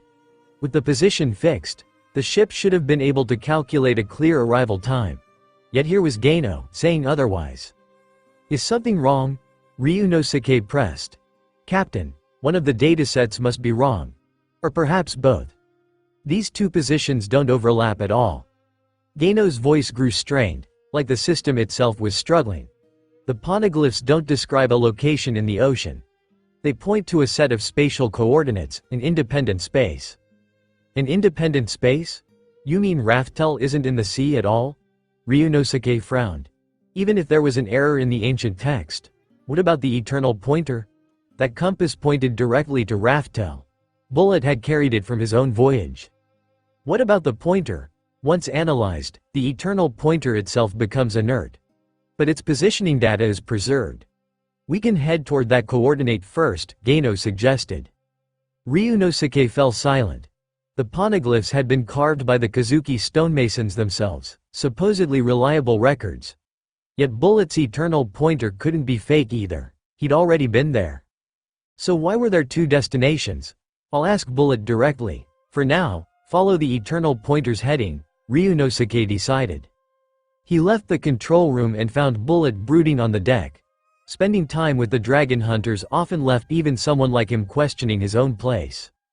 Mr. Bullet, Ryunosuke greeted. Captain Ryunosuke. Bullet straightened, respectful despite being older. He knew power when he saw it, and aboard this ship, politeness cost nothing. I need clarity. The poneglyph's coordinates don't match your eternal pointer. Are you certain your pointer leads to Raftel? Yes, Bullet answered without hesitation. I'm still aboard. I'd know if this ship wasn't sailing toward it. His conviction left no room for doubt. If the pointer were false, Bullet's reputation and responsibility would be on the line. Good. Then rest while you can. Another battle may be waiting, and if you're left out, I imagine you'll be unhappy, Ryunosuke said with a grin. Bullet chuckled, scratching his head.